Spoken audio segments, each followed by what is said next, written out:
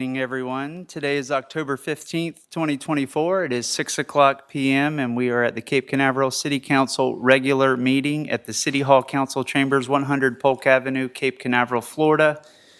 I call this meeting to order. Councilmember Jackson, would you please lead us in the pledge? Thank you. I pledge allegiance to the flag of the United States of America and to the republic for which it stands, one nation, under God, indivisible, with liberty and justice for all.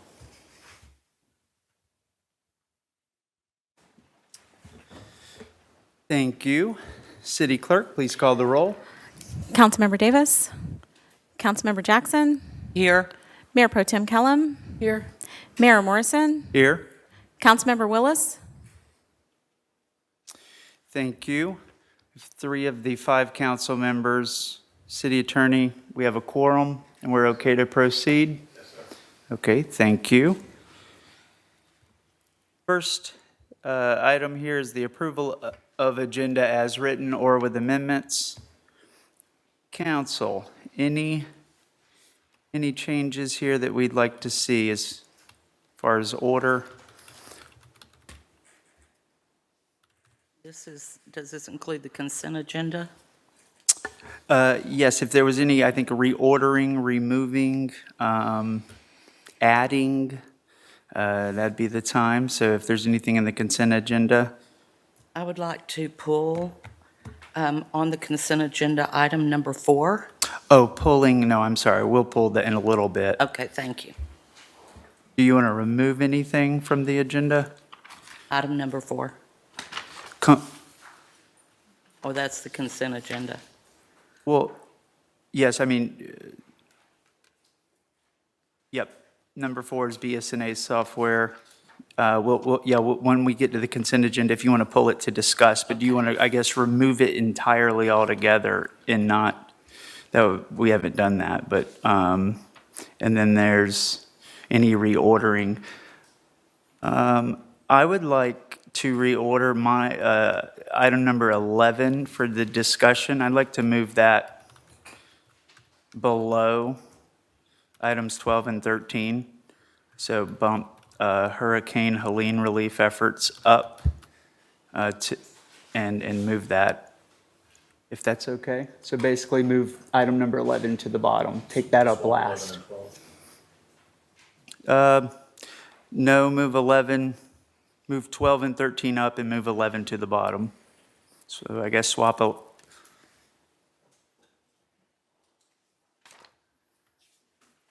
Just when we get done with 10, go to 12, do 13, and then come back to 11. That's okay. Any other changes? Seeing none, we need a motion to make that change. I'll make a motion that we approve the agenda with the change of 11, number 11 to be after 13. I'll second. Got a motion by Mayor Pro Tem Kellum, second by Councilmember Jackson to approve the agenda as written with the change of 11 below 13. Any further discussion? Seeing none, City Clerk. Councilmember Davis. Councilmember Jackson. 4. Mayor Pro Tem Kellum. 4. Mayor Morrison. 4. Councilmember Willis. Okay.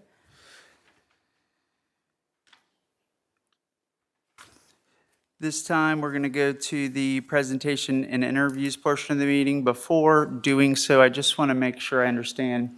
Councilmember Willis is going to be attending virtually? He's trying to get on the meeting as we speak.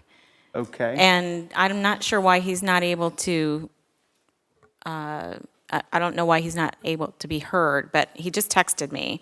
So I don't. If he is trying to be on, I'm fine with waiting so that he can. Do you see his name? I do not. Okay, so I just texted him to please join again. I do see Paula Willis, unless he's signed in under her. I don't know. Okay. Well, I guess there's The only thing is if he had any, we haven't voted on anything other than changing the order of the agenda, and I think we're okay to proceed with the presentations and interviews. And if there's any request to stop or pause that you get from Councilmember Willis, please point or interrupt, and I want to make sure he I can believe weigh in. AV is trying to work with him. Okay, thank you. Okay, so we'll go ahead and proceed to the presentation to Financial Services Department of Certificate of Achievement for Excellence in the financial reporting fiscal year ending September 30th, 2023. I have a presentation up here. Finance Director, I would like to present this with you, and before we do so, I just want to read here that the Government of Finance Officers Association has recognized the Financial Services Department for excellence in financial reporting by awarding the Certificate of Achievement for Excellence in Financial Reporting for its annual comprehensive financial report. The Certificate of Achievement is the highest form of recognition in the area of governmental accounting and financial reporting, and its attainment represents a significant accomplishment by a government and its management. The ACFR was judged by an impartial panel to meet the highest standards of the program, including demonstrating a constructive spirit of full disclosure to clearly communicate its financial story and motivate potential users and user groups to read the ACFR. The GFOA is a nonprofit professional association serving approximately 17,500 government finance professionals, and this is the 29th consecutive year the City of Cape Canaveral's Financial Services Department has received this prestigious award for excellence in financial reporting. This award exemplifies the dedication, knowledge, and professionalism of the Financial Services Department staff. Mr. City Manager, Finance Director, congratulations for the 29th consecutive year. If you have a few comments, please do, and we I can just want to present you the award. While you're coming up, I just want to say thank you to John and your team for continuing this tradition. This excellent work on behalf of your team should give all of our citizens and residents a great assurance that we operate our finances in a very transparent and accountable way. Thank you, John.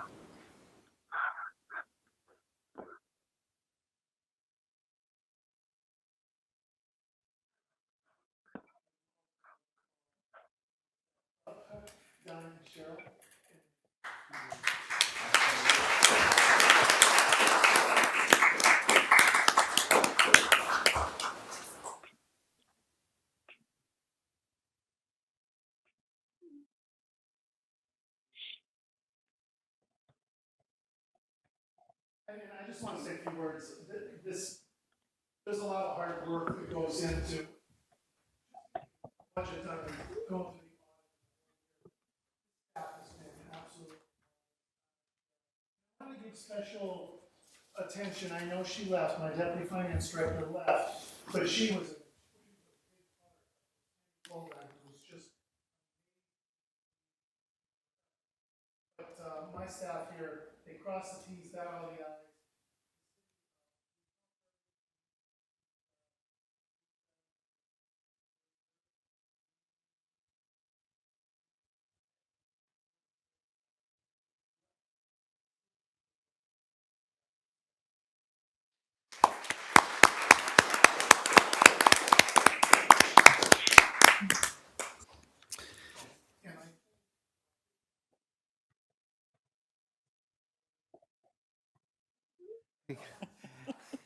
Got him, good.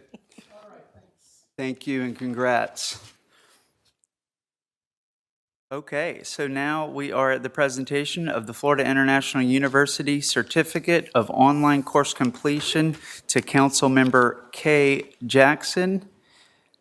On August 13th, 2024, Councilmember Kay Jackson completed an online course of study, Cybersecurity Leadership and Strategy Professional Education Program from the Florida International University Stephen J. Green School of International and Public Affairs through the Jack D. Gordon Institute for Public Policy, state-funded cybersecurity training for public sector leaders and managers, the Local Government Cybersecurity Act became effective July 1st, 2022, and imposes several requirements on Florida counties and municipalities in responding to cybersecurity and ransomware incidents. The act requires all local government employees with access to the local government's network to complete certain basic cybersecurity training within 30 days after commencing employment and annually thereafter. Since before 2022, the city has been and continues to remain vigilant in its cybersecurity compliance through individual training via Cyber Florida and the University of South Florida tabletop training exercises for each department director, No B4 security awareness training with simulated phishing platform for all users, and continual cybersecurity improvements to include encrypting city data, strengthening user policies, automating updates to ensure the latest security measures are in place, and designing the new city IT architecture to defend from outside and inside attacks. The city applauds these efforts, and now I would like to present the certificate of completion to Councilmember Kay Jackson. Councilmember, if you'd like to come forward, I'll present it to you. Thank you.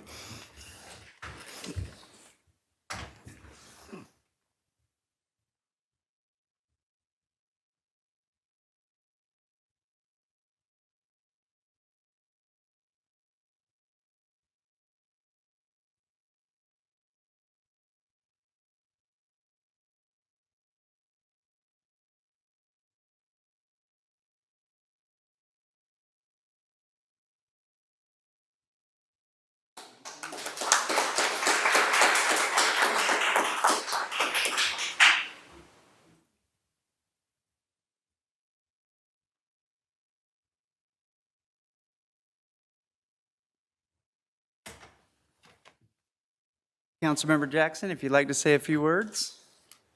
Well, I think this is important in our day and age. It's why I started getting an interest in this for our city. We are a small city, but we're a very strategic city in history with the space program. And so our cybersecurity is very important. We are out there and everyone knows about us. And so to ensure that we can minimize taxpayers' dollars, because cyber attacks cost taxpayers. So I felt like this was an important thing to pursue for our city in order to work with staff and be able to look at legislation and making sure that we're safe in the cyber realm. Thank you. Thank you.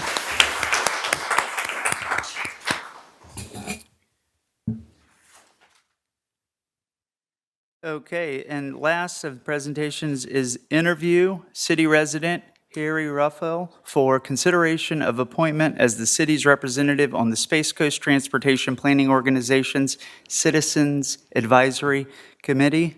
Mr. Ruffell, are you here? Please come forward. Our city attorney might have a few questions. Good evening. Information in your application, true and correct? It is. To your knowledge. Explain to the city council why you would like to serve on this board. Well, I've lived in this city for 2 years, but I've lived here in Florida for 11 years. I'm a walker, so I'm out always walking. Don Willis, I met him at the Coffee with a Cop, and I see a lot of things, and he became a point of contact for me to bounce things off of, like road issues and sidewalk issues and crosswalk issues and stuff. And he asked me to come and participate with the TPO, and I would love to do that. My wife and I have truly enjoyed living in this community, and it's just a wonderful place, and I just would like to make sure that the city continues to be a part of this overall Space Coast process. And when Don asked me about the Citizens Committee, that's made a lot of sense to me. So, Thank you. Council, any questions?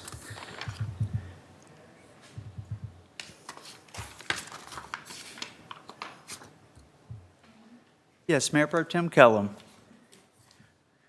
Hi, Mr. Ruffell. Well, thank you for stepping up. you got big shoes to fill, but it seems like you have the dedication and the wherewithal to fill those shoes and to do what's best for our city. So thank you for stepping up, and we'll welcome you to be part of our team. Absolutely, thank you. In fact, yeah, it's actually, with Kyle's departure, one of the things that fell through the cracks is we were also going to look at perhaps my being involved with the local Cape Canaveral Road, and there's like a committee that's involved with the sheriff's office and everything else, and I certainly would like to follow up on that as well if the council should decide that I'm going to go forward, so. Thank you. Thank you. Councilmember Jackson? I really don't have any questions. You have an interesting background. You have a lot of federal service, so I'm sure, and have been to a lot of cities, so I'm sure you've gotten a lot of exposure to the way things are set up and that kind of thing, and can work with our situation to make things safer and that kind of situation. So thank you for standing up. I really don't have any questions, except for that, are you glad you're not in Sarasota this week? Yes, I used to live in Northport, so we took a pretty significant hit during Ian. And in fact, we had just moved here, and the day after the hurricane, I was on my way over to make sure my house was okay, which it was not. And it's... Well, our hearts go out to our family and friends on the Gulf Coast. So if you relay that to them for us here in the city of Cape Canaveral, I would appreciate it. Absolutely. Yeah, I have many friends, and we still have family over on that coast, so And absolutely. hopefully they're all safe. They are. Absolutely. Very good. Well, thank you, and we appreciate your interest in this. Yes, I just want to echo that and say thank you. Very fortunate to have you and happy you connected with Councilmember Willis to make that possible. Your experience, I think, is also going to help with the port. Every decision the port makes, it impacts our traffic in our community, and our deputies do a great job. But there's things outside of their scope that can just make it better and easier, and that's what the TPO is working on. So it's delighted to have a resident there representing and trying to make Cape Canaveral better and safer. So thank you. Absolutely, yeah, because I've pinged them on things as well, so it's I'm interested, and this is kind of roadway related, but I would like to compliment the city's lawn maintenance and people like that. I walk on North Atlantic and was out there one day here in the last couple of weeks, and all of a sudden I heard a tractor trailer literally lock up his brakes because he didn't see until the last minute the stop sign at Shorewood and North Atlantic because the trees and the overhang had happened. And I mentioned it in passing to one of the crews out there, and they looked down there and they said, "Oh my God, yeah, we can't see it." And that day, they actually went down and took care of that. So compliments to your staff that's out there doing the job. Thank you for sharing that with us. And thank you again for your willingness to serve. Do you have any other questions for us? Not at all.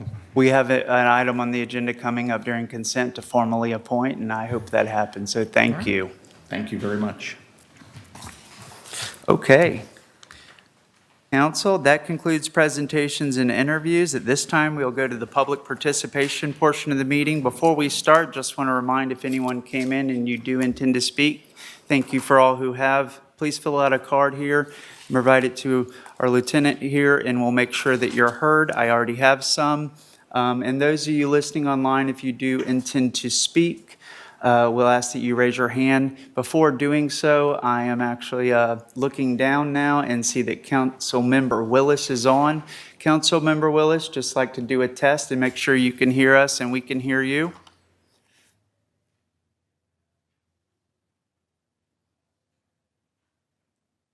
Councilmember Willis?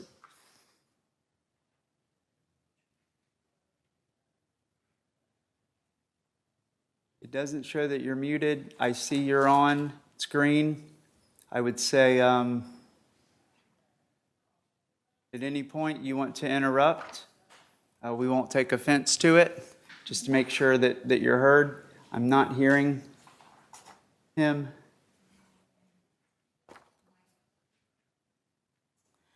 We sent him a link to the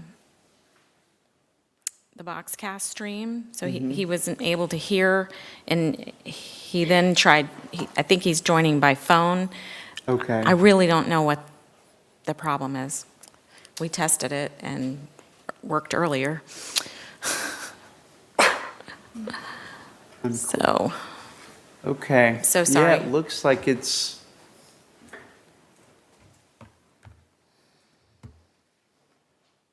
Okay, well. Oh, okay. I might have just muted him. I think you can control from the back. If so, I apologize. But with that, Councilmember Willis, if you happen to get through and you see a good opportunity, please let us know when you're here. With that, public participation, the first card I have is Mr. John Benton. John, are you here?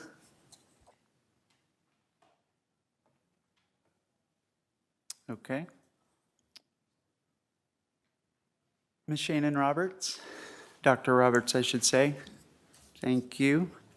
And yes, sometimes I'll overlook if it's agenda item. I think this is the right time.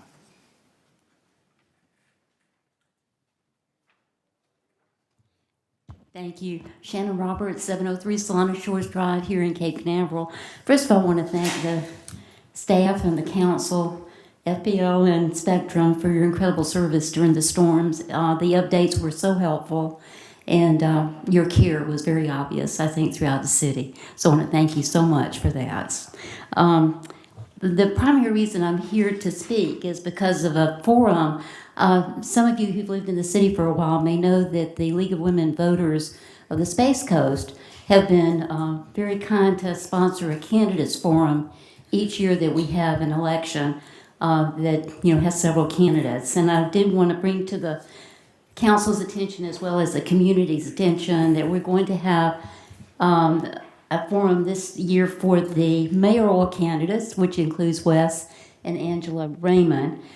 This will be on Monday, October the 21st, from 6:30 to 8 o'clock. The library is the scene of the forum, and the doors will be opening at 6:15. And I really encourage each of you to come because it's a great opportunity to hear the candidates speak about what they want to present for the city for the coming year. It gives you a chance to ask questions, hear their answers, and so forth. So I just wanted to make sure you all knew about it. I've left some flyers out here on the table so you can pick that up. But again, it's at the Cape Canaveral Library on Monday, October the 21st, 6:30 to 8 o'clock. Doors open at 6:15. Great opportunity for you to ask questions, hear them present their agenda for the coming years, and I really encourage you to come. Thank you so much. Thank you. Wireless.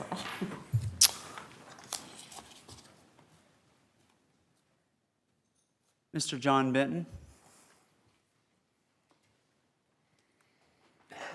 Well, we know what I'm here for. Is I'm here for the code reduction hearing that Mr. Randalls, when he was the mayor, said that he knew I didn't live in that warehouse and that I lived on Tyler.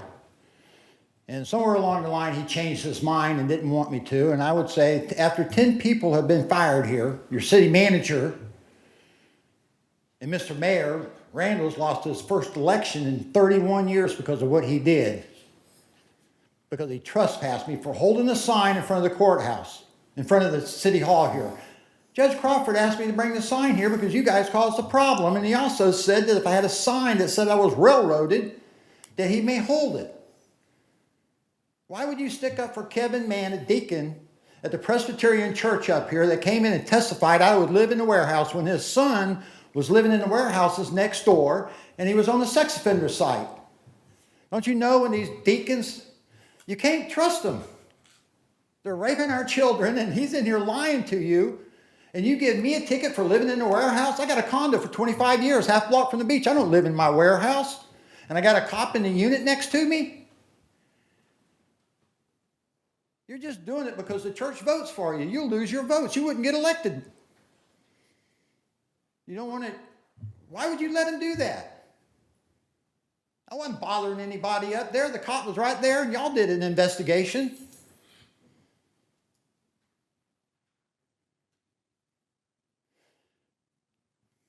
You ain't got nothing to say, do you? Everybody wants to stick up for Kevin Mann.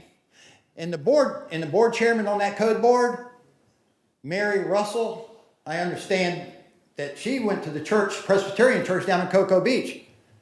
He's a Presbyterian church up here, a deacon. She knew who he was. She knew his son was living in that warehouse, but she laughed and mocked at me and referred to me as a cookie that crumbled. After he testified against me, you got to let me defend myself. She's not going to do anything to a pedophile groomer like Kevin. He groomed his son to live in that warehouse. That makes him a groomer. What do you think he's going to, if his grandchildren go to this school over here, what do you think is going to happen? The kids will probably tease him. Might have an incident up there then. One of the other kids might go after his kids or they go after them. And 10 people's been fired over this. I'm surprised they haven't gone and got Kevin for this. Lose your job.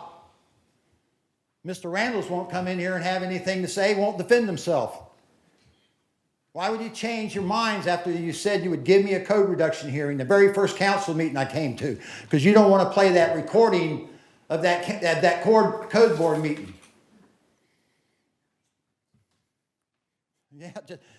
Yeah, somebody told me, one of the cops down there in Melbourne or someplace, said that you weren't saying anything because you're taking the fifth. Don't forget your phone, sir. Thank you very much.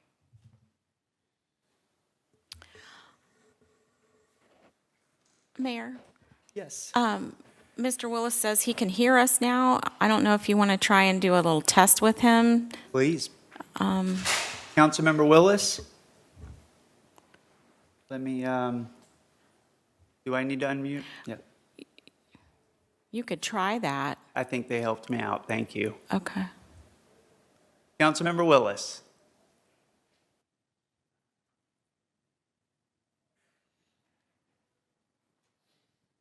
Mayor, when I went back Yes, to sir. talk to Mike, another alternate thing would be is if you one of yous want to put your phone on, and he could talk back to you through the mic. I mean, and he could participate then.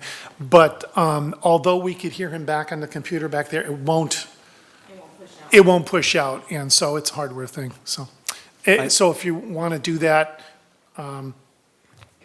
he could call one of your phones, and you could put it in your mic, and then you could open up the phone, and he could participate. If that's okay. Clerk. What I would suggest, we could just have Lisa, if you wouldn't mind coming up to the admin table, just get him on the phone, and make sure it's loud enough that you can hear him if he wants to comment, but if it's too loud, it'll create a weird echoing in here, so keep it at minimal volume. Thank you.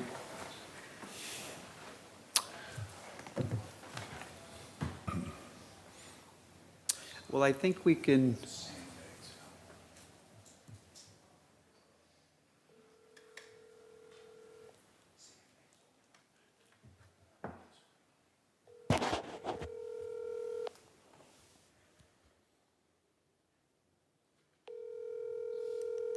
Councilmember Willis, Lisa's calling you, if you can hear me. Didn't know if you were sitting there listening. We're calling. That's odd.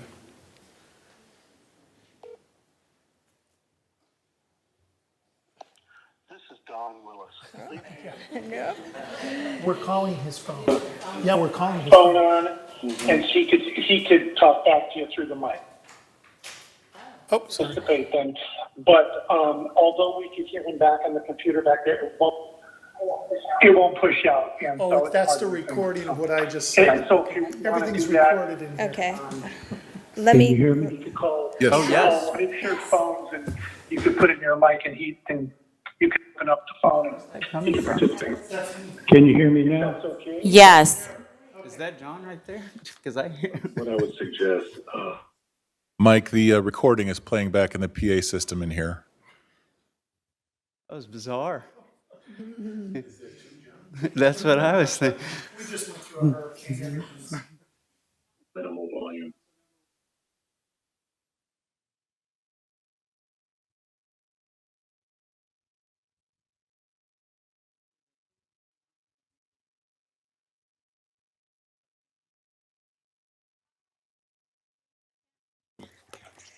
We got you on mic.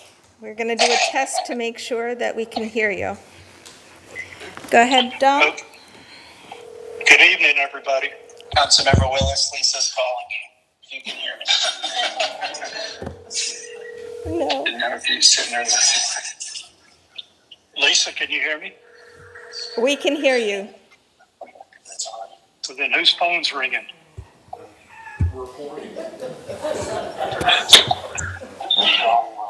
All right, I'm here. Is that loud enough? Yeah, we're calling the phone on, and she could talk back to you through the mic. Oops, okay, thanks. But although we can hear him back on the computer back there,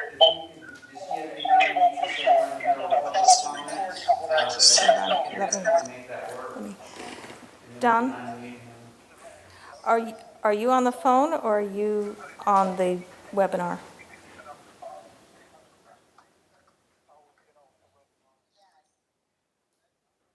But we can't hear you on that.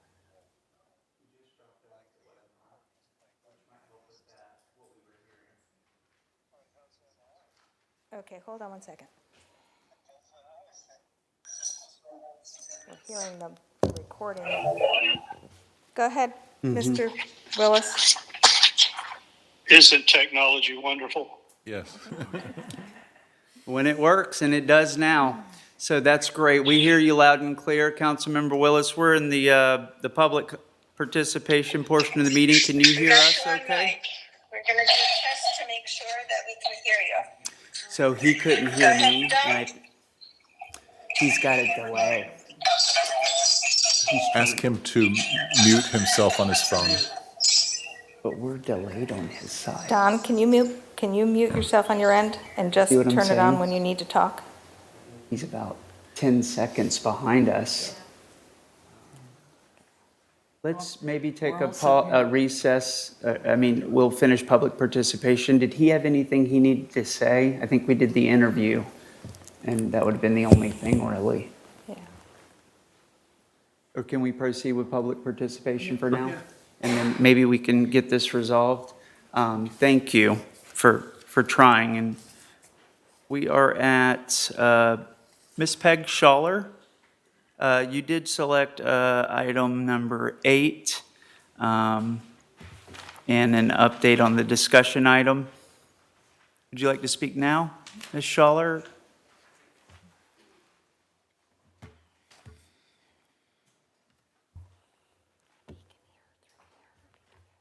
Everybody for the opportunity to speak. Glad to see everybody in our beautiful city made it through so well from the hurricane, although I know some better than others, but as far as I know, from the most part, no loss of life here in the city of Cape Canaveral, and that's a big, big win.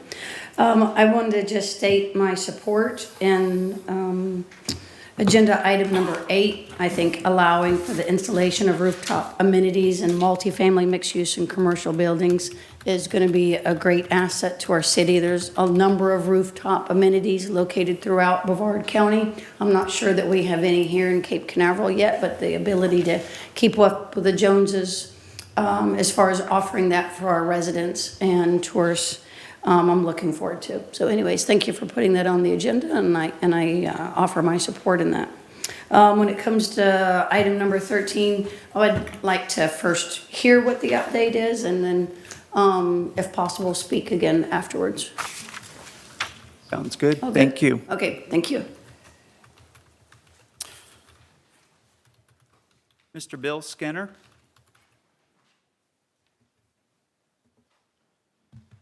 Hello, my name is Bill Skinner, manager and a homeowner in Cape Canaveral Mobile Estates. I'd like to address this to the city manager.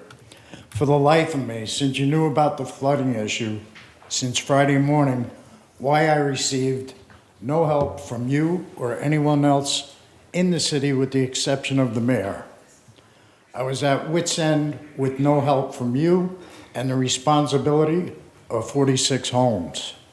I thought you had the responsibility of the citizens.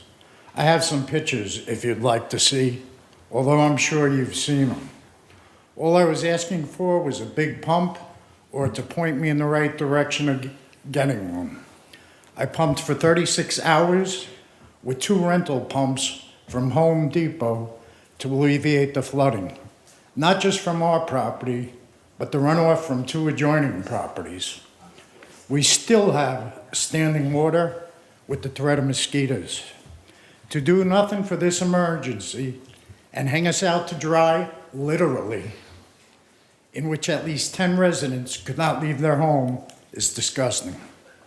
There are 3 issues that you as city manager need to address that were brought up and swept under the rug 5 years ago with the city, 2 of which are code violations. Runoff at the south side of my property, runoff at the north side of my property. With the north side having right now about 70,000 gallons of standing water. And the city's drainage ditch, which was supposed to be maintained and dredged, which never happened, which caused a good portion of the water problem with us. Mosquito control help, I'm getting none. I could go on, but I know I only had 3 minutes, which you couldn't even give me. Thank you.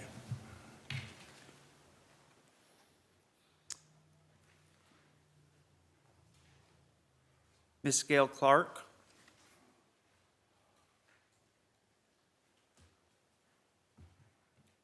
Hi, my name's Gail Clark. I'm a resident at Cape Canaveral Estates. I've had property there for over 17 years. And I want to thank you, by the way, for the first time someone has actually come by to check out our situation, Mayor. We've never had a problem before the 17 years. When the road got redone, we started having a little bit more issues because the drain is at the end here and in there, but nothing in the middle, so we get water coming there. Also, Mango Manor, water comes in off our side. On the other side, that water comes in off that side. And the biggest thing is our drain cannot drain because the canal has not been maintained for years.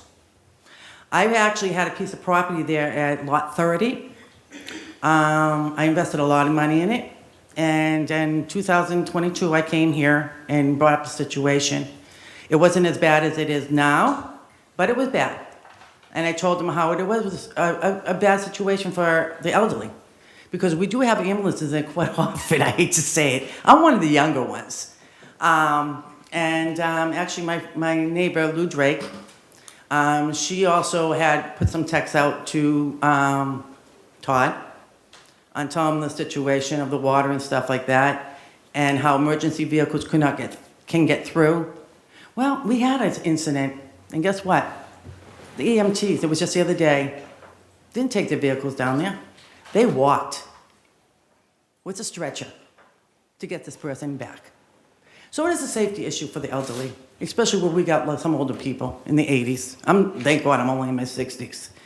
And basically, it's definitely a problem with the town if they dredged this, because it's just well not maintained. You got all the oaks that have been going over it.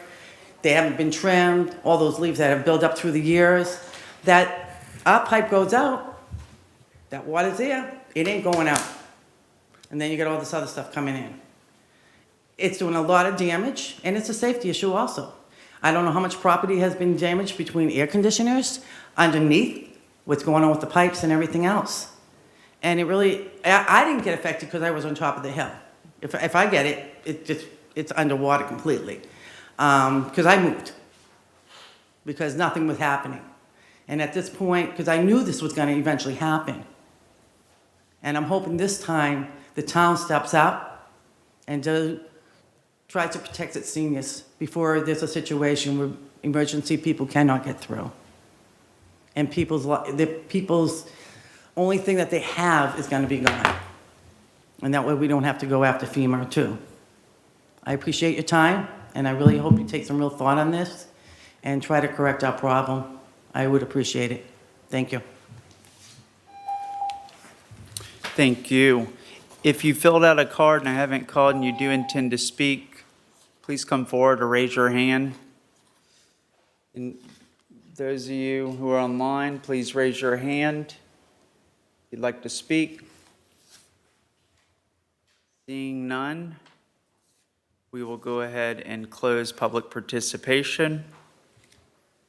and move to the consent agenda.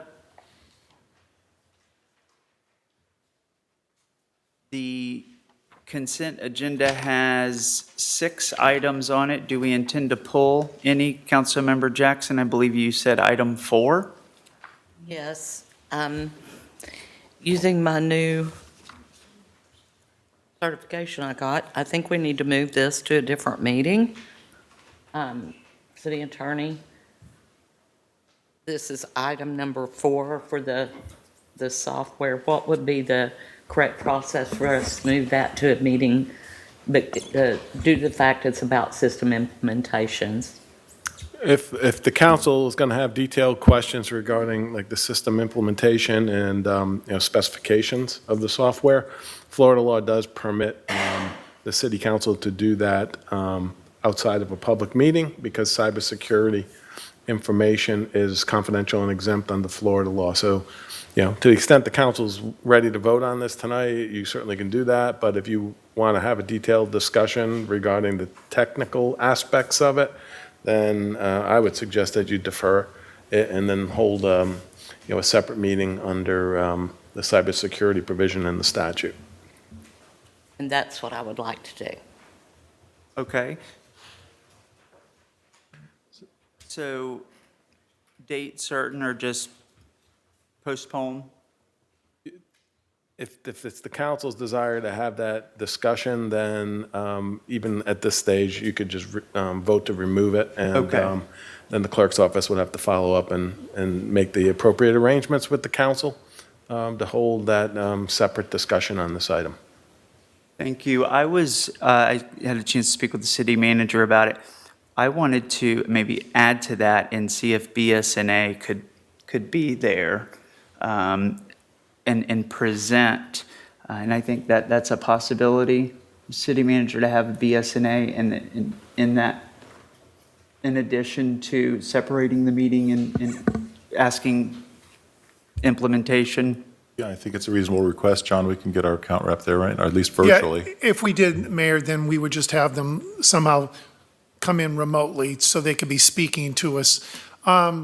Possibly since this won't be in front of the public because of security measures or whatever, possibly in a conference room upstairs where we have the TV and they may be able to chime in that way. But yeah, the answer is yes. We'll figure out something so we could have them engaged. Thank you. Yeah. Okay, Mayor Pro Tem Kellum, any concern with that, removing it? No, I agree. I think we should have more questions and answers about it. Okay, so item number 4, are there any other items that we'd like to remove or for discussion?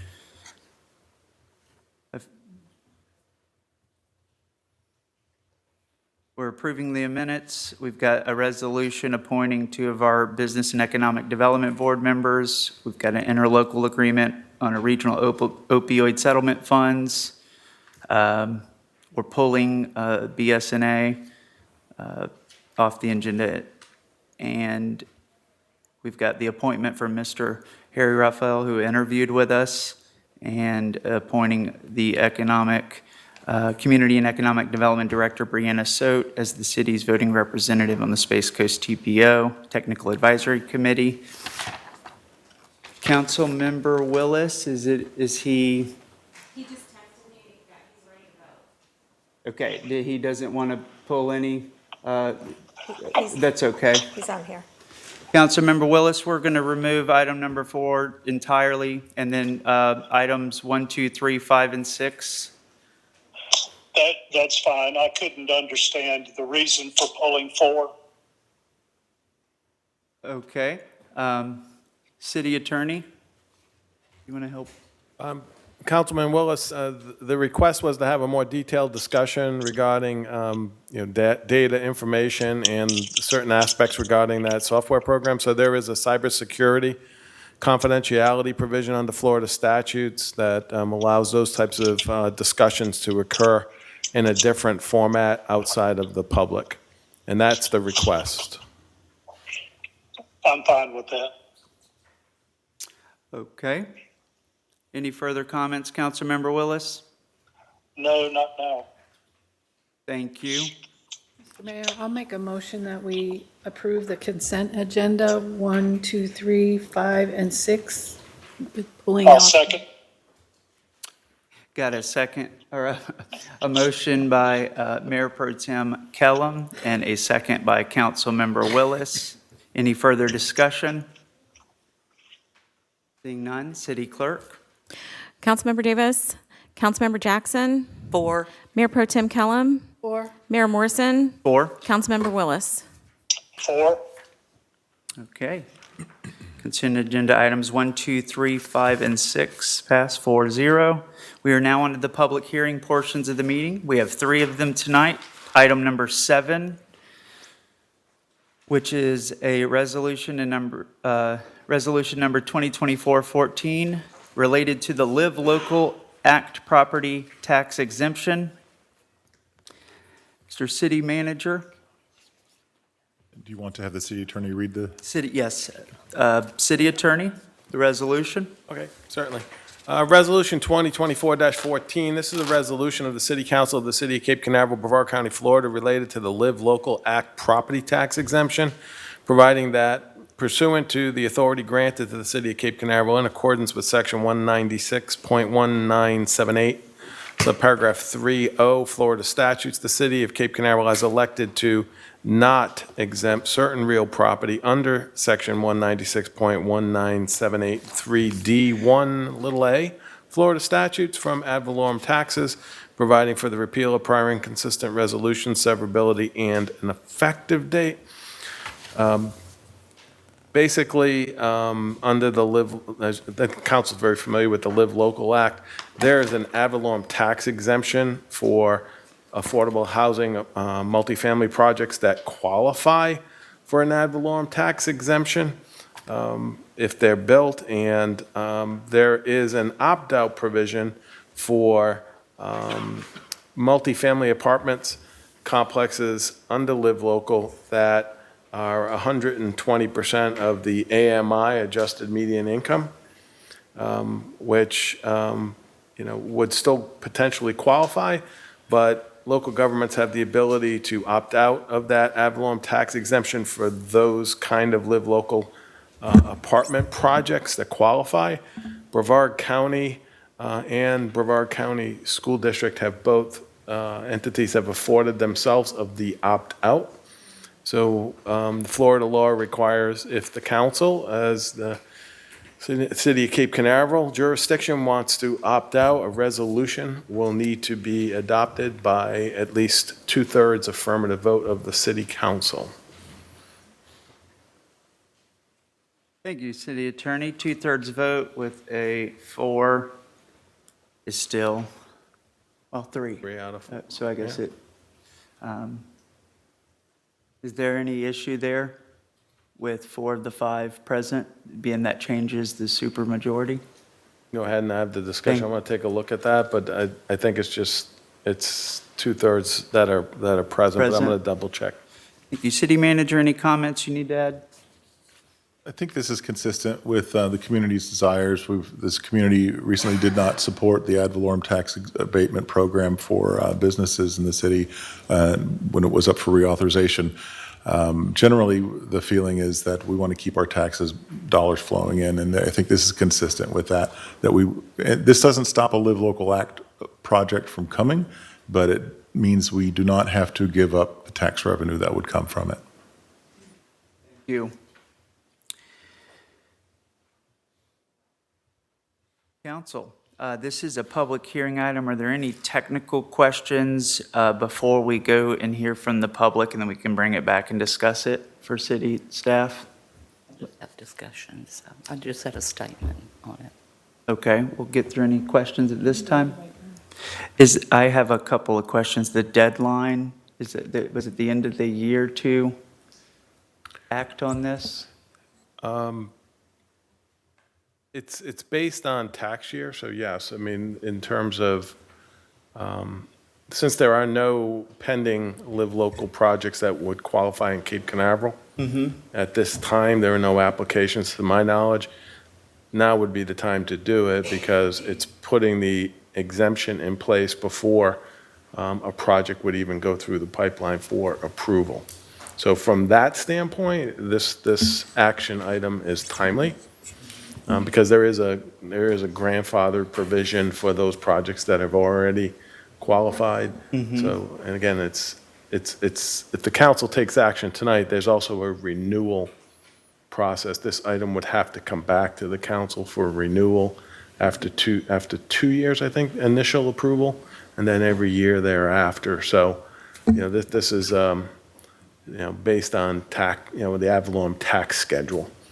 Okay, and 2 readings. I just thought there was something about a deadline. It's a 1 reading. It's 1 reading of the That's great. resolution, and the deadline again is, we just commenced the start of a new tax year, right? So, Okay.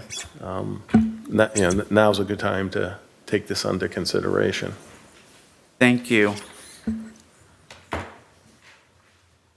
Okay, this is a public hearing item. You didn't, I don't think, need to fill out a card. We do ask that you please state your name and address if you come forward. If anyone would like to speak on public hearing item number 7, resolution 2024-14, and I should, before I go to the public, check with Council Member Willis. Do you have any questions before we go to the public? No, sir. Thank you. We'll bring it back for discussion in just a sec. Public, if anyone would like to come forward and speak on this item, it is now open for public hearing. And those of you online, please raise your hand. We'll unmute. Are you coming forward or coming in? Oh.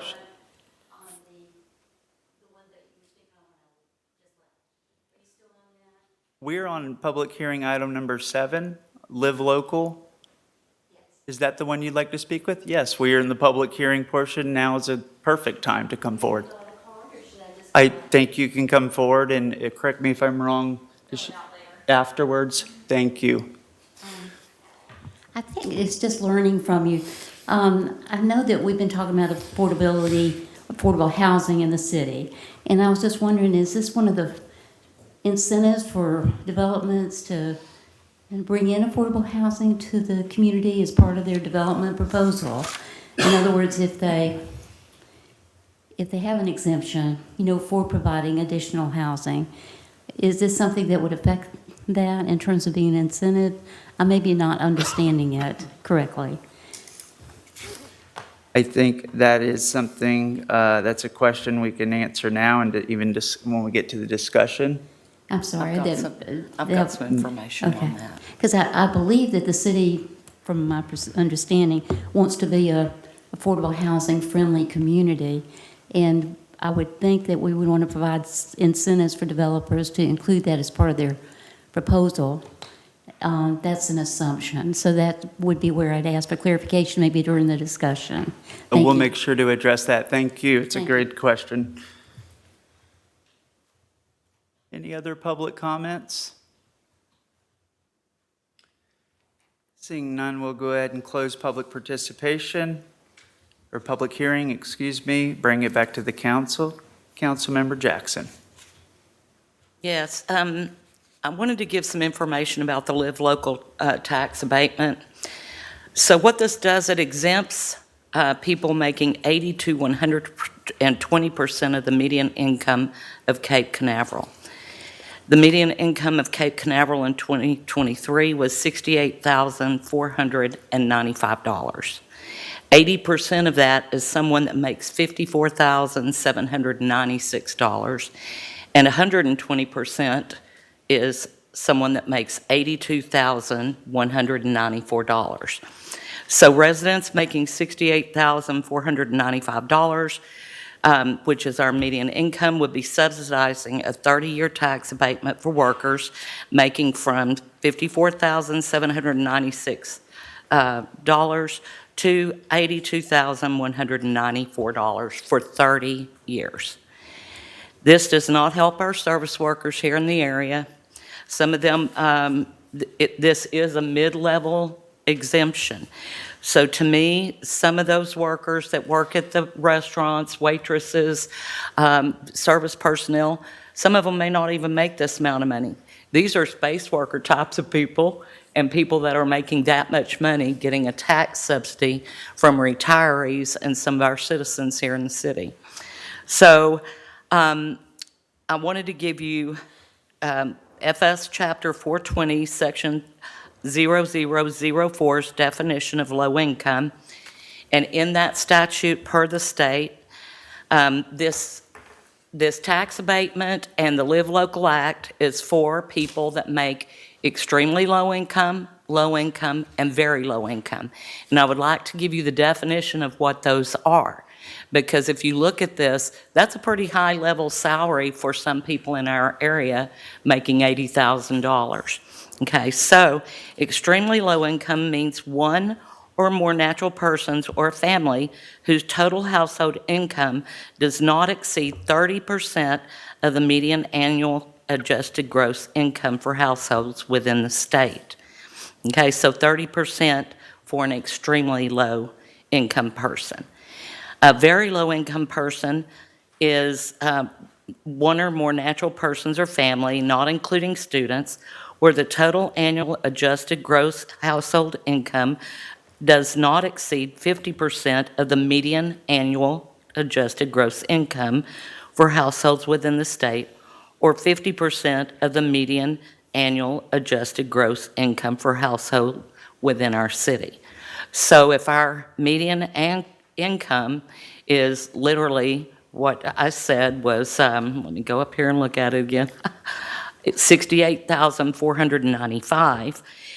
Very low income would be someone making half of that. This gives an exemption to people making $54,796 a year to $82,194 in those units, okay? Low income person means the total annual adjusted gross household income does not exceed 80% of the annual adjusted gross income for the household within the state. So the question becomes for this council is, does this really qualify as something that needs a 30-year tax abatement? Okay, because this is us giving them this tax adjustment, that abatement for 30 years. Also, I don't believe it does, because I can't see having our retirees and some of those people having to subsidize people that may be in the space industry or in other jobs that make that much money, when we have service personnel that do not make that much money and we have retirees that don't make that much money. So it doesn't seem to me to actually assist the lower income people in our area. And I agree, we do need affordable housing. That's something I'm on board with. And especially since our city has changed since the pandemic and real estate costs have gone off the chart. Yes, I believe there needs to be something that needs to be done. I'm not sure this is it, in my opinion. So most of these processes or properties, if an investor comes in, and I will tell you, I've had investment property for a large majority of my life, and when you have an option to rent, and I have someone that came to my property that makes $35,000 a year, and one that comes to my property and makes $85,000 a year or $82,000, which one am I going to rent to as an investor, owner of a property? Of course, I'm going to give it to the one that I think is going to have the ability to pay. So for me, I have an issue with the fact that we're really not helping the people in our city that I think need the assistance, and we're asking our citizens to come in and pay for it. So this is why I brought this whole thing up. So it's up to us also during this process. It's part of the Live Local Act for the city to ensure that that person is actually renting that place in an affordable manner. So that owner of that development doesn't have to do anything. They can rent to whomever. It's on the city to make sure that they are complying within the law, the Live Local Act, and renting to people a certain percentage of the units under the 80 to 120% median income requirement. So that puts us in a situation where we may have to have a person to do that. I mean, we may, if we end up with several of these, we don't have that many spots to develop anymore. But if we ended up with several of these, we might need to add staff to be able to keep up with that, because we become someone then that has to look at those leases that are being turned into that developer, because they are getting the tax abatement, and we're the ones that would police that. So, do we want to do that as a city? It means we would have to obtain those and ensure that that was being met as well. So for those reasons, myself, I'm not on board with the Live Local, this part of that. I'm absolutely on board with any creative ideas for affordable housing, because our people here need it. We went from a city where you could get a $500 a month apartment and you could work here in our city, to a situation where our real estate is so, has just gone off the chart, to where it's really difficult for people to live here. And boy, am I open to any ideas to help that situation. However, I don't think that we should ask our taxpayers that are retirees and people like that to pay people that are making a salary like this, to pay that developer and give them a 30-year tax abatement. So that's my discussion on it. Thank you. Mayor Pro Tem or Councilmember Willis? I agree with Councilmember Jackson. Affordable housing is a problem in our city, and we have a lot of hospitality workers that live here and want to live here and love our city. But I don't think that this is the right answer for us. A 30-year tax abatement is a long time, and who knows what's going to happen. But I do agree that we need to look at every possible angle for affordable housing that we can for our young hospitality workers and also senior citizens that want to call this place home, for the remaining of their lives. So I think that, if we keep working towards the affordable housing, we'll get there. But this is not the right answer at this time, I don't believe. Thank you, Mayor Pro Tem. Councilmember Willis? I'm good, thank you. Okay, thank you. My comments are the tax exemption portion of this still allows us to do all the other things as our city attorney read in the resolution and explained, and city manager explained, and I think we all aware. And so that tax exemption portion of it, here's what I do know, that the city of Cape Canaveral had a tax exemption, ad valorem tax exemption, more of an economic development tool. We gave it to one employer for 10 years. At the end of 10 years, they were up to renew, and I opposed that renewal then. And it was just out of the principle. To me, I've never liked the idea that one property is going to get an exemption over another. I didn't think that was very fair. If we want to give a tax exemption, it'd be good to give a tax decrease across the board and spread it out to everyone. And then here's what really solidified it for me is it went out on the ballots for the voters. The voters voted on a tax, I think it was the 2020 election. The voters decided, and that had a 60% hurdle on, does this council even have the ability to give a tax exemption? So they took it away. We the citizens voted at large, and it passed the threshold. And so today we weren't even able to give it to another 10 years. And at that point, the citizens spoke. And today, this comes down from the state. And so it sort of, despite that we took that exemption away, or that was taken away, I thought it was the right direction, and so I'm very happy that this section, we can opt out of this piece. I don't think that the citizens of Cape Canaveral want it. I understand it, I know the pitch, I understand it's the tool, but you hit on a very good point on administering, because it comes with strings attached. And the same thing with, when it was for an employer, not for housing, for an employer, it was, so many jobs at this certain salary rate. And, the time and the administrative cost to administer that is a cost that I think we would bear. And so, yes, I'm in support of opting out of this. This is a one reading, just to clarify, it's one reading. Yes, it's just a resolution. Mike wasn't on. And one other point, just to keep in mind that in order for Brevard County to be even eligible for the opt-out, you have to look at the Schimberg annual report.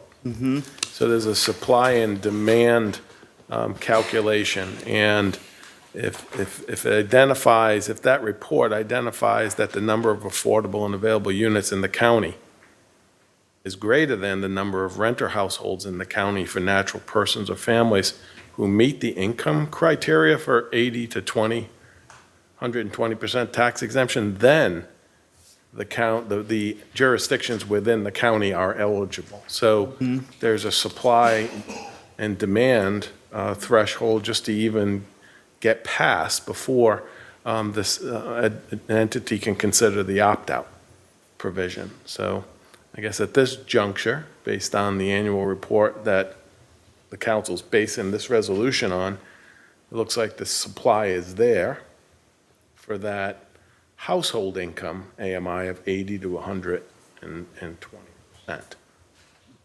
And then, also the statute pertains to projects that are 70 units or greater. So, that's another aspect of it too. The opt-out provision or this tax exemption provision, the eligibility is based on a very significant number of new affordable housing units being constructed. It's not a small project. It has to meet the 70 or greater threshold. So, just a couple of other points about the statute. Got it. Thank you very much. Any other comments? Mayor? Yes, City Manager. My Community and Economic Development Director is signaling me that she'd like to make a clarification. Brianna, you want to come up and make your clarification? Either here or there. Got a whole setup over here. Okay. I just wanted to clarify, to make sure we're understanding the difference between household income and individual income. To your points, because the 80 to 120% of average median household income, that's what that, we'll say $80,000 is referring to. So that's meant to support a whole household. So all combined incomes of everyone in that household, not just the one individual. And thank you for Yes. that, Brianna. I wanted to say, I'm going to add on to what you're saying too, if you don't mind. The thing that kind of strikes me is that with what you're saying, absolutely, you're correct, and thank you. I appreciate that.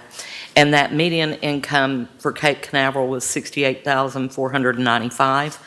And in our definitions under FS 420.004, extremely low is 30% of the median income. Very low is 50% of that, and that is adjusted gross household income. And then low income is 80%.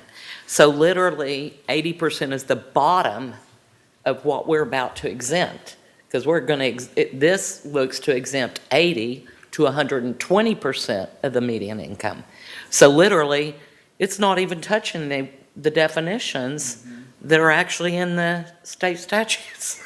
So I'm like, who are we helping here?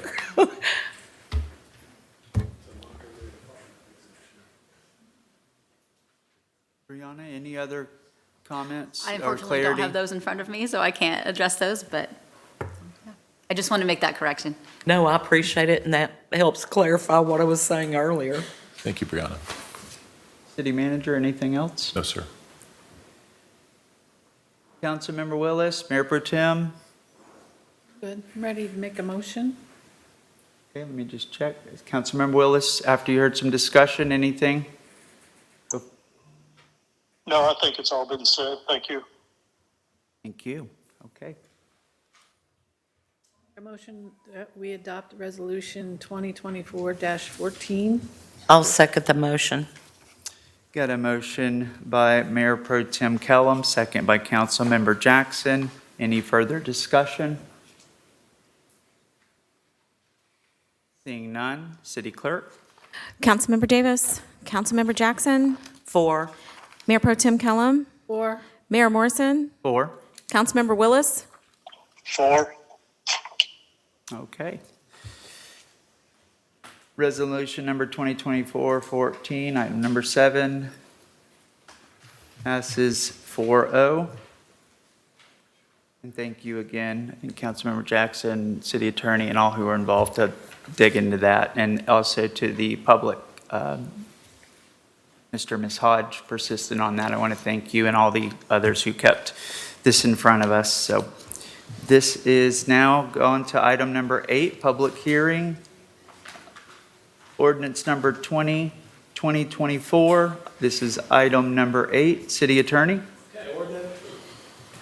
Ordinance number 20-2024, an ordinance of the City Council of the City of Cape Canaveral, Brevard County, Florida, amending Chapter 82, Buildings and Building Regulations to adopt regulations to allow the construction and installation of rooftop amenities on multifamily, mixed-use, and commercial buildings which satisfy the requirements set forth in this ordinance, providing for the repeal of prior inconsistent ordinances and resolutions, incorporation into the code, severability, and an effective date. This is first reading of this ordinance, also a public hearing item.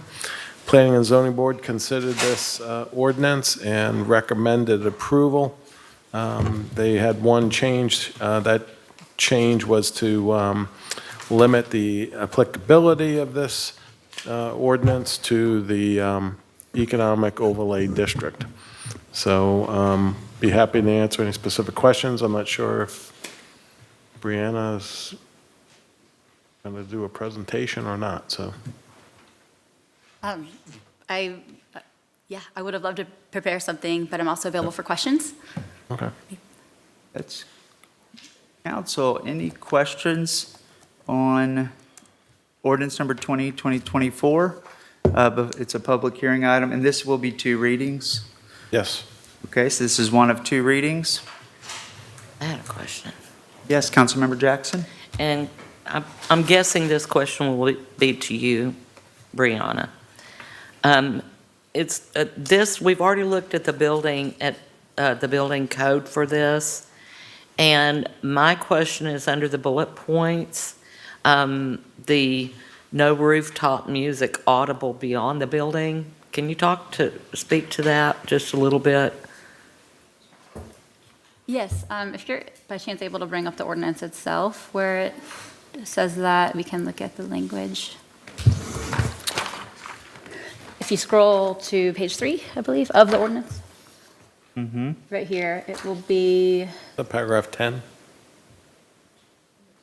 Line 34. music shall not be audible beyond the rooftop lines. Yes.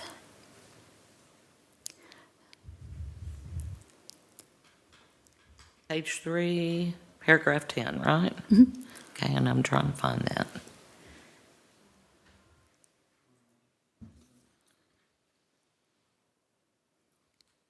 Here we go.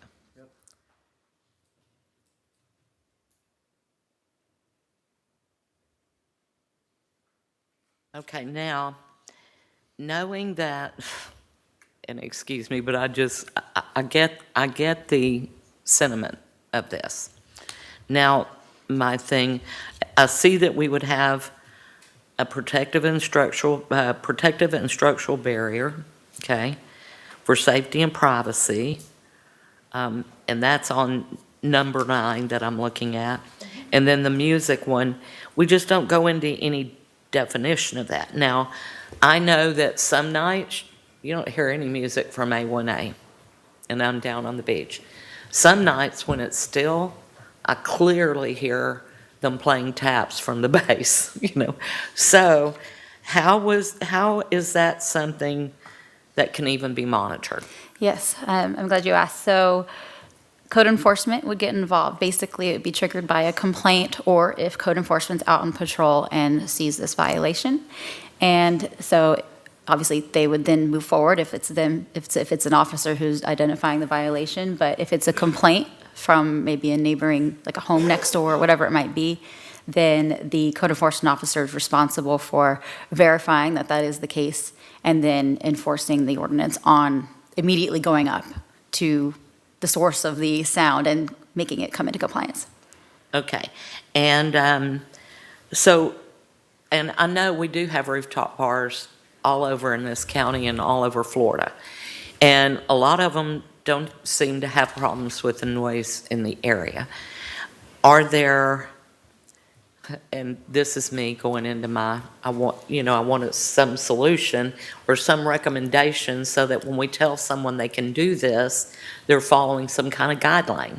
It's hard to follow a guideline just saying, oh, you won't hear it. So are there any kind of architectural things that can work as a sound barrier to certain areas? There absolutely are. The only caveat I would add to that is it would block views of people using the rooftop, which I know that's the point of having a rooftop, is to be able to Right. see the ocean or whatever it might be. Also, further, you would need more roof, which again, that's just another floor instead of a rooftop. Right.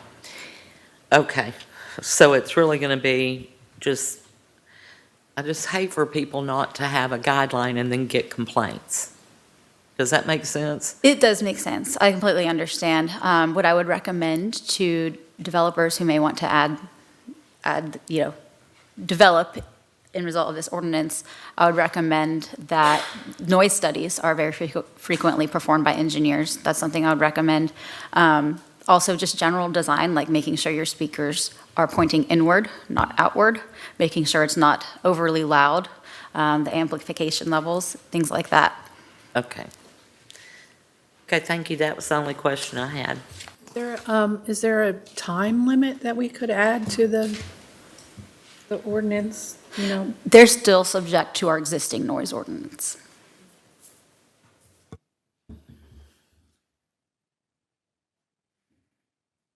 The doesn't our code has something about decibels, so many decibels loud, the part, just a noise complaint from a neighbor. Isn't it measured? Our city code does not have standards by decibels. Ours uses what Anthony might correct me, I believe the term is the reasonable man standard, whereas a person could go out and hear it after 11 p.m., for example. That's evidence of a violation. Okay, so does this, Anthony, is that,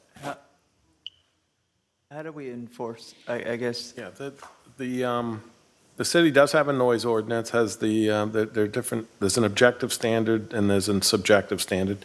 City has a subjective standard, so there are the reasonable person standard for noise violations. The rooftop amenities ordinance, on the other hand, is going to be an outdoor space, the way the ordinance is written. And the thought process was music is fine on the rooftop, but there was some concern about it carrying, because it's going to be an outdoor space and at a higher elevation.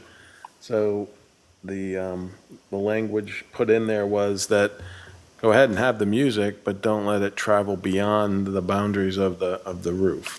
So the way I thought about it when this was being considered was, everybody's familiar with was it the Let It Be album with the Beatles and the rooftop performance versus trying to keep the noise down a little bit.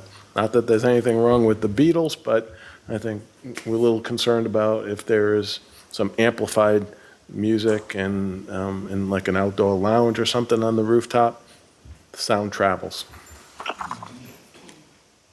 And the signage, so really it's about from the ground or from the neighbors abutting, and I guess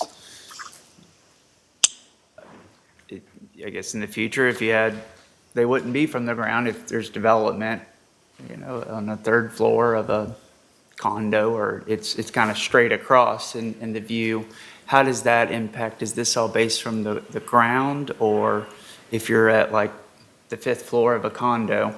So the code for music specifically, the code states that it beyond the rooftop lines. So for example, in the off chance that you have a development that's mixed use and you have condos or something along, or you'd have to look through zoning wise what would be allowed, but a hotel, someone living in a hotel or renting a hotel room, and on the rooftop that hotel has an accessory restaurant.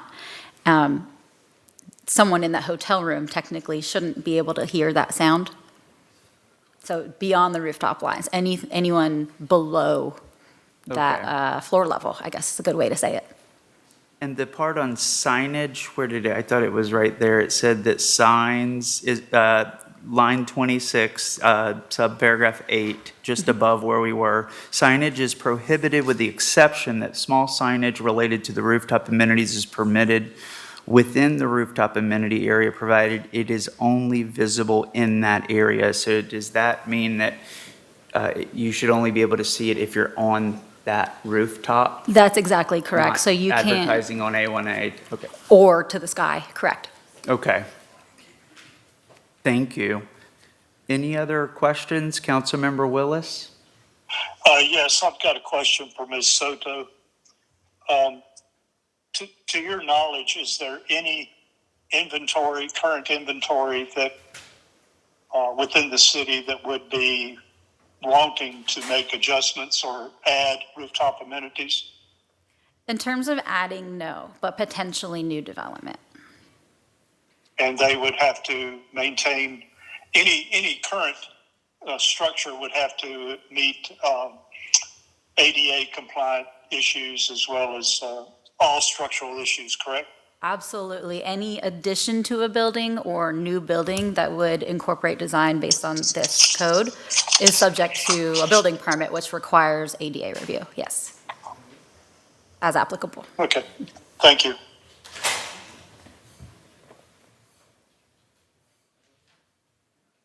Mayor Pro Tem, did you have any more questions No, I'm good, thank you. this time? Any other, council, before we go to public hearing? Okay, this is a public hearing, item number 8, ordinance number 2020-24. If you'd like to speak on this, this is amending Chapter 82, the building and building regulations, to allow the construction and installation of rooftop amenities on multifamily, mixed-use, and commercial buildings. And these requirements set forth in this ordinance. That is a quick summary. Please come forward if you intend to speak. Come forward. And if you're listening online, we'll raise your hand and we'll get to you momentarily. Thank you. Yeah, thank you. So this is the first time I'm seeing this. I wasn't able to download the agenda packet off of Laserfish for whatever reason. I couldn't get it to go. But a lot of this is difficult to make sense of. Okay, so let's just take the first one. Signage is prohibited with the exception that a small signage related to the rooftop amenities is permitted within it. So nowhere on, say for example, you build a 2-story restaurant, and on the top of the 2nd story, you have seating. So are you not allowed to put a sign saying we have seating upstairs, and then we have a rooftop area? Because it says it's only within the rooftop space. That doesn't make any sense to me. A protective structural barrier to be installed on the rooftop? Absolutely. 4 feet? Absolutely. That's the code. 5 feet away from the minimum of the building? Doesn't make sense. If you go to Ryan's restaurant right here in Cocoa, you can sit right on the edge of that, 5 feet away from the edge, doesn't make sense to me. Music can be beyond the rooftop lines, you guys have discussed it, but I feel like that music should be at our already existing noise standards. I don't think you need another one. We already have an existing thing that says you can't have excess noise, you can't have noise before 7, you can't have noise after 11, and it has to be at a reasonable level. Rooftop amenity area shall not be visible from the ground with the exception of protective and structural barrier. Well, you'll also say in number 7 that you can have umbrellas and you can have trellis and gazebos and things of that nature. So how could the amenity area not be visible from the ground if your edge is only 4 feet? And your umbrella and rooftop and whatnot is probably going to be 10 or 12 feet.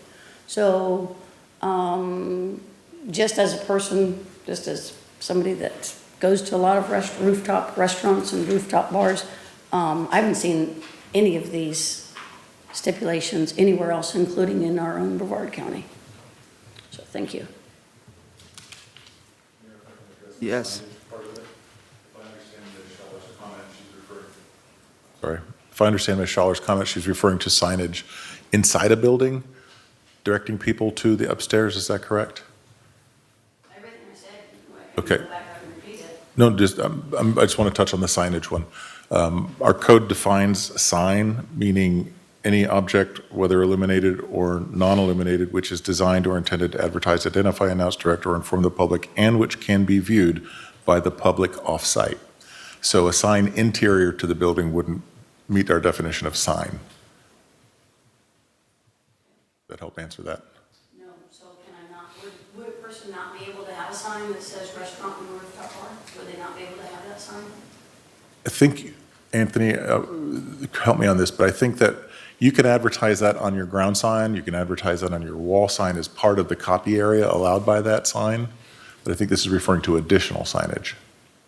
Right, I mean, this ordinance doesn't impact the amount of signage that you can have on your building, in front of your building, on the building. This is only related to the rooftop space. So you can advertise that you have a rooftop lounge.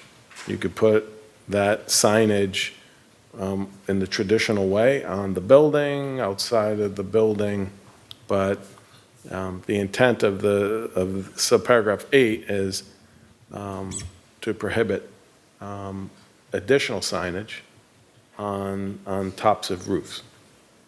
Because currently, you can't do that under the code. You have ground signage, you have building-faced signage, but you're not permitted to have, illuminated signs on a roof. Okay, so that's what it prevents. What does it allow?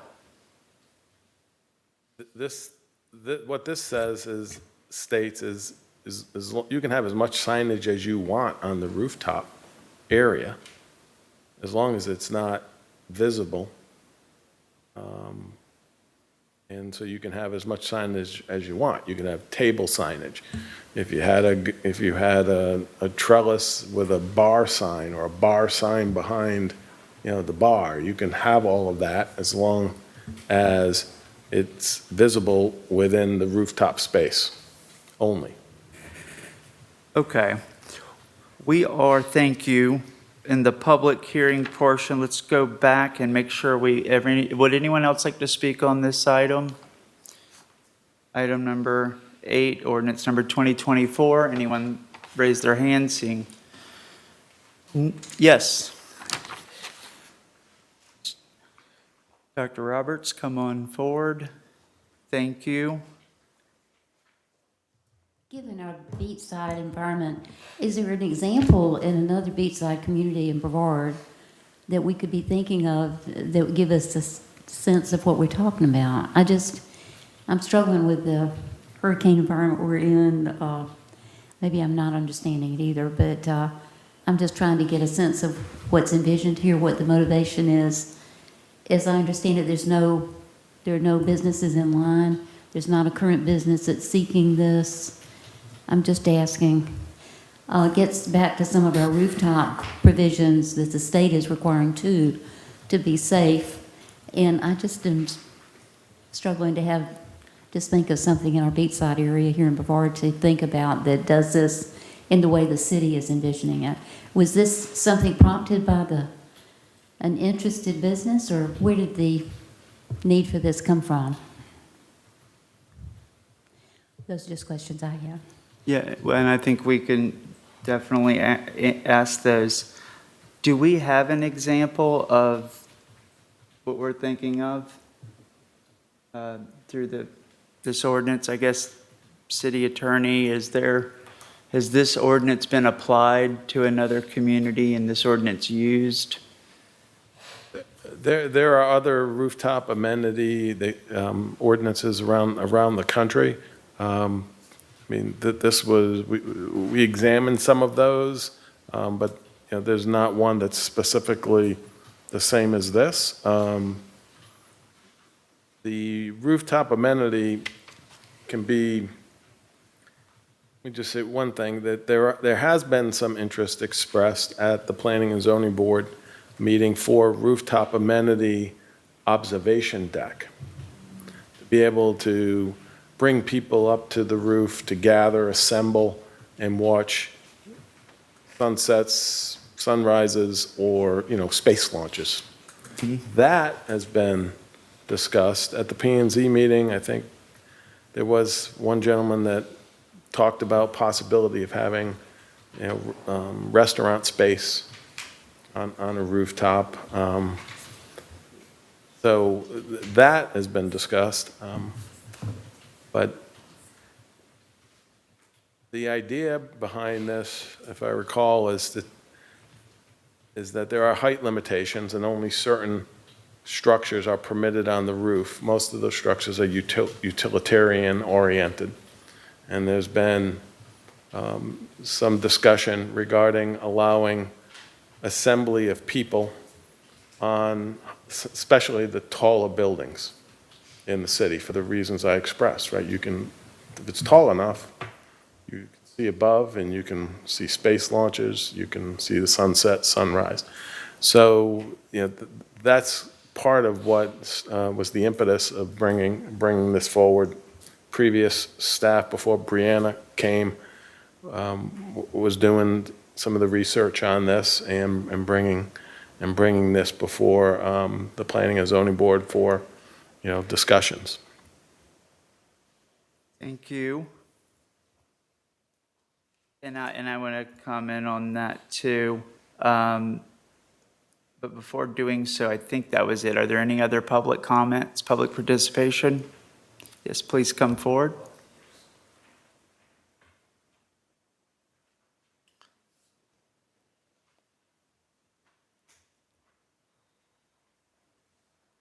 My name is John Roweeder. I represent Kaizen Companies and Portview Place Inn and Suites LLC, which is the new Hyatt place going up. We have been interested in this for our property. I've been kind of listening to a lot of public comment. I've been attending the P&Z meetings, listening to how it's moved forward. I've talked with Kyle, the predecessor to Brianna, and discussed what this could look like for the community. So we were really taking an interest in this for our building. One of the major tourists we get, we also own the Country Inn and Suites behind it. One of the major tourists we get is cruise ships and spaceships, or space launches. And we've had a lot of interest in people wanting to view this from the top of the building. Obviously our current Country Inn, that was an unsafe thing to do, so therefore that's not an option. So it was something we were interested in integrating to the new Hyatt place that we're constructing. We have taken the structural portion and all of the other integral portions of the building that would require to meet code to have this on our building. So we're very interested in having this on our building and allowing not only our guests, we would like to see that we can move forward in the future once we get through the first portion of opening our building to allow for also public and local residents to be able to do the same thing. And it was a very big need we felt that we could fill a void that Cape Canaveral does not necessarily have. Whereas if you go to Melbourne, you can go to the Melby, you can go up towards Titusville and go up to the Space Bar. It was something that we felt that this area could also capitalize on and keep people in this community.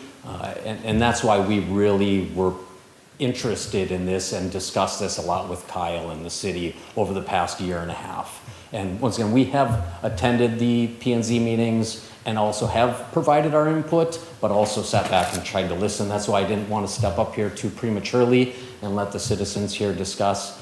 I've spent the last 4 years in this community as we've been trying to develop this hotel. COVID definitely shut us down for quite some time. But yeah, I love this community too, and I think it would bring something here, but it's also ultimately the city's decision as well. Thank you. And your name again? John Roweter. I'll fill out a sheet and bring it up. Thank you, John. Appreciate that. Are there any other public comments? Seeing none, any hands raised online who would like to comment? With that, we'll go ahead and close public participation, bring it back to the council. We heard some comments from Ms. Schaller about this. The first thing this is the first of 2 readings, so we can work through this. This is not final tonight. And I think those are some good questions around just understanding it, whether it be a guide, as you were saying, interpreting it correctly.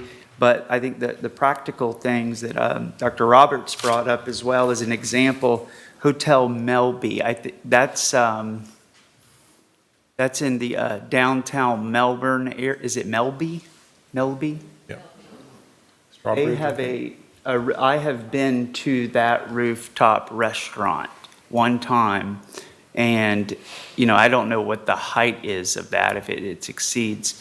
And I've certainly been on rooftops down south, and it's open to the public. And I mean, Melbourne, yes, great view, but as far as rocket launches, that opportunity here, I have stated to the city manager in meetings about the ability for residents to utilize the amenities of hotels. A lot of the residents aren't thrilled about hotels, not because they're hotels, but because it's not something that they typically would use. More restaurants, more entertainment, more shops, Class A businesses. We can go back to the vision, talk about that.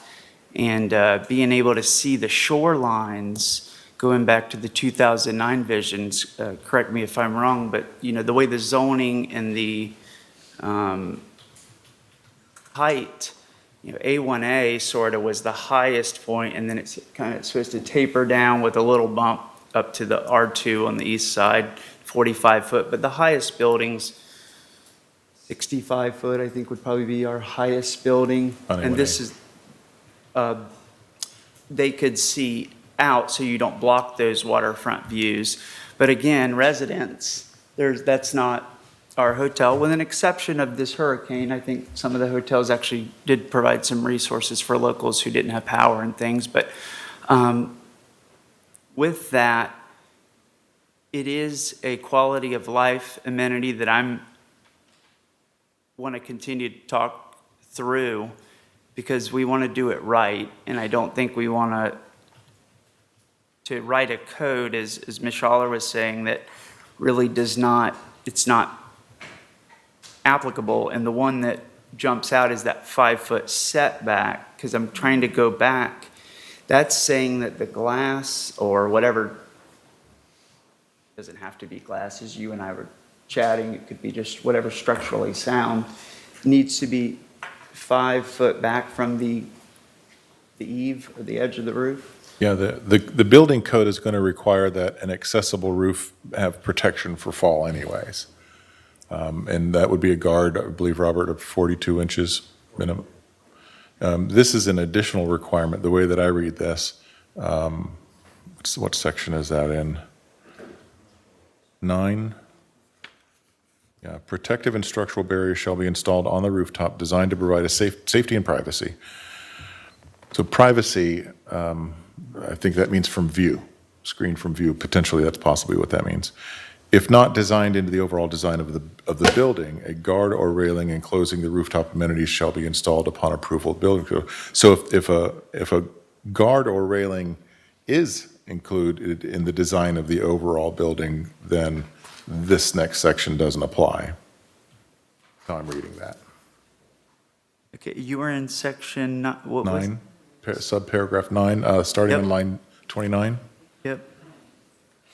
So, and actually on line 30, where it says, if not designed into the overall design of the building, a guard or railing including the rooftop amenities shall be installed upon approval of building official, does not exceed the maximum. But if it is designed into the overall building, then this doesn't apply. Okay, Correct. okay. So, new construction and it's in the design, Part of the original engineering plans. but if there was a retrofit or they had the capabilities, there, you would essentially have a 5-foot perimeter that you could walk on the outside of, well, not the point. Yeah. that Is it has for to- fire access? Is there anything? I think the thought was safety, because it's going to be a retrofit, so it would have to have a wall, a wall or a barrier of maximum of 4 feet in height, and then set back in case someone decided to look over a little too much. Got it. Okay. Well, I think, thank you for clarifying that. And so an example, I think Hotel Melby, I guess that would be a good example. I don't know the height of that, I'm not saying, but imagine if it was at our, one of our allowable heights. That was, I think that would fit in this code. It's nothing, we're not falling short of the capabilities, I think, to do something like that. With an exception of the whole viewable sound, I don't know how that goes. And they got a parking garage in there or underneath. But yes, I'm walking slow with this. P&Z had some good discussion, and I want to make sure we do it right. So with that, I'll stop. Council? Mayor Pro Tem? Yes. I think this is a good ordinance. We've been talking about changing our ordinances to do more mixed use and multifamily, and again, with the rooftop amenities. I think that because we're limited in space, we need to take advantage of our exact location, which if people can go to a rooftop and watch the cruise ships come in and out, the residents here put up with the cruise ships being here, with the traffic and this and that. And so maybe we need things like this so they can enjoy where we are as well. And the same with the launches to, SpaceX and such. I think it's really good. I think the signage, I agree, the signage is kind of vague. I don't really, if you come into a restaurant and there's a sign that says rooftop available seating, I'm not sure I understand this, or maybe it could be a little clearer, but I definitely support it on the first reading, and maybe we can work through a few of these things to make them more clear, but I definitely think it's something that we need here in our city. So, Perhaps number 8, signage could be more clear if we wrote additional signage. But what we mean by that is, the signage as defined by the sign code, which I read earlier, can be seen outdoors. As Anthony said, there's ground signs and there's wall signs. You can get a certain size area of a sign for those things. We don't regulate the content of it. It says whatever words it says. But you don't get additional exterior signage because you have this. Maybe that's the word we need to add. And the word small, that's a subjective. Yeah. I agree with that. Perhaps we could revise it to say additional signage is not, or is prohibited related to the rooftops amenities. This doesn't grant you the ability to advertise the rooftop outside of the maximums already allowed in the sign code. Or maybe it's simpler to say this does not authorize additional signage beyond what's allowed in the sign code, with the exception of a sign limited to the viewable area on, what does it say, visible in that area. I have some ideas, so we could say that we will clarify that language and bring that back for the second Yeah. reading. Yeah, if that's the council's wish to go that direction. Yeah, I think that would help, and in between now and then, I think we can read through this a few times and try to get any other clarity, but those were the ones that jumped out at me. Councilmember Jackson? Well, I have a question because I've been a road warrior for a big portion of my life. So as we look at the hotel like Hyatt, and we're saying, oh, this will be great for our residents here, there's plenty of places when you're on the road that those amenities are only for people with room keys and things like that. So how do we ensure that we're not just allowing a noise situation on top of a building that they could change the use of, where our residents are not allowed to use the amenity? Because we have a bunch of new hotels. We don't have restaurants in them that we can frequent. We have few restaurants in our own city. We have, limited shopping, limited retail, and all of this.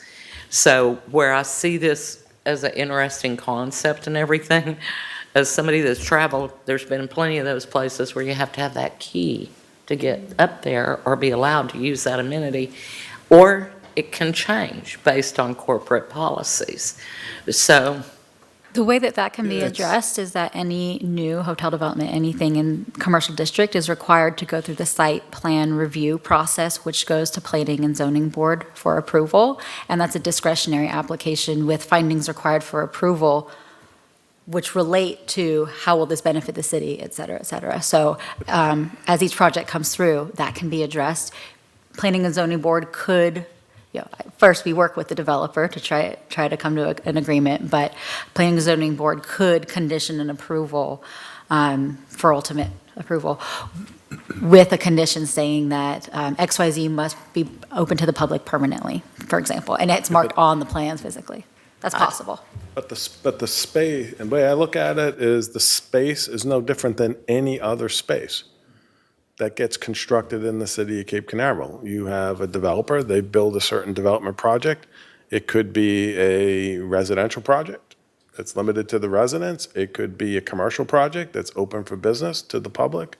It could just be simple, a pool amenity for a multifamily apartment complex that's limited to the residents. It's a residence area. It could be a hotel that has a rooftop bar lounge that they open up to the general public. It's going to depend on, the specific development. I don't know how you mandate that it's always going to be open to the public, because the purpose was to give the developers the opportunity to do something that's usable on the roof. Right, and as we look at this ordinance going forward, and I keep hearing how it'll be great for our community, it could, if we end up with multiple hotels with them all on top of there, they could literally be good for the hotel, but not our community, because we don't have access to that. We've already got a lot of businesses on that corner that we as citizens don't have access to. And you're exactly right. I've been to ones that they allowed the public because they wanted the people coming and spending their money, and then I've been to some that were private, and if you weren't staying at that hotel, you were not using the amenity. So as we say, it's something that's, our citizens will enjoy, and we live in this residential city by the sea, that it's in our charter that way. We restrict rentals and all these things. We have to think of it that way. If it's not a public establishment, if, like, the hotel's a private business, if they don't want to do it, they don't have to, I guess. So that was my question, and thank you. It's a good one. Yeah, I think it's difficult to require. If it was a restaurant, like if it's a pool and a hot tub on the roof, I don't even know if that's allowed. I'm just trying to think of something Yeah. that's typically exclusive to the guests. That's probably not, the guests want their towels and their lawn chairs open. I understand that. But if it's a restaurant, usually the mechanism's there to try and keep it afloat. And I think the Radisson restaurant, Flamingos, is largely open to the public, and the rental space, the restaurant, the Marriott down in Melbourne, the Cocoa Beach, Hilton, they have the Mexican restaurant in there. So is there Beverly Beach. a hotel with a restaurant that's closed off to the public is rare? Well, they have food, they typically will have food service, but sometimes it's included in their rate, so it's not necessarily, they'll have happy hours in the evening, they'll have manager happy hours, they'll have breakfast in the morning, and it's all guest exclusive. So there can be that situation as well. I just don't want us to look at it like, oh, this will be great for our community if it's on any of the hotels that are for cruisers. That is going to be for the cruisers, and if we get to use it, that's a great thing, but it doesn't necessarily mean that we are going to 100% have access to that one. Yes. So it's something, as we talk about it being great for the community, it could or could not be based on what the hotel, what is in their business plan and how it's designed. Yeah, it wouldn't guarantee it. I think today it's pretty cold. There's not a whole lot of opportunity. But thank you. Councilmember Willis? Yes, I think we should move forward with the ordinance once we clear up some of the ambiguities in the language. Thank you.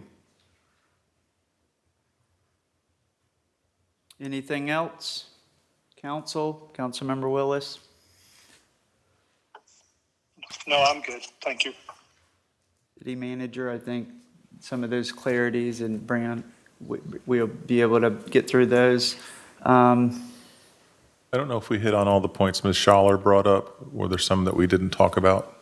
Yeah, I just don't understand 11, how you could have cabanas and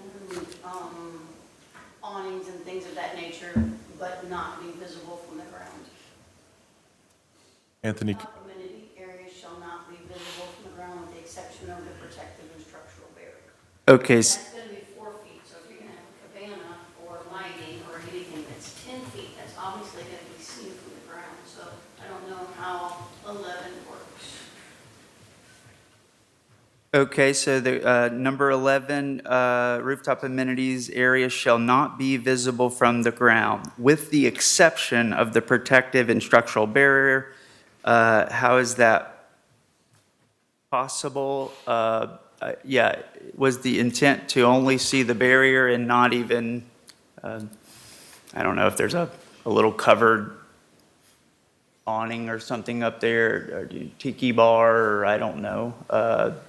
And what is the purpose of that one, really? Because we have a lot of new structures that are multi-story now, and we have condos. So if you're on the second floor, you're going to see it. So I'm not sure. From the ground. Yeah. Ground. I mean, I think the original development of the ordinance was to limit this to the tallest structures. And I think that was backed off of, but, a lot of the rooftop amenities are not visible. I mean, it depends on the size of the roof, depends on the height of the building, and it depends on whatever the policy decision of the city council is. If you want a bunch of one-story buildings with a bunch of rooftop amenities up and down A1A and elsewhere in the city, then, you can make that policy decision, but at first was to take small steps, and they were looking at buildings of considerable height, that the probability of visibility from the ground was far less than if it was a rooftop amenity on a one-story building on A1A. Okay. So, I mean, policy, and you guys can wrestle with how you want, the city to build out on these types of issues, if you're even inclined to allow these rooftop amenities. Just to clarify as well, our existing code, as long as someone's building within code by right, say it's 35 feet, 10 feet, there's nothing restricting rooftop infrastructure and within the height limit that the city currently has. This would allow it beyond that 45 feet by right, up to the height limits specified in the ordinance, which would be 12 feet. Yeah, there is a proposed limitation not to exceed 12 feet on rooftop amenities. And And it's above, it's just to allow additional equipment or structures that exceed the roof line. Today, it's just like air conditioning units, antennas, and things like that. This broadens what can be placed on the roof. There are limitations in the Florida Building Code, and the building officials certainly can talk to that regarding what you can do on a roof, especially with respect to enclosures. There's also some discussion, just to put this out there too, because people were having a hard time making the distinction. This is a rooftop amenity. This is not an additional floor. Mm-hmm. And we had that discussion. So this is something that you occupy the roof. If you got a 4-story building, you can have the rooftop amenities. And then there was some discussion, well, I want an enclosed restaurant on the top. Well, then build a 5th floor, and then you have your 5th floor enclosure. This is rooftop, right? That's what we're talking about. Using existing space and imagine all the rooftops that exist today, whether it be one of the listed things, outdoor dining areas, swimming pools, hot tubs, lounge, gardens, terraces, observation decks. If they had any type of covered cooking facility, it cannot be greater than 12 feet, with an exception of the elevator and the stair can go up 3 more feet to 15, but that's just that top thing. And so it'll never be more than 12 feet on any rooftop. Right. For the amenity, yes. For the amenity. Do you mind if I ask clarity on that? 65 feet is our limit now, Yes?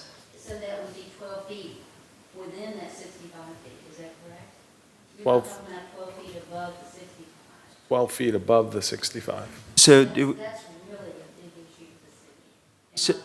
my opinion. So do we have a 65-foot or close to a 65-foot hotel? Sure, most of the newer ones are 65 feet. So we could take any new one between now and the next reading, and it would be on one that I assume would have a flat roof.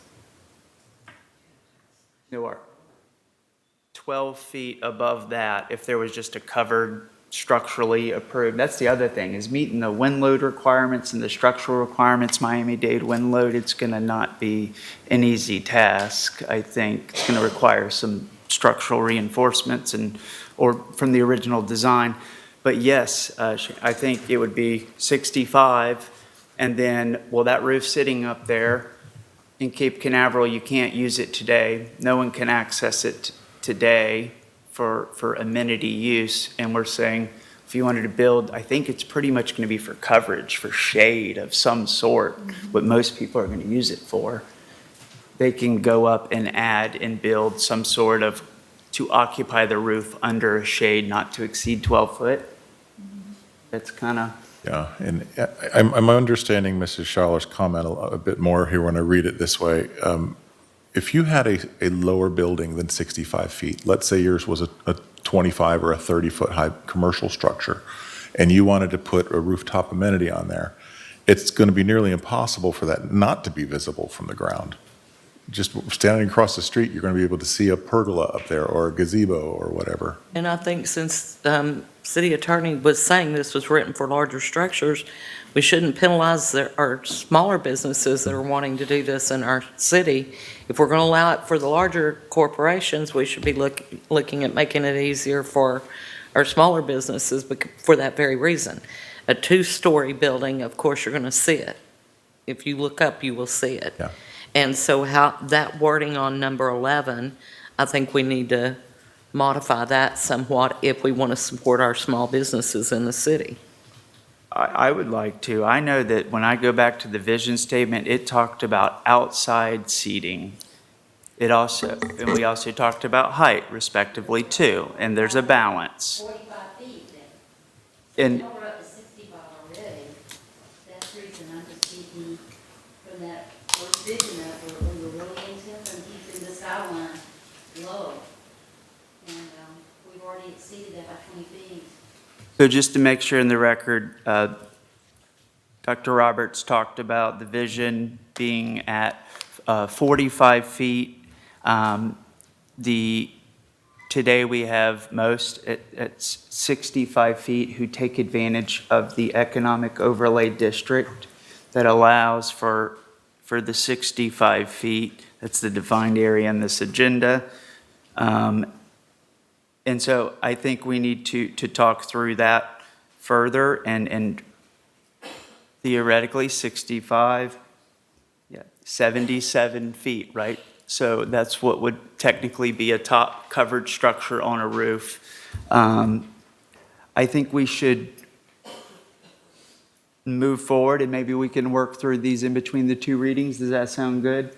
And I'm really clear, I think, about what we need to do about number 8 about signage, but I'm thinking, do we want to just strike number 11? shall not be visible from the ground.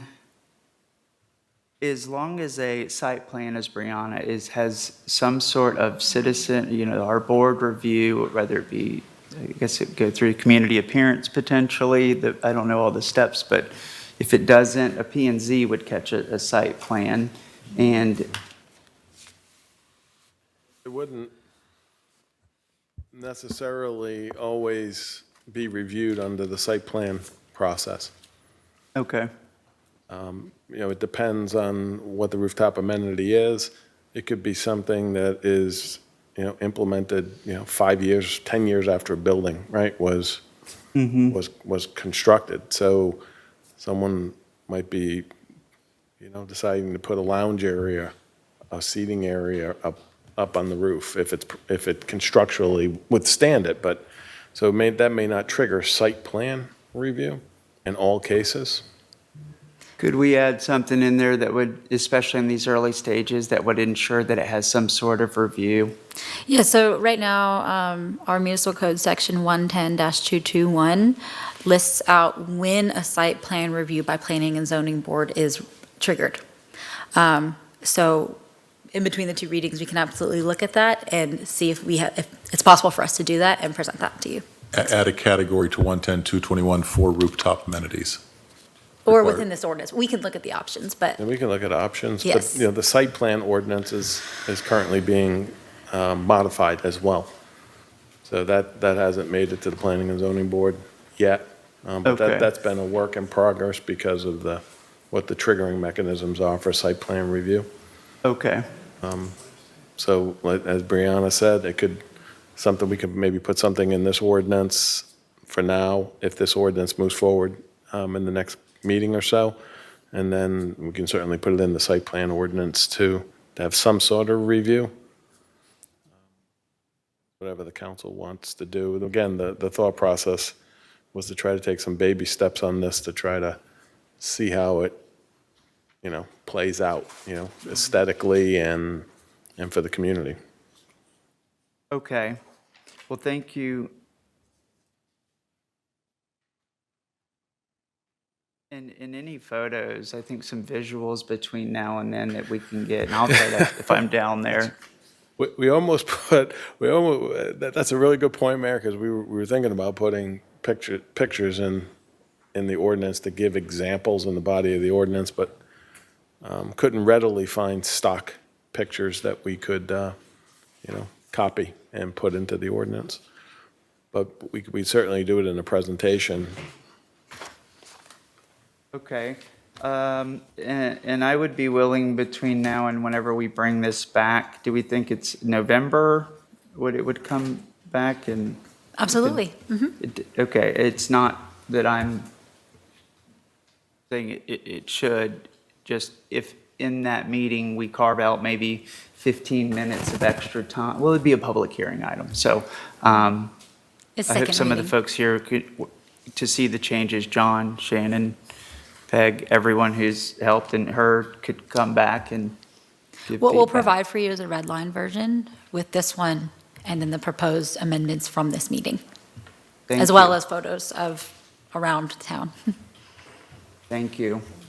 Any other comments, council? I think we should probably move on. I'll make a motion that we adopt ordinance number 2020-24 with the revisions and changes that we're talking about at the first hearing.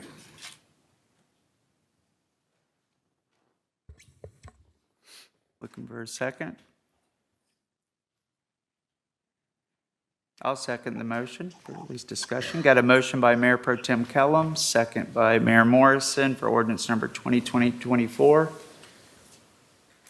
Any further discussion? I think there'll be some changes between the way it's written today and then. And I'd like to move towards that. I would support it. I'm torn on it because of the height restrictions that Dr. Roberts has mentioned. And the way some of these things are written, I don't want, I'm just, it's hard. It's hard for me. I think it needs to be cleaned up a bit, so. I do too. I think, And what I found out with the budget meeting, when you voted with it, that's what we think I mean. no. I want it cleaned up a bit because like right now with it baby steps for a large establishment, some of these things, and I know we've talked about some of them we need to take out. And I don't want to have a situation like Cocoa Beach had with their outdoor music venue, where literally now it's very rarely used because the music was so loud, everyone in town complained about it. So for me, I think we're missing some things on, because how would any business person control music shall not be audible beyond the rooftop line? That is something that literally, how do you even enforce that statement? Where there's decibel readings that you can put out. They had them down there on that music venue.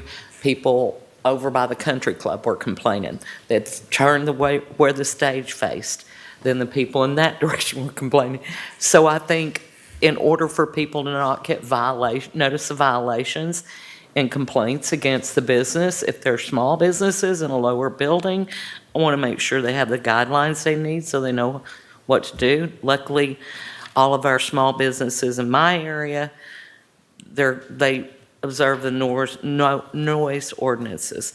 But then when you're talking about putting it on top of a building already, that's 65 feet, and you're putting 12 feet on top of that with music pointing in any direction, it's going to be heard. I mean, you can hear blocks away when there's music playing on the island if the wind's right. So for me, I don't know how we control these things or give them a good idea of what they need to do. I think it needs to be clear for them so that when they do it, they're successful, and we have a successful rooftop amenity.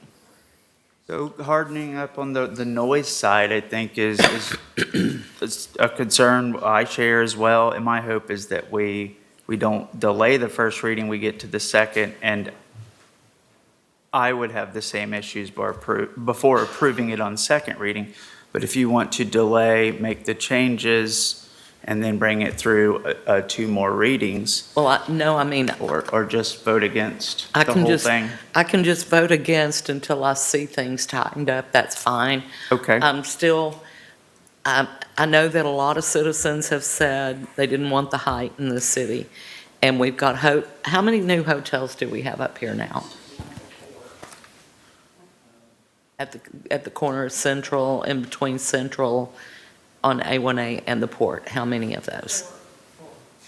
4? Okay, so we've got 4 new ones. We had how many existing? I think we're at 10 total. Okay, Is so we that got right? 10 hotels that could have rooftop amenities.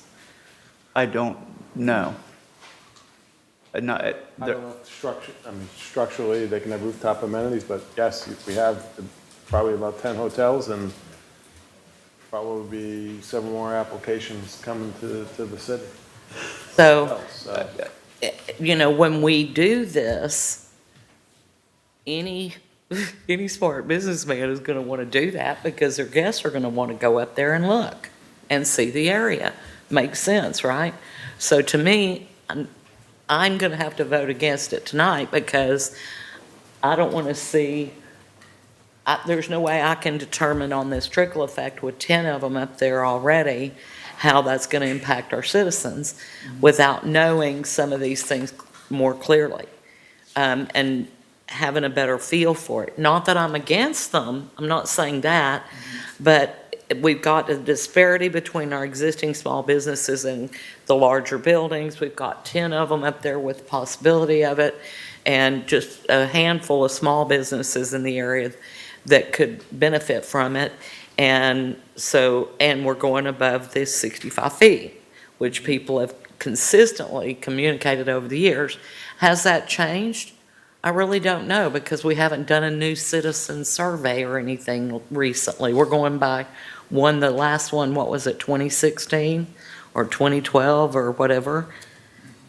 I think the So, revisioning. 2018 The was it? revisioning was 2022, I believe.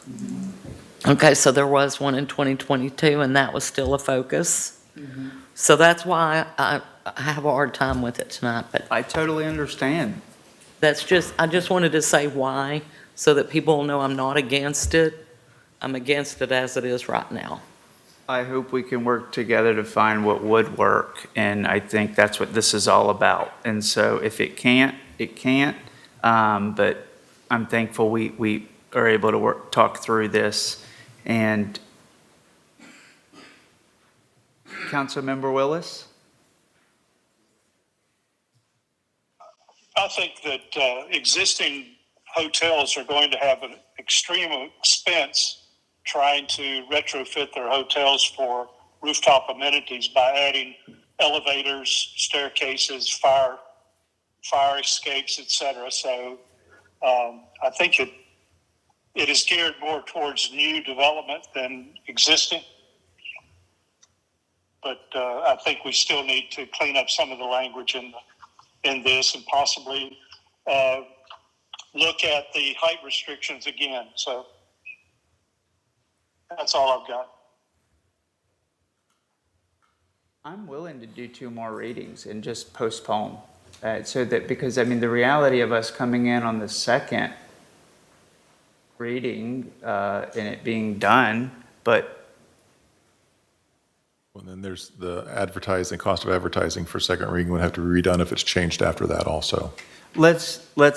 I'll support it tonight, but it won't obviously pass until 3 of us, I think, at least agree with it, and that'll give us a chance to talk to the public, visualize, drive around. And when I said I don't know what's possible, I was talking more about the architectural. And as Councilmember Willis said, if it's not a flat roof, sure, I guess now it's possible. And as Brianna pointed out, it is possible today in many respects. I think what this does is it addresses those issues where we're at 65 foot. Now you can add just a 12-foot clearance. Well, that takes it up to a structure of 77 feet. And antennas today, technically if you reach to the highest point of whatever's up there, there's things that already approved to go beyond. But I'm hearing that you're okay with it, Councilmember Willis, as long as we can address some of the issues. That's correct. Yes, Mayor Pro Tem Kellum? Yeah, I think, the height thing is very important, but I think in here, I can't find it exactly right now. It says that there shouldn't be any enclosed structures.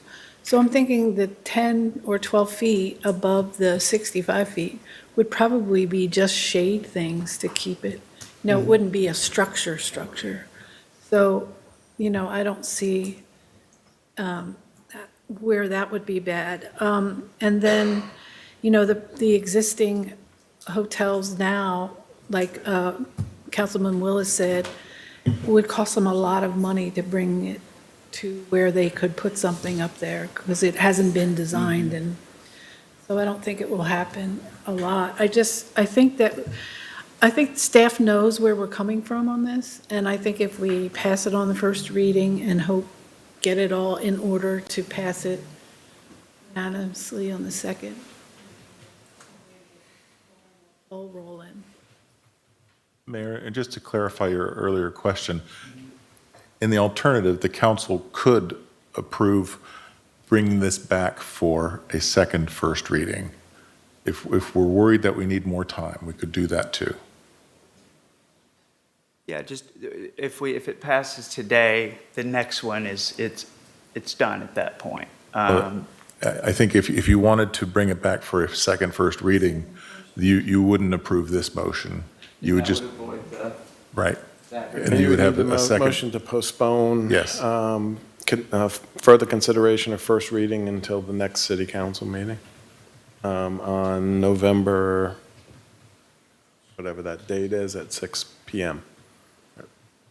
And that would preserve the advertisement, and we would just continue the first reading. Motion to postpone for further consideration upon. Postpone first reading, further consideration of first reading of the ordinance until the regular city council meeting on November 19th at 6 p.m. And then it just gets continued, first reading gets continued to the next meeting.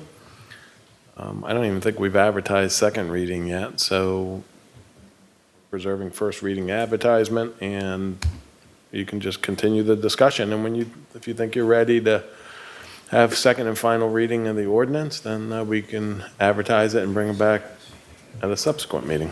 I have confidence that after the discussion that Brianna and city manager will be able to clean some of this up from our discussions tonight.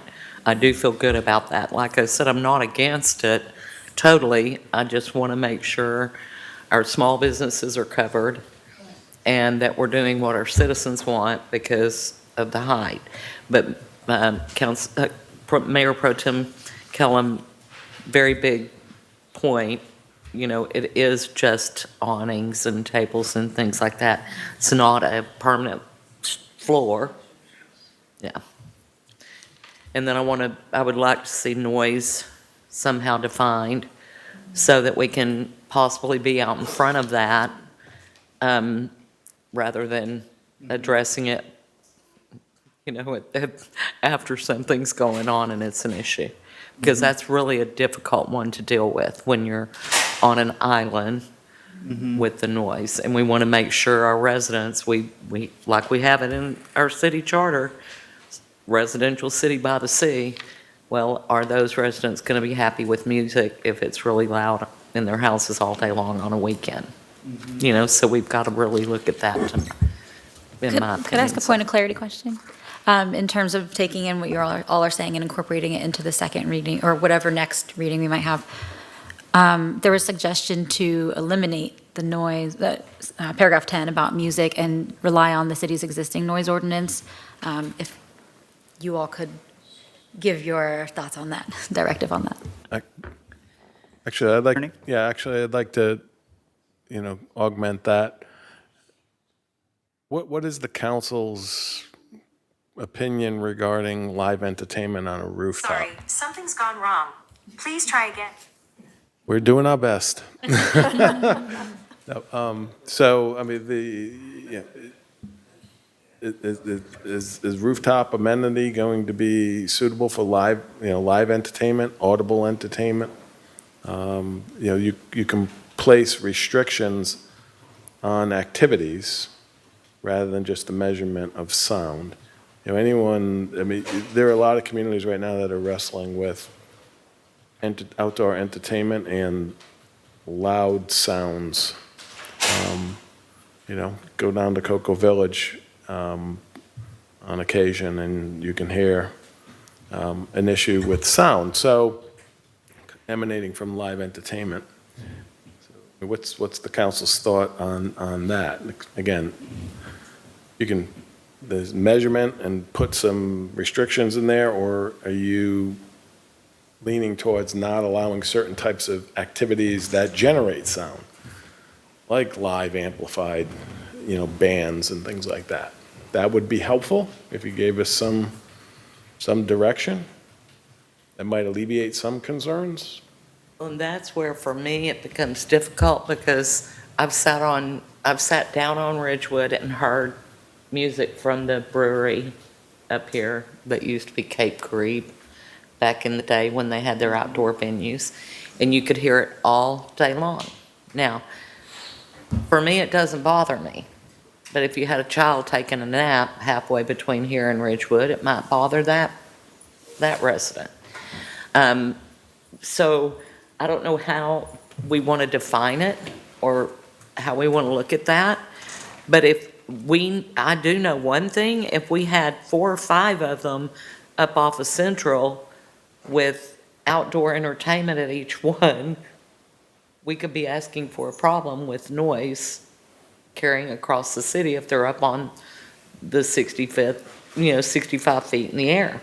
So I don't know, because to me, there's like no sound studies, there's no definition of what we're going to allow. We're just going to go ahead and do it and then take a look at it. So I don't know, I'm new, this one's brand new to me. Like I said before, our smaller businesses in the city that have outdoor music and Friday Fest and things, you might hear it. Some nights you don't, some nights you do, just based on what the wind is doing. So, and how still the island is.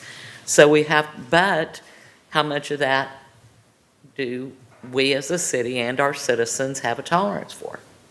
Do we want to have so many places? Because if we allow it for one, we got to allow it for everyone. That's what you do with property ownership rights. I'm not a restricting type of person. So, and for the business owner, whether you're a corporate owner or small business, how do we define it? And I don't know. That's something y'all would probably know from being on council before better than I would. Don't we have a noise ordinance? Yeah, I pulled it At up. 11 o'clock it stops. Mayor, if you'd like me to read it, I can read it. It says, the playing, using, or operating, or permitting to be played, operated, or used, any radio receiving set, musical instrument, television set, phonograph, or other machine or device for the producing or reproducing of sound in such a manner as to disturb the peace, quiet, and comfort of the neighboring residents at any time with louder volume than is necessary for the convenient hearing of the person who is in the room, vehicle, or immediate area in which such machine or device is being operated, and who is a voluntary listener thereto. The operation of any such radio receiving set, musical instrument, television set, phonograph, or other machine or device for producing, reproducing sound between the hours of 11 p.m. and 7 a.m. in such a manner as to be plainly audible at a distance of 100 feet from the building, structure, or vehicle in which it is located shall be deemed prima facie evidence of a violation of this section. So that, we can stand on that today. Yeah. We don't want to write anything that's going to conflict with that. I would steer away, for me personally, on limiting the uses. I certainly, that would, right, if you're just not allow any type of live music or any machine to be played, right? I mean, rocket viewing only, but I think, yeah, as long as, I think, if those amenities are, if there's a noise issue, I think our code today would need to be enforced, and perhaps there's some good communication up front as they're pursuing this, and they know that. Yeah, I think if I'm walking down A1A and I can, plainly audible was the language I think it just said. If I hear, just a humming, a sound, or let it be, the melody playing, but if it's boom, boom, bang, and it's, I think just a heavy, a bass drum can really thump across the city. And the airwaves that high, I don't know how sound travels compared to on the ground. I think it's that condo as well that might have a front row seat that I'm concerned about. And so noise, I think, has to be addressed. If we can get in front of that. Mayor, when I first read this, the way I read it, item 10, music shall not be audible beyond the rooftop lines, I read that as, in addition to existing current code, we're going to be more restrictive for rooftops. 24/7 noise shall not be audible beyond the rooftop lines as an additional restriction beyond the current noise ordinance. Yes, I read it that way too, as if you need to be within the rooftop lines, you need to be up there to hear it, but I guess if you're one balcony down or technically, well, within the ground. rooftop lines to the sky, you should be outside that building 5 feet and be able to hear it. Okay. And I don't think we should use the word music there because it draws a distinction from our noise ordinance. It should be noise.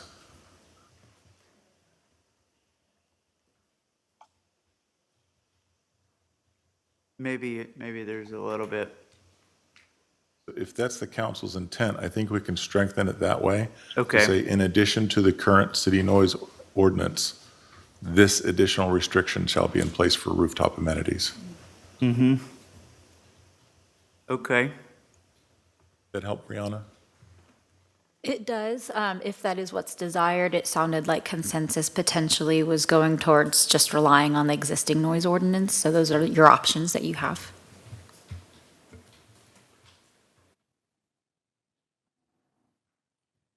I think I have confidence that, well, assuming city attorney, some clarity, I hope we can figure out without limiting the use, if that answers your question. If we can just stick to simplify it. And if that can be written in a way where that's clearer, I have confidence we can get there. Feel comfortable with that. Councilmember Willis? Living in the immediate area, the noises coming from places like Carib and the hotels are very minimal. I have a bigger problem with what goes on at the port and listening to It's a Small World when Disney ship leaves. So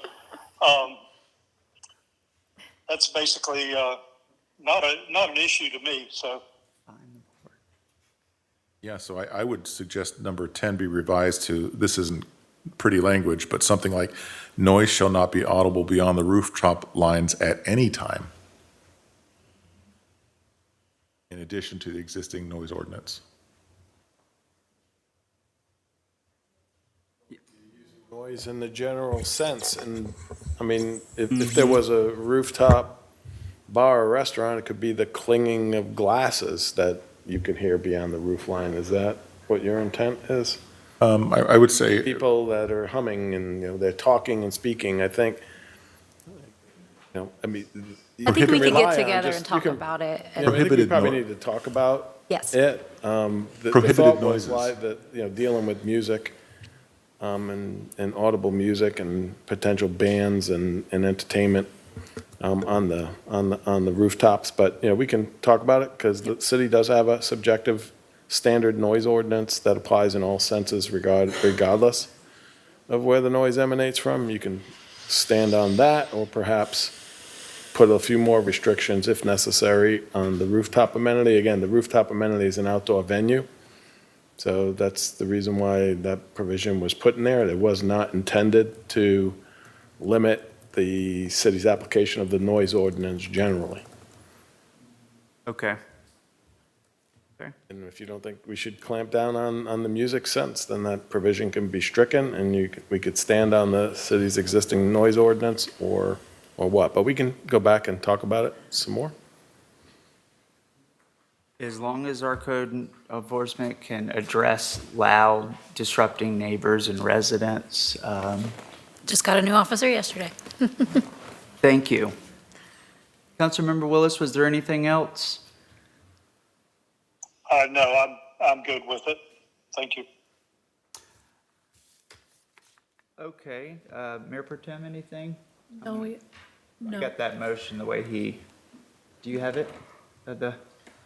Yeah, I'll make a Postpone. motion that we postpone the first reading to November happened for a to the second motion I first had reading. We have to dispense with the original motion that was Okay, I'm seconded. sorry, I You had didn't a know. second on the first motion. Okay, excuse me. So So we have decided to postpone this first hearing. I thought we were going to pass it with these things that we've discussed and bring back up. We were, and then we said, well, we could postpone for further consideration upon first reading until the regular city council meeting, not have the advertising costs, and we would, in November 19th, I believe, in that next regular meeting, Yes, sir. we would basically take the first reading again and take away the risks of that, to give it, the public, I think, more opportunity to understand at a minimum what's going on. And it did start there, but it's, Well, I just think, that the rooftop amenities in paragraph, line number 27, A section of Article 7, it says rooftop amenities are not intended to increase the building's story height or accommodate functions that could otherwise occupy enclosed spaces within the building. I think that kind of, addresses the height thing. I just think this is an important amenity, and, for the people, for the hotels that have spent the extra money to reinforce the top roof for things, we shouldn't limit what they can use them for.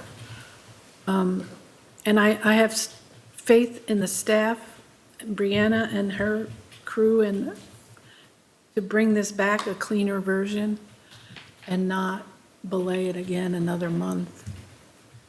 yeah, I think that if we go through first reading tonight, upon the worst thing that could happen is we would postpone that second reading, say we weren't ready for whatever reason or it wasn't right, then that would result in advertising costs. And we were trying to say, well, if we wanted to go through it and avoid that, we could. I am confident that on the next meeting, it'll be within reach to, I think, get it across the line. And if we want to go through with the motion on the floor, which is to adopt it as written, and I seconded that. She said as amended All right. Yeah, as With amended, these- with revisions. yeah. Okay, With so the that revisions. motion's on the floor. You want to go through with it? Like I said, I have confidence in the staff that Brianna has heard what we said, so Todd, have real concerns, but I think it could be dressed and cleaned up by the next reading, Does which it- will move this whole thing forward. Does staff want more time, or would that be okay? That works for us. Okay, I'm fine with doing that, and then the second reading, we'll have to address it there, and sounds good. Councilmember Willis, did that make sense? The motion on the floor is to adopt it with the revisions. Our city clerk has that motion that we discussed. Want to make sure you're clear? I'm very good with that. Okay. Any further discussion? I'll support it. City clerk? Councilmember Davis? Councilmember Jackson? 4. Mayor Pro Tem Kellum? Or Mayor Morrison? 4. Councilmember Willis? 4. Okay, ordinance number 2024, amending Chapter 82, with the revisions passes 4-0. It is 8:30, 3:35-ish. It's got to be one of those, I know. I think we have got one more, two more public hearing items. Call for a recess here. Does that sound good? Then I need to make an announcement. So we're going to do a recess. It's 8:35. Let's try to do 10 minutes, come back. Our bathrooms are currently, or the restrooms downstairs are currently closed, getting some improvements made due to some issues after the hurricane. So if you do need to use the restroom, Lisa here can help. Just come out to the common area, and there's first floor restrooms available for anyone back in the city staff work area. And so with that, see you guys back in 10 minutes. Thank you.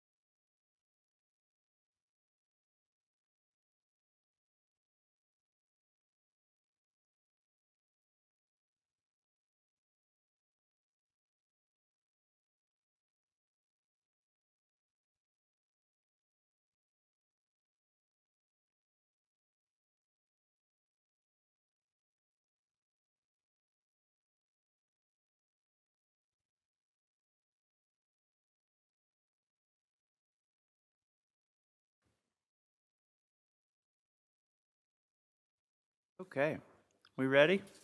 Yep. All right. All right, it's 8:51 PM.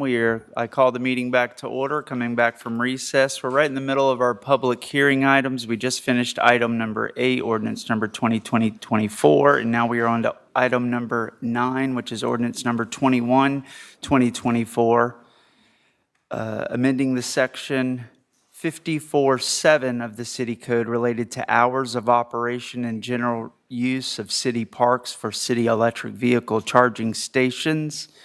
Before we go to our city attorney, Councilmember Willis, can you hear me okay?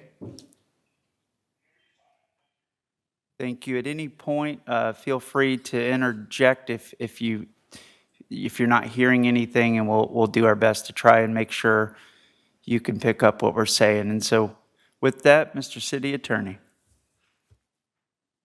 Okay, this is ordinance 21-2024, an ordinance of the City Council of the City of Cape Canaveral, Florida, amending section 54-7 of the city code related to hours of operation and general use of city parks for city electric vehicle charging stations, providing for the repeal of prior inconsistent ordinances and resolutions, incorporation into the code, severability, and an effective date. This is first reading of this item, also a public hearing. This is a housekeeping matter. As you recall, the City Council adopted a resolution to expand the ability to charge electric vehicles in city parks. This ordinance modifies the code consistent with that, allowing those charging areas to have extended hours for purposes of charging electric vehicles on city-owned or controlled electric vehicle charging stations. Mayor. Yes, thank you. This is an ordinance, so this is one of 2 readings. And City Manager. If we could go, sorry. City Clerk, if we could go to the ordinance, page 2 of 3. It's just easiest to just read this to let the record reflect exactly what we're doing with this. So if we go to page 2, so we've left in there for reference, section A, it says, all city parks shall be closed during the evening time period, that's from sunset to dawn, which is sunrise, unless otherwise provided herein. Signs stating park hours should be posted. So that's an existing code. The section C, which follows within that section, is where we're amending that. And it says, currently, the city council by resolution or the city manager by administrative rule may adopt more restrictive or extended hours for any particular city park on a case-by-case basis if legitimate circumstances warrant hours of operation different than those set forth in A above. And what we're adding to this, such basis may include, but shall not be limited to, allowing certain limited areas within a city park to be open for extended hours to allow the charging of electric vehicles at city-owned or controlled electric vehicle charging stations, providing the charging is occurring in a manner that complies with the charging terms and conditions established by the city. So what that does is it gives us an ability to work in real time if as necessary, if we need to pull it back, but also to allow this charging to happen overnight. And talking with Zach, who was very instrumental in writing this, he spoke with the Brevard County Sheriff's Office, and as far as a matter of enforcement, would simply be if a vehicle's plugged into a charging station and it's parked there overnight, and this is in effect, there's no citation or there's no problem for that. But if this is not in effect and a vehicle is parked overnight, that would be a citable offense potentially, or at least it would get their attention. So what this does is it allows us to open it up at the 3 city parks where they are, so Manatee Park, Banana Park, and Canaveral City Park. The chargers that are there can be approved, once this ordinance is approved, for overnight charging. Council may recall a few months ago, we put in overnight charging at City Hall. This is, as Anthony said, the companion ordinance to that. We also adopted a no idle fee for that period of time. So if you're plugged in, you go home, you go to sleep, it's charging, it tops off at some point while you're asleep, you're not getting charged an idle fee overnight for that. That would apply here as well. We would open this up for all 3 city parks, for all EV charging stations, and as long as they're plugged in, they leave it there overnight. They get past, I believe it's 6 a.m. is when the idle fee stops being free, and then they start paying idle fees. And then if we have a problem, let's say there's a park that there's concerns in the neighborhood because people are parking there and charging, we can pull back that one park and still not affect the other one. So I think the way this is worded is really well done, and I commend the city attorney's office for this, Mayor. Thank you. So it's 4 locations, I think, in which 3 are parks, 1 city hall. Yes, sir. Okay. This is a public hearing item, council. Do we have any questions for city staff before going to the public? I have none. And we can, any, I guess, technical questions, just to clarify so that we're all on the same page. And Councilmember Jackson? I wasn't aware that we were including Manatee Park. Did I miss something? I'm just reading the summary here, the first paragraph of the summary. Mm-hmm. Last sentence, or yeah, kind of in the middle between all 6 stations is the first words on the agenda cover. Agenda cover, yeah. It says, between all 6 stations, 12 total plugs are available. These charging stations can be found at the City of Cape Canaveral Community Center within Canaveral City Park. 1 station, 2 plugs, Cape Canaveral City Hall. 3 stations, 6 plugs, Manatee Sanctuary Park, 1 station, 2 plug, and Banana River Park, 1 station, 2 plug. So 12 plugs, 6 stations. So we're going to leave the gate open at Manatee. That's a great question. Will the gate be left open at Manatee Sanctuary Park? I spoke to Molly about that, and she says the gate is left open. Yeah, that's what I was gonna. Are there any access at all on any of those that would need to be open to allow this? Banana River is not gated. City Park is not gated. City Hall is not gated. Another technical question, if somebody parks at City Hall now that's not an electric charging station, is there That's not a problem because it's not a city park. today people, there's no code that would prohibit that, so. Sir. Okay. But a city, and the other 3 parks mentioned no overnight parking. Correct. Okay. Attachment 2, under E, other terms and conditions of usage. All EV charging stations located at Manatee Sanctuary Park will be programmed to cease operations at 9:30 and resume at 6:30. So is that, I guess that's changing, because that's, That's the previous ordinance that was approved by council. okay. So this is in addition to that.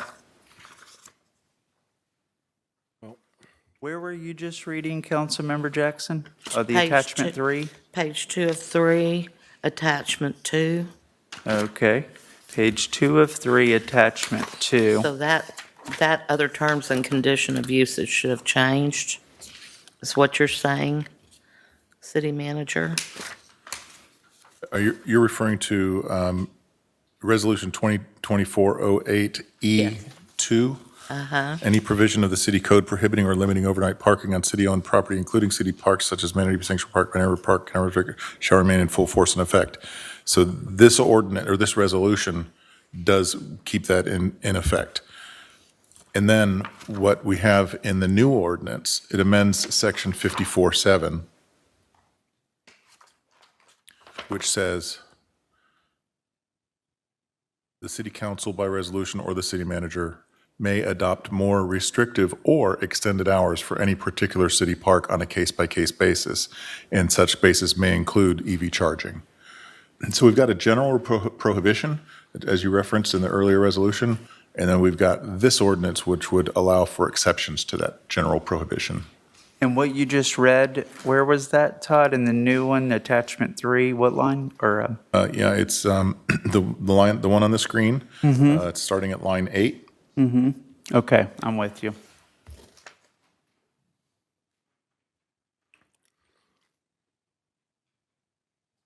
Thank you, sir.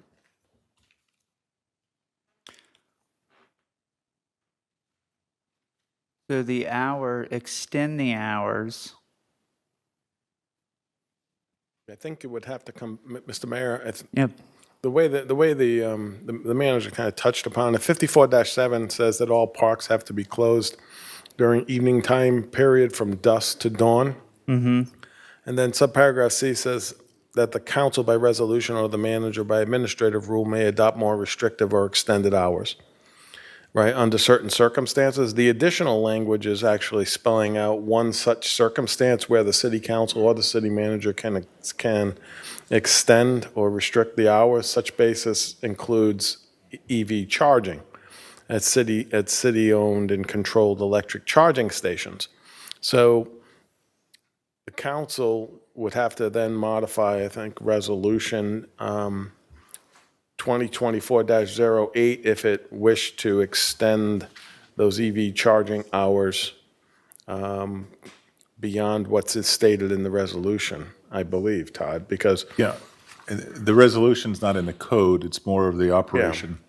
And what we're adopting possibly after second reading of this one is something that would change the code. changes the code to recognize that park hours can be extended for EV charging if the council authorizes by resolution or the manager authorizes by administrative rule.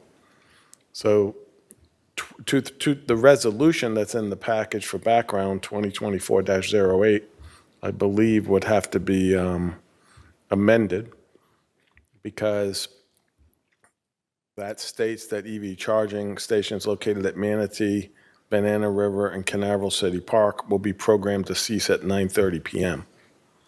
every evening and resume operations at 6:30 a.m. Right? How would you amend that? Hmm? How would you amend that? Well, it would come back a second reading of the ordinance, I guess, because I think that's the last. The resolution The resolution, would be paired too. with the second ordinance change. Would be Okay. paired with Okay. second reading of the ordinance. If the council's desire is to have that overnight, right, charging?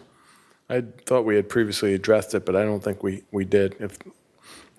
Because Resolution 2024-08 is in the package, that appears to be the current rules. And I had a question to signage if it's Manatee Park, because Manatee Park has multiple places where you can park. And if overnight parking is allowed for charging, how are we going to do new signs stating that it's okay to park there if you're charging an EV overnight? I think that's a great idea. Because how is anyone going to know? They're just going to think the park's open, and I don't want to increase the amount of patrols and that type of thing that BCSO may encounter having to be over there, because that's kind of a dark area other than the residences that are there. Yeah, I think that's a good point. And technically, those cars are paying. Now, they're getting electricity in return, but are they paying, isn't there like an admin fee or just a flat fee to use the space? Yes. Forget the structure of it now, it's been a while, but yeah. I guess that's a key difference in. But it's the same that you would pay during the daytime, that you would pay plugged in at night. The only thing that's different at night is there's no idle fee. I guess I'm pointing out that the regular car that whips into this spot and says, he can park here, or she can, why can't I? Well, they're actually paying small fee that's not for electricity, just a flat use fee. Yeah. And, okay. So this is sort of like the enabling ordinance that would allow us to come back and pass the resolution Correct. that you're talking about. Correct. And the signage idea to help, I think, is a great idea, which nothing needs to change in here. City manager, I think, has full ability to do signs as you see fit. That's great.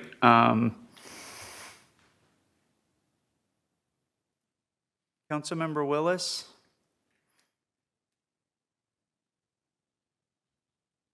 I'm good with the ordinance. The only thing I would have concern over is the letter going out to condos associations. I think that needs to address more than just condos. Okay, so good with the ordinance and just want to address the letters going out to condos and expand not just condos, but how Yes, sir. citywide? There is an attachment to this as an example of a letter that Councilmember Willis is referring to. Okay. I think it's at the end. Yeah, it's at the end of the item. That's it. And this was written as an example for something we could send to the condominium associations, but that doesn't mean we would limit it to that. Brianna, have you talked to Zach about that, about how he intends to further conduct outreach on this? Yes, I have actually. So the plan is to, I'm pulling it up right now, my notes, to have messaging on all social media that the city has. The weekly update, probably more than just one of them. The website, and then also within charging station wayfinding apps such as PlugShare, as well as our digital marquee, to the extent that I know it had some damage in the hurricane, to further promote and also let the hoteliers know so they can pass the info to their guests. That's what he intended for the plan, and we're open to direction. Yeah, so to Councilmember Willis's question, this is meant as an example of how we might do an outreach, not the only outreach we would do. Okay. Yeah, I think when I heard letter, I was thinking like a mailed letter. Maybe for the hotels might be more direct, but it sounds like all the channels we use that you just listed, but nothing in the mail, which I'm okay with. I'm not, I know I've wanted mail on certain, like, bigger things for me. This is more of an amenity and access, a use that Doesn't require postage. unless, yeah, I don't think that's what y'all intended, and I'm not saying that that's something. No, we're not set on that. We're more talking about the message that would go out. Well, thank you for, yeah, I think that,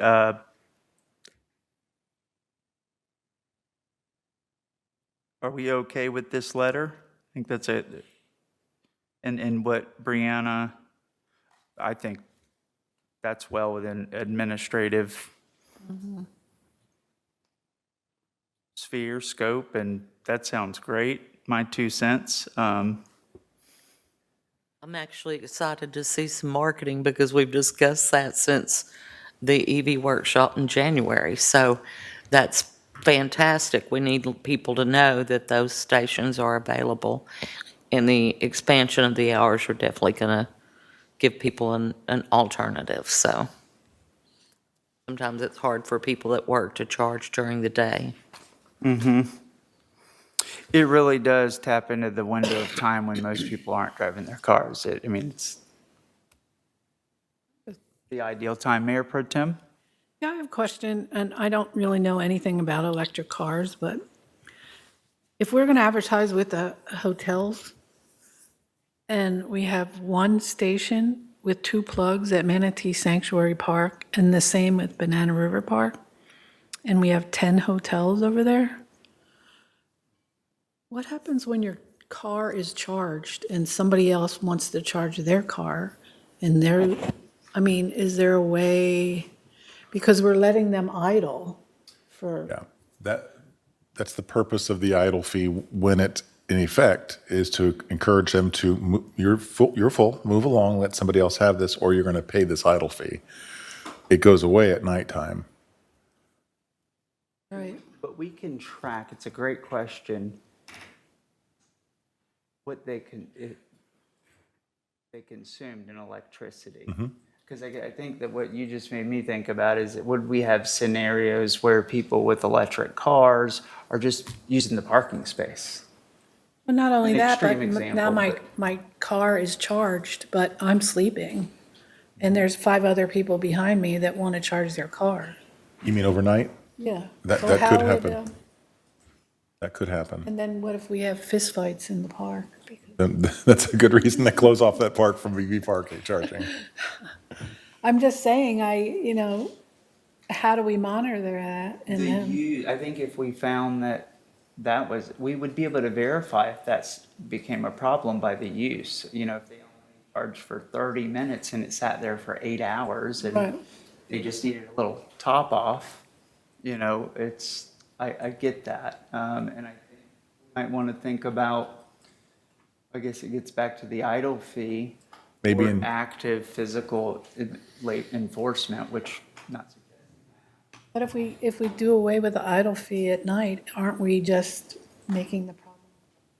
Well, we're currently doing that at City Hall now with no idle fee. And we've been under that for a couple months, I believe, without a problem. But your point is, you're in the commercial corridor over here. You're going to potentially a lot more visitors over there. Yeah. I don't own an EV either, but as the mayor said, or Brianna said, there's an app that tells you whether a plug is free or not. So you wouldn't go there and wait. You would check before you went, I would assume. Free isn't available. You mean it's not? Not in session. Not free cost in Yeah, dollars. yeah. I just want to clarify, you can see if it's open and available, free to use? Free to Okay. use, yeah. Available to use a better way. Yeah. Yep. We can also alter our plan to just do all the digital marketing and not that targeted marketing. Say that again, Brianna? So that was Zach's plan, but we are totally open for direction. So if you want us to continue with the plan to do digital marketing, those different methods I listed, we can stick to that and not do the targeted marketing, such as letters to business owners or whatnot. I think it might make sense to start and hold off the hotels to, I mean, if y'all see that as a way to, and then I think the goal would be, we don't want them sitting empty either. And so if necessary, you could move into targeting at that point and try to keep them full, And really- but also keep them moving. Well, it's really an amenity for the residents. That's, It is. Brianna? Oh, I'm sorry. Mayor Pro Tem. Go ahead. Done? Councilmember Brianna, Jackson? do you have the number of charges and that information? I was looking for it was in our agenda for September, because our problem wasn't worrying about too many people. We literally had no one using these things. We had so few people using it, so I was curious, because we didn't get a chance to go over that in September. So knowing those numbers might help us to understand what our goal might. Absolutely. I'd be happy to return as an informational item that talks about what those numbers look like now over time, just in terms of, oh, we released another weekly update and had a surge in people parking there, for example. I'm not sure if there's a simple way, I don't know enough about the system to know if there's a way to automate understanding that total amount, but if, sounds like maybe there is, and we can certainly do that. I know it was in our September agenda, so I might even have that. I'm just having a problem finding it. And whether it's informational, we'll have another reading of this one as well. And so- Oh, yes, that's true. So we could even attach it as an. I will do that. Directly to the item. For sure, or Zach will. that works. Thank you, and I'm sorry I interrupted. No, and we still need to go to the public. Councilmember Willis, are you hearing everybody?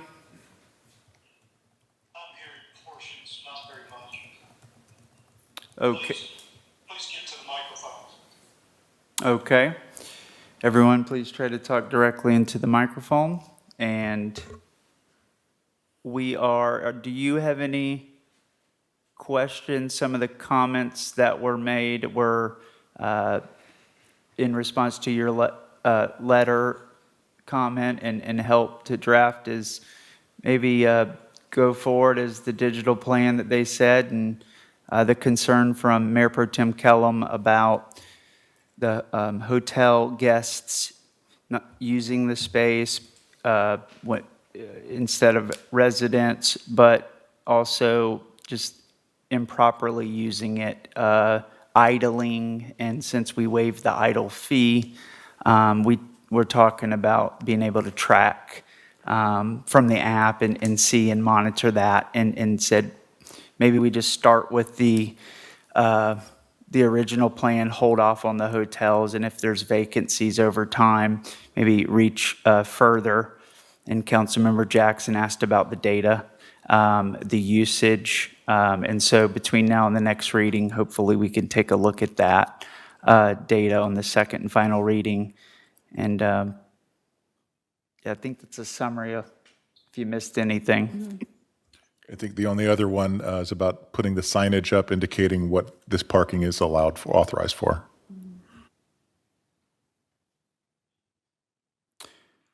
Which city manager has full ability to put up signage, and I think if we do this, and this is the enabling ordinance, we would have to come back on the second reading and amend the resolution, I assume at the November meeting. So does that make sense? You hear me?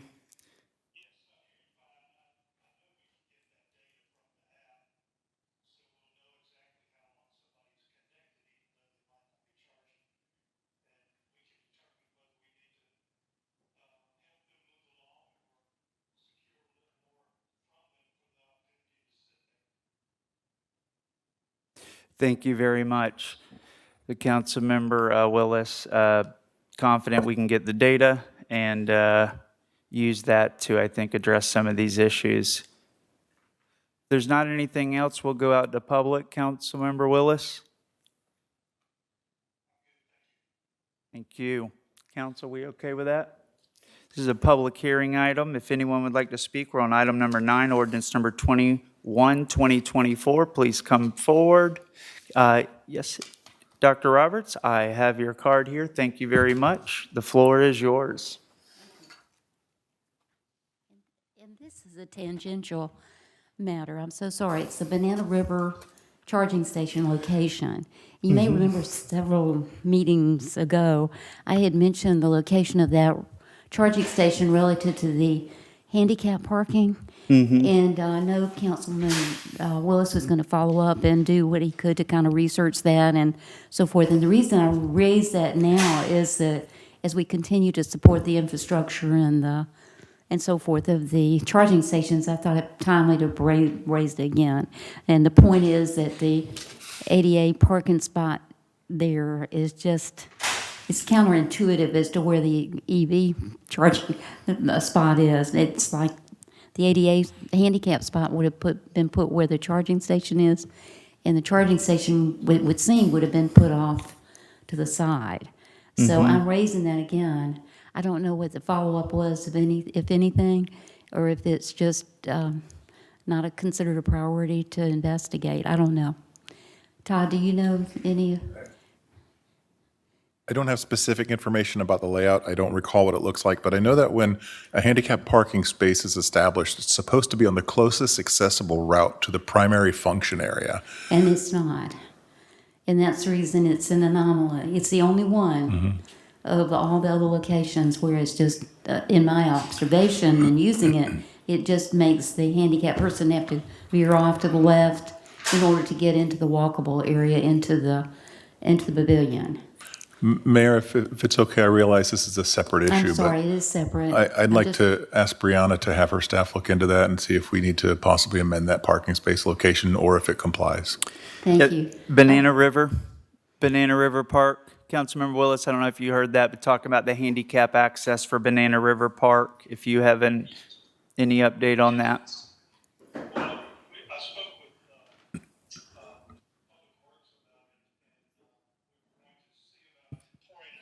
Sidewalk near the handicap spot, but we would also have to break the curb, I believe.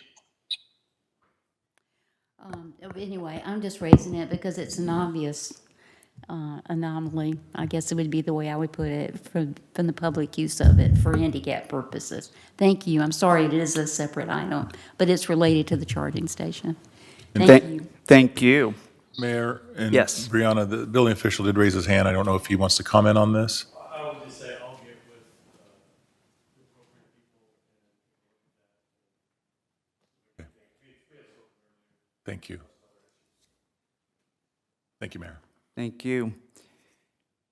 Okay. Any other public comments?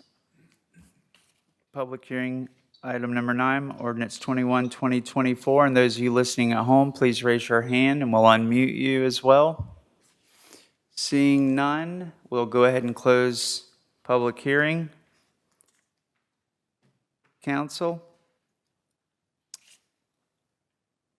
Make a motion, we adopt ordinance number 21, 2024. Okay.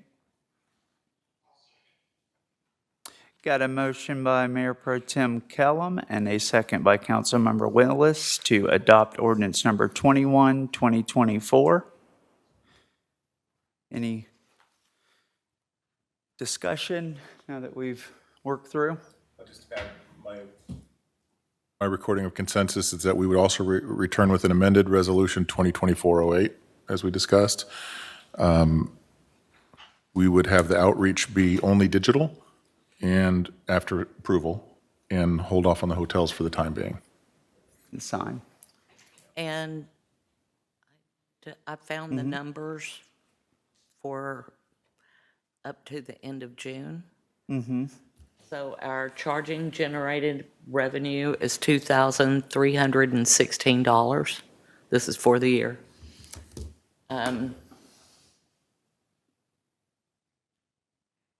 Through June? Through June. From the Actually, start this date? was- No, this was the last 3 months, so it would have been April, May, and June. Had 161 plugins at the community center. Manatee Park had 224 plugins. The total plugins, as far as total charging sessions, was 818. Idle fee generated was $251. The cumulative charging time recorded was 2,019 hours, or 84 days. And so that was the numbers that he was reporting from, well, and actually that's not June numbers, that's year to date. Okay, April to June, we generated $869 with a charging revenue of $729, idle fee of $104, and total charging time was 663 hours, or 27 days. 280 charging sessions. And at Manatee Park, there were 79, 49 at the community center. Banana River Park had 43. City Hall had 109. So that was for April 1st to June, those numbers. So I don't think cars being in the way is a problem. I think it's increasing the usage is why he was. Does that app break down day and night charging, or? It does. It has a lot of, it's pretty robust in the reporting on those stations. And this was in the July package that we have with our meeting agenda package in the reports. And there's graphs and it tells you the time. Let's see, I'm trying to look at overnight for you, Mickey, or Mayor Pro Tem.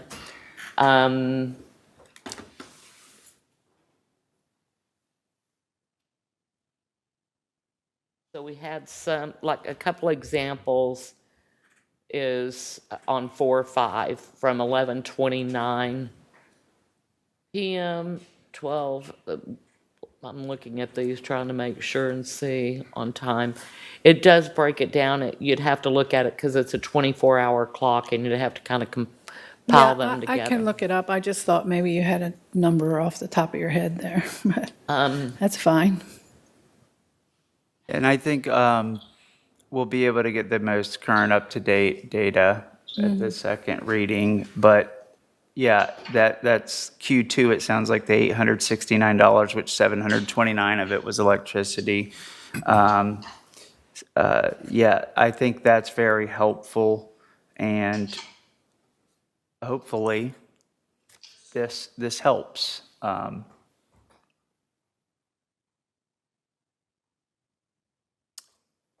We got the motion on the floor, the second.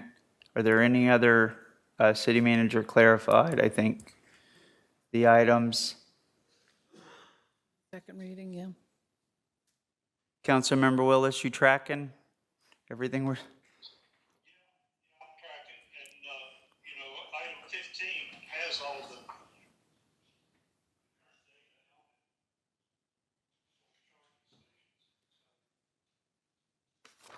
Oh, the informational item. Thank you. But we also have to consider that the city hall is basically open 24/7 for part of the stuff.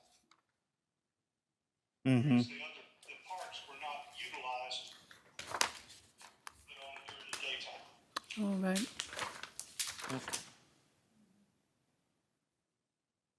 I think, I mean, these are installed, electricals ran, these aren't easy fix. Is that, that's why the handicap, a very good point, is it difficult? We should do everything we reasonably can to try and keep them optimized and used, and I think this is a way to do it at an optimal time for people to charge their vehicles. Are there any other comments, concerns, questions? I'm supporting it, looking forward to everything on the second reading. And again, yes, thank you all for putting it together. City Attorney, any comments, anything, concerns? You covered it, Mayor. Okay. Councilmember Jackson, you good? I'm good. No? Good. All right, City Clerk? Councilmember Davis, Councilmember Jackson, 4. Mayor Pro Tem Kellum, 4. Mayor Morrison, 4. Councilmember Willis. Okay, thank you. Ordinance number 21, 2024 passes 4-0 on first reading. And the final public hearing item, number 10, consideration of Cape View Coastal, parcel number 243723CG111, preliminary plat approval with conditions. We are at 9:28. I definitely would like to just, and this is the last one, make sure we try to get through this. And if it looks like we're not, I'd like to check it like 9:45, so we're not running up. And I'm not saying we spend less time, just try to all maybe get our first comments, get it out to the public if needed, and try to bring it back. But with that, let's go ahead and kick it over to our city attorney. Oh, no, not needed on this one, right? City manager, I'd be no glad to. reading needed, I'm sorry. I'd be glad to. Of course, we need your help, but city manager, thank you. Thank you. This is a redevelopment site that's previously had 10 units. The proposal is to subdivide it into 4 lots and be 4 units, so it's a net decrease in density. Applying the townhouse code section of the city code, this final replat also required, we requested the site plan be submitted at the same time to make sure the preliminary replat meshed with the site plan. Site plan was reviewed under all applicable codes, including under the townhouse code regulations, and it resulted in a few rounds of back and forth and delays, which were unfortunate, but sometimes that happens. But we got a product here that we think meets all our codes with some noted exceptions, and those are the comments that remain from Kimley Horn.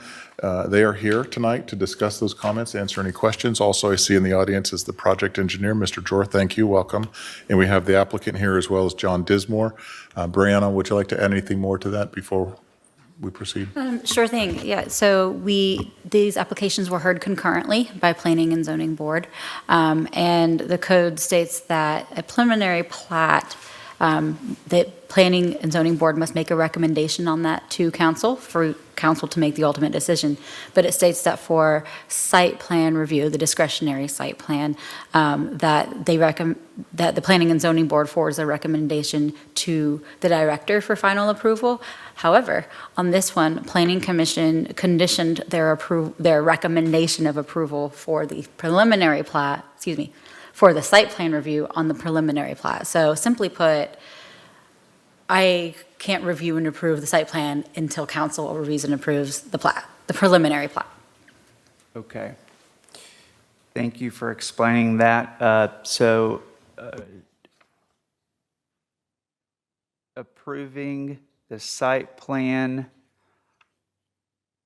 upon the conditions laid out and recommended here in the plat. Sorry, to clarify, because it is confusing. So city council has a responsibility of approving the conditions or denying the preliminary plat with all the information that you all have been given, which includes the site plan, on the basis of the 7 findings required for approval that are outlined in the staff report. Thank you. The public hearing item, and thank you all for being here today. Council, any questions?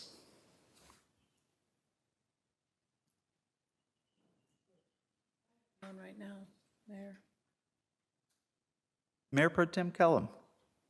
Oh, I don't have any right now. Oh, I thought you said I had one. I'm sorry. Councilmember Willis, any questions at this time? We're just approving, seeking to approve a preliminary plan, not any connection to a site plan. That's what I understand. Yes, Brianna would approve the site plan and P&Z. I'm sorry. Yeah, I can talk to that. So Planning and Zoning Board, their recommendation for approval of a site plan, which City Code has me as the director, as the final approver of this discretionary site plan application. They conditioned, I can't review and approve it until City Council reviews and approves it. I do want to mention that this is being here, I think 7 weeks now at the city, the code describes site plan review, as you know it, in building permit applications, but capitalized site plan review is a discretionary application, which is what Planning and Zoning Board heard, and they conditioned the approval of that on the preliminary plat review and decision tonight. So after all of this, say everything gets reviewed and approved, they still have to go through the building permit process, which requires not only a final review of the complete set of plans, not just the these plans, inspection during construction. It requires the applicant to submit a certificate of completion request where staff reviews the as-built of what was actually built to ensure it complies with the approved site plan. And then also, each staff member performs a final inspection to ensure. And if at any step of the way there's discrepancy, the applicant or property owner is required to go, they have 2 options. They can fix it on site so it matches the plans, or they can submit an application that would allow them to request approval of such a change, as already predefined by code. Thank you. And it's 6 months between preliminary plat and final plat before we'd have to come back and approve that? So that's what our code says, but in my experience, that's extremely short. So we talked about that. Yeah. In this case, what we would end up doing, and I'm not sure if the applicant is aware of this, but our code says that a preliminary plat approval is valid for 6 months and it can't be extended. So I think what we would do is just ask the applicant to come back for an extension, assuming the project is not completed in 6 months. To clarify, yeah, not that it's completed, but that they would go to the final plat, because you all will see this again towards the end for final plat. So preliminary plat gets approved, site plan theoretically gets approved, they get their, where does the permits, they construct, they make sure it matches up. The final plat comes where in the process? They have the option of when it comes, but they can't receive final certificate of occupancy until final plat is complete. Could they get the final plat before permits? There's nothing in our code that prohibits that, but I prefer that we wait until we're much closer to the end of the project to do the final plat. Okay. City Attorney, anything need to add or? Well, I think the applicant here is here to present, and as Todd indicated, once a preliminary plat is approved, the applicant can then get the permits to begin construction. I think the thought process or the plan of the applicant is to get the preliminary plat, then get the site plan approved, then pull permits, begin construction, and then, when they're done with the construction, come in for final plat approval. And the 6-month issue, we would potentially extend if they weren't able to, because the permits have a 1-year. The permits have a 6-month lifespan, but every approved inspection kicks it out another 6 months. Okay. Is that just a code change maybe? No, in that's been in the future that Florida we need? building I'm code. saying the 6 months is, Brianna said it's Oh, short. for the preliminary plat. Potentially, because if that's ideal, that final plat follows a later stage permitted construction work, agreed, 6 months isn't a lot of time, especially when the permits typically go. Yeah, I'd like to ask Brianna to work with the city attorney's office on a better recommendation and a code change for that. That's great, thank you. Okay, with that, this is a public hearing item. Council, if we're ready, we can go to the public. Sound good? And the applicant. The applicant is here. John Ditmore? Yeah, my engineer is here as well. Okay. If you have something you want to present or public hearing item, it is open. The floor is yours. Yeah, Mr. Mayor, Council Member Noel George and Associates. I'm a project engineer.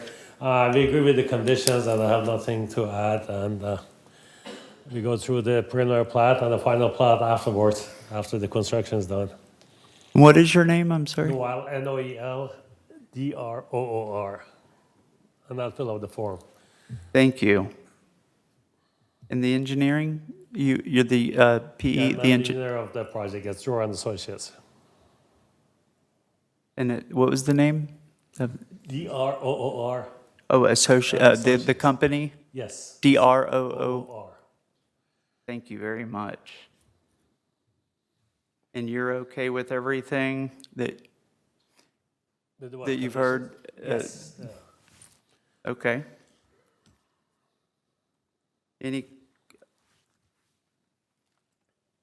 This is a public hearing item. If you don't have anything else to present or state, thank you. We might have some questions, but I think we'll open it up to anyone else who'd like to speak. Anyone online? And Mayor Kimley Horn is here. I don't know if you want to present anything or if you're just here for questions. Just for questions, okay. Okay. Seeing no more, we'll go ahead and close public hearing item. Unless we have questions, we'll still close. We can come back to that. Council? I have a couple questions. Councilmember Jackson? Okay, so we've had some instances in our city where we had elevated lots. One of them is in Harbor Heights that has created flooding to adjacent lots around it. Also, we have some other townhouses here in town that have some flooding issues, and they're elevated where their neighbors across the street aren't. Now, that's a low point, and I'm sure y'all all know which ones I'm discussing. But I know that looking at the plans, we had the BM2 Magnell corner elevation at 6.54 feet, and the center of the units are at 8 feet, so that's a good 1.5 feet or 1.46 feet difference. Are we sure that we're not going to have flooding onto adjacent properties with the elevation at that point? Okay. Question is really about flooding with the elevations. Mm-hmm. Who's the best to answer that? I think. You please come forward. Councilmember Willis, is this Kimley Horn? They're coming forward. Did you hear that question, Councilmember Willis? Yes, I did. Okay, thank you. Hello. Hi, good evening. Mallory Clancy, Kimley Horn and Associates. Tucker Hunter, Kimley Horn and Associates. So Kimley Horn represents the city as the city engineer and performs reviews of site plans, as well as the preliminary plat that's being requested here. We would be happy to look at any proposals or any designs to see if they have any to see if they comply with code.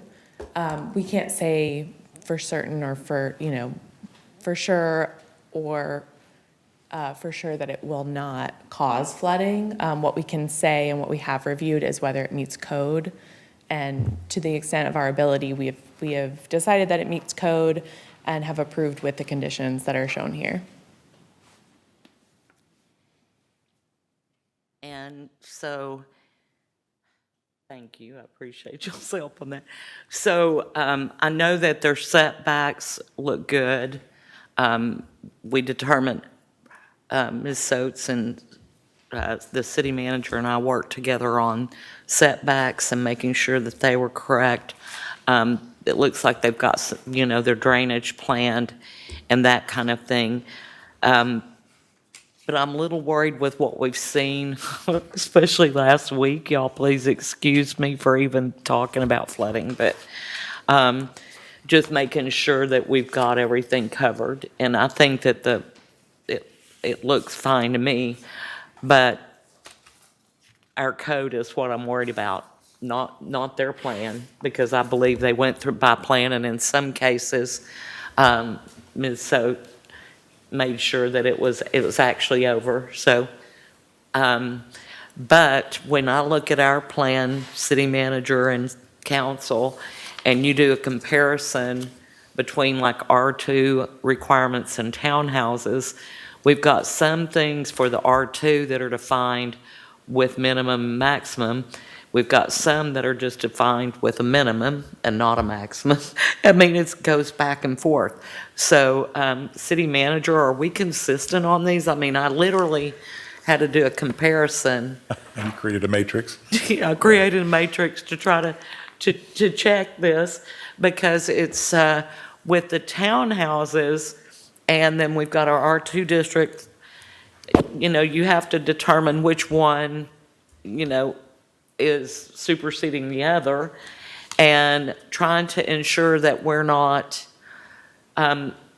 allowing too much lot coverage, that we're allowing enough on setbacks and on elevation, to me is important, because we've seen flooding in areas where there's too much impervious pavement. And so that's where I'm looking at. I think it'll be a lovely addition to our city. I don't want y'all to think I'm after you, because that's not it. I just want to make sure we're not causing any flooding issues, because we've had a couple issues.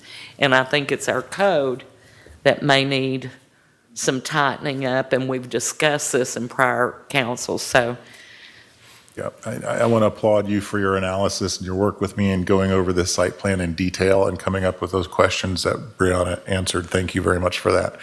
I think we do need, this won't affect this approval, because this approval appears to completely comply with our city code. But for future city codes and amendments, with the current concern for stormwater, an R2 lot doesn't know the difference from stormwater between 35% lot coverage and 40% lot coverage. It's still, there's an increase in impervious space for townhomes. We're looking for more consistency and reduction of impacts from stormwater. So that's one of the things we want to look at for future code amendments. And so thank you, city manager. My point is, I think at some point, council, we're going to have a look at this, because it literally is defining different things based on if it's R2 or townhouse. And exactly what city manager said, we want to make sure we're not missing something and creating a flooding situation when we've just seen that was a pretty stressful situation for our residents. So that's all I had, and I appreciate you all answering that, because I wasn't sure if you could answer that and say, oh, no, we're good. But I think this needs to be cleaned up for you all to be able to do a great job engineering and ensure that our developers are able to develop and be happy people. So, thank you. That's all I had. Thank you. And Mayor, I believe Mr. Dror would like to address the council again. Thank you. Thank y'all. Yes. Councilmember Willis. Yes, Noel Dror and Associates again. Mr. Drill, one moment, please. If you don't mind, please. I know you were just called. Councilmember Willis needs to say something.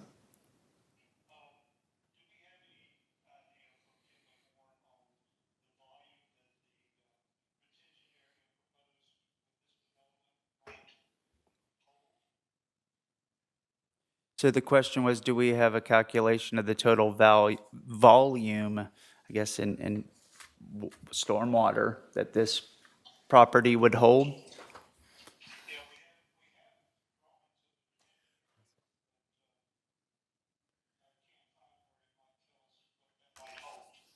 So Mr. Droll, the engineer on the project, is here at the public stand, and I believe, did you hear that question? You can help with that? I guess I did. It's kind of hard to hear all the questions there.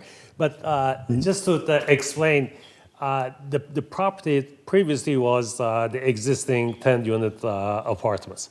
There were no drainage whatsoever. There were all the water was draining into the street.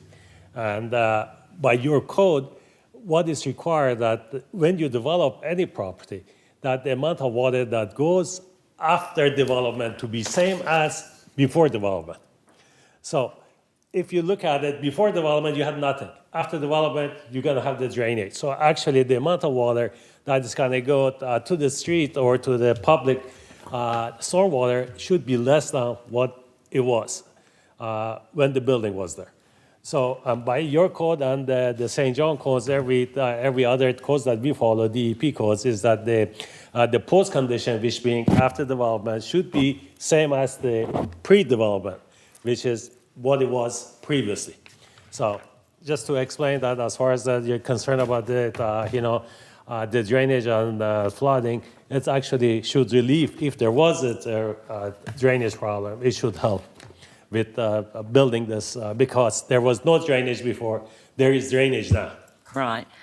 So there was, I'm showing that, from what I researched, that the old structure was 3,510 square feet. Is that, okay?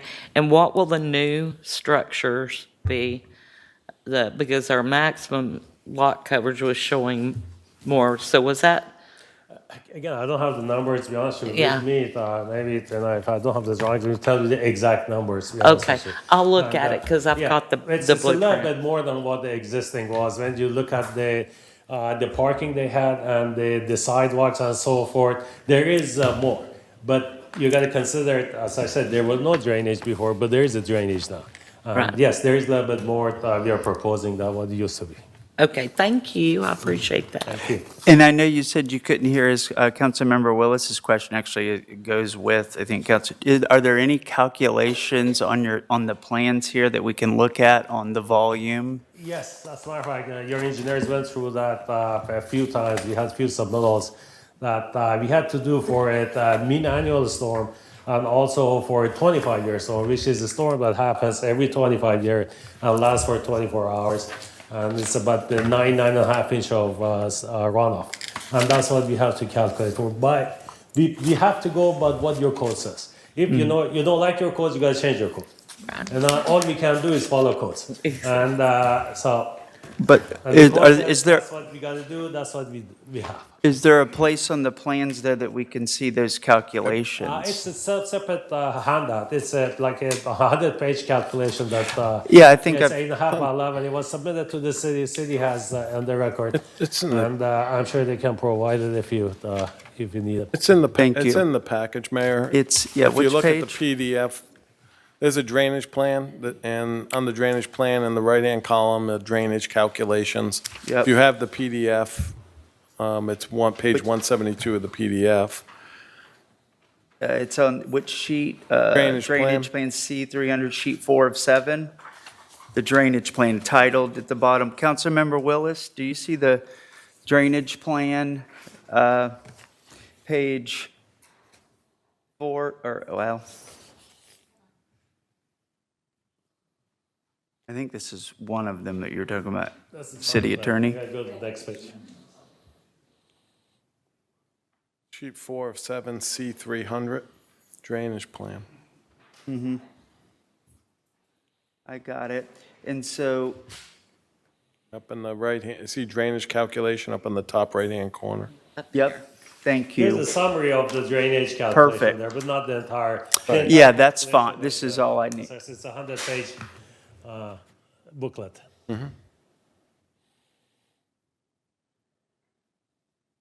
This property did not have drainage prior, that,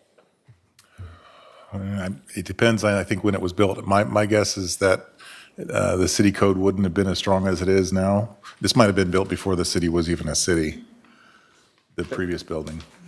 so if it was, is it accurate to say that our code allows to basically, if it really was catching zero water, that technically he could, That pre definition is defined as your condition, and you might speak to that, what pre means, but Means the way it sits today. the way it sits today. That's a pre. Okay. And so the post being, when you develop it, how it looks like.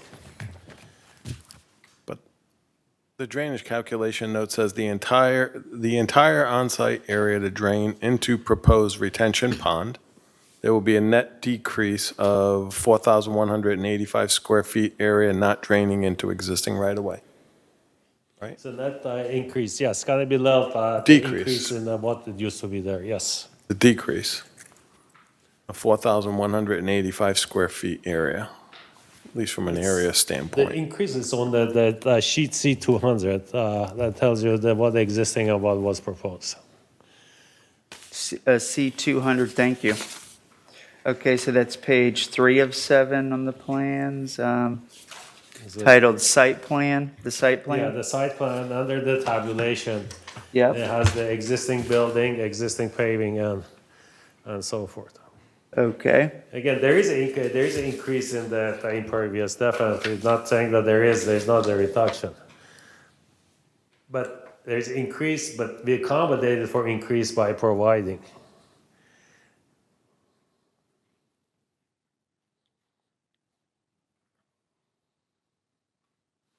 okay.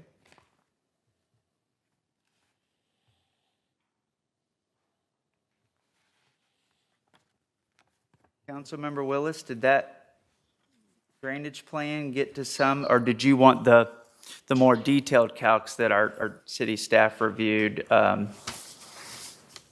Those, I think, could be provided. I think Kyle, I think he sent a pretty big PDF file or someone. I haven't. I was hoping there was more. And what are you trying to determine? Just wanted to see what kind of volume What, c- handled there. it was area, it wasn't volume, I think. It's based on the area. The volume is based on the area. Is like when you have the pervious area, water runs off less than when you have the impervious area. And the volume, there is a tabulation you have to go through, and there is a ratio attached and assigned to each one.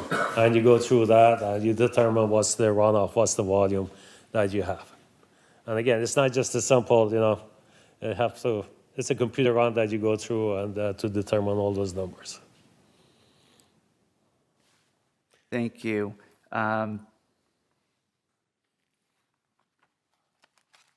This is preliminary plat with some conditions. It is still out to public hearing. Are there anyone else who would like to speak on this item? Thank you. Seeing none, go ahead and bring it back to the council and talk through. So drainage, I share that concern. I think we all do. Thank you to our engineers for reviewing. I think there's still going to be some, once the site plan approved, are there any construction plans? Are those ready to go in this as well, or will those? No, that's part of the building permit process. Okay.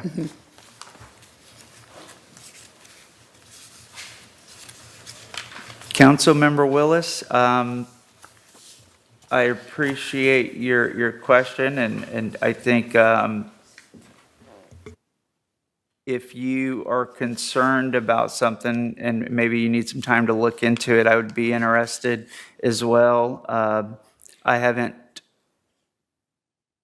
looked as close, certainly haven't looked at those numbers, but just getting familiar, our engineers have reviewed it. It complies with the code. Whether our code is helps with drainage is another question. But today, we are, I think, looking at a set of plans that are code compliant. And that's the burden I think we need to overcome today. That's what we've heard today. Okay. We should go through those conditions, maybe? Is that Yes, for the record. important part? So I think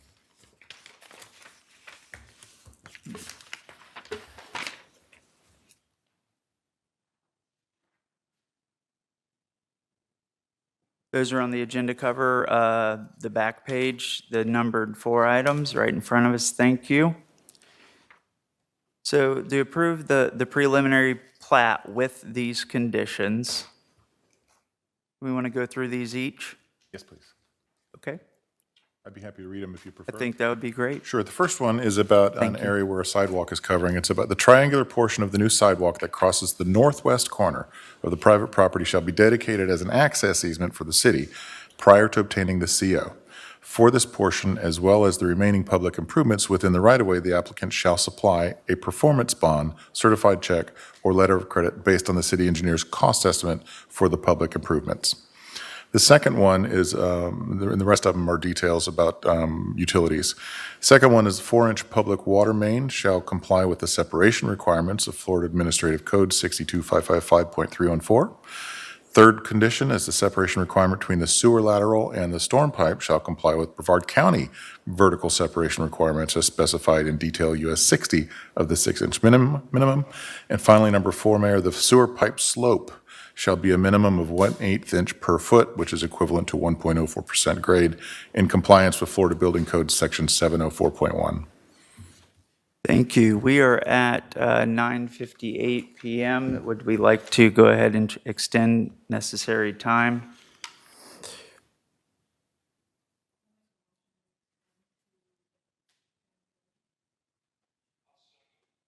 Got a motion by Mayor Pro Tem Kellum, a second by Councilmember Willis to extend to 10:30 PM. Any further discussion? Seeing none, City Clerk? Councilmember Davis, Councilmember Jackson, 4. Mayor Pro Tem Kellum, 4. Mayor Morrison. 4. Councilmember Willis. Okay, extend to 10:30, 4-0. Back, City Manager just finished reading the conditions. Council, any concerns, questions on this?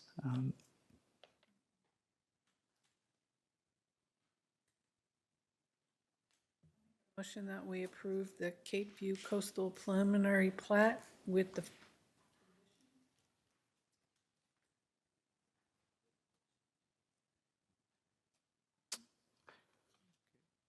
I'll second that motion. Got a motion by Mayor Pro Tem Kellum, got a second by Councilmember Jackson to approve the preliminary plat with the following conditions just read, basically as written. Any discussion? Where, I guess, are we with it overall? It'd be good. I think for me, if the flooding is addressed, if the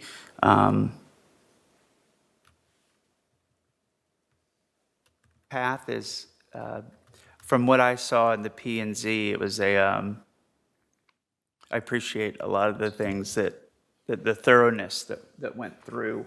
We don't do a lot of these a year. Couple, I think I've done one. Mayor Hoag did 2 or 3 a year, and so, but we also learned they're really important. In that final reading, we'll come back to this council. Final plat. Final plat, thank you. And obviously, as Brianna talked about the COs, are there any concerns, any issues that that maybe, yes, it's code compliant, but this council should consider to ensure that flooding and drainage is. We do need to have a harder look at our codes after this for future development. Yeah, and I'd like Kimley Horn's help with that.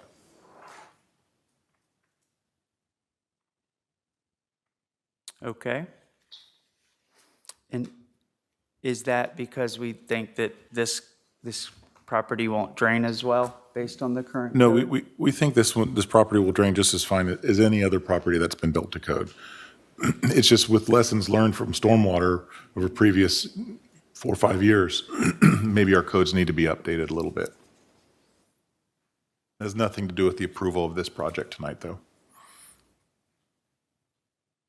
Thank you.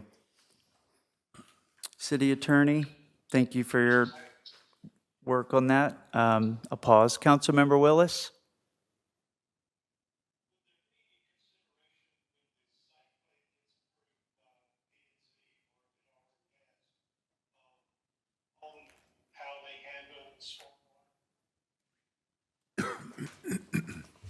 I'm happy to address that question. So the site plan was recommended for approval by Planning and Zoning upon approval of the preliminary plat, which is before us tonight. The site plan approval per code, the recommendation from Planning and Zoning, should it all be approved as they motioned, is then up to the director to prove that it meets those findings required for approval, which are different. And were also reviewed by all of the subject matter experts and staff, as well as the Planning and Zoning Board. And so I'd look at that, approve it, and then they could submit for building permits. And there's further review at that point when you get that full construction set. The full set that every single the engineer, all those listed in the staff report that kind of laid out. I created a flow chart that walks through this. I'd love to share with you guys at some point that might help. But It'll be yes, in the SOPs. There's multiple. Yes, those will be in the SOPs when I get to present them. And so there are multiple points when that is reconfirmed, I should say.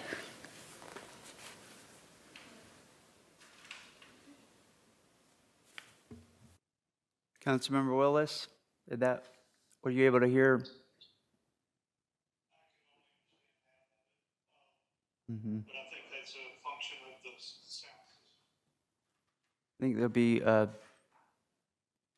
some intermittent approval processes along the way that are going to be able to address any flooding issues. Right, and that's all provided by our code already. Staff just performs per the code, which I will spell out, lay out in a nice flow chart when I present the SOPs.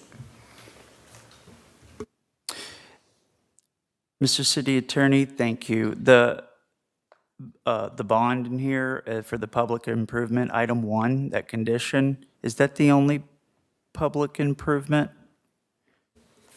Are there other? It's the only public improvement on the private property. The only? I think there's a sidewalk, right? That's what he's referring to. Mm-hmm. Right. And I'm not sure, but I suspect that the construction of that is going to be done before final plat is presented to the city council. Assuming it is, there may not even be a necessity of a performance bond or letter of credit because the construction work would have been completed before the council takes final action on the final plat. That's yet to be, remains to be seen, but I suspect that's what's going to happen. Okay.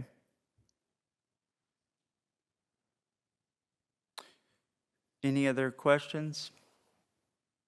Councilmember Jackson? Or discussion? I'm just, I want to see us attacking our building code. Because just for example, I'm looking at maximum lot coverage. R2 requirements, which this is in the R2 zone, 35%. But for townhouses, it's 40. And this is a townhouse. Yes. Does it And meet the 40? It's at 39.6%. So it meets, it's under it. Okay. which, that's for impervious or pervious? That's the impervious footprint area. Impervious. And then that doesn't include the pervious, No, it's the building area. and it doesn't include the sidewalk. So when you look at that and you look at all of it, Yeah. then you really see lot coverage, but our code doesn't look at it that way. Yep, you're right, because the building area is defined as the principal structure. Exactly. It doesn't include the driveway, for example. Yeah. Or a sidewalk from the driveway to the front door. And I know Brianna is really excited about doing a minimum green space ordinance on a maximum lot coverage. That would include all that impervious. And I want to mention as well, I'd love to, I know it's been a few weeks since we met. We have new staff on board now that has expertise not only in planning, but also in resilience and LID review, low impact development, as well as existing staff with that experience. And so we actually have a whole slew of updates we'd love to propose related to improving the stormwater problems in the city through zoning. And that's what I'm concerned with. I mean, I understand, and he has everything. I went through all of it and did this matrix. But when we've got two different things in the same zoning area, and one allows for more, and we're not looking, and now this is new, because like you're saying, city manager, and we literally before we're looking at just the living area as far as lot coverage, but now we have driveways, we have sidewalks, we have patio areas that we want to have outdoor living spaces. The way we are changing our use of our lots is going to make a difference on our flooding, so we've got to take a look at these codes. That's my opinion. Absolutely. Because we're looking at two different things here. And they're going by what we're telling them. Right. So you know what? They've done exactly what we've told them. So it's on us, in my opinion, to clean this up. Because if we don't, we're not going to control flooding. That's my opinion. And I think elevation even needs to be looked at, because we already know there are several places in the city where the lot's elevated, and when you have the lower structures next to them. And I'm just concerned after what we've seen, and all of us have seen our citizens go through. And this last week was unprecedented. It was not our normal thing. So boy, if we can take care of normal, that'll be a good thing, and not have to do those things all the time. But I think being cognizant of time, that as a separate item, that's absolutely a priority of our department, of our city, And but for this item. I'm so happy to hear that, and thank you, city manager, for me hearing that too, because that's my main concern. But I'm ready to move forward. Y'all go ahead. So from the code and what we've seen within today, we're comfortable I with am. this. Everything I looked at, they're not only on it, in a couple of cases, they're a little bit better than, so. Councilmember Willis?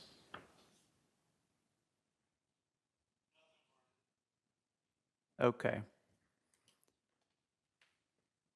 Well, with that, if there's nothing else, we can go ahead and move forward. City Clerk? Councilmember Davis? Councilmember Jackson? 4. Mayor Pro Tem Kellum? 4. Mayor Morrison? 4. Councilmember Willis?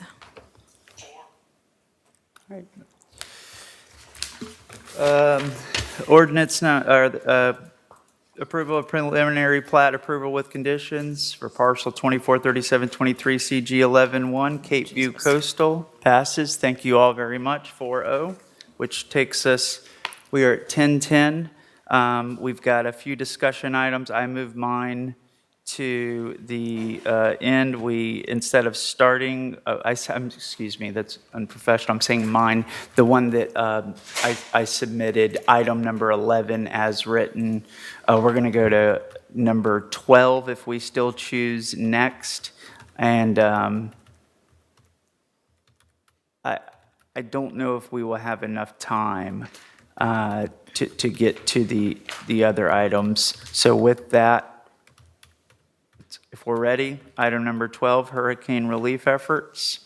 An executive order, DBPR 2024-09, rental restrictions for individuals seeking shelter who lost their homes due to Hurricane Helene, submitted by Councilmember Jackson. And I want to cut about half of this off because it's not applicable anymore. Okay. It's still applicable, but it's in a different way. Staff and I, with our city manager approval, we were working together trying to look at ways that we could help with relief in North Carolina. Upon searching, we did find that some monetary donations that are given are not given for this disaster. It actually goes to the next disaster, so we didn't want to take money out of people's hands. And then we found that the organized groups of people that are providing supplies are really they're really kind of covering it. There are certain areas that they're having to get out to them via military and that kind of thing.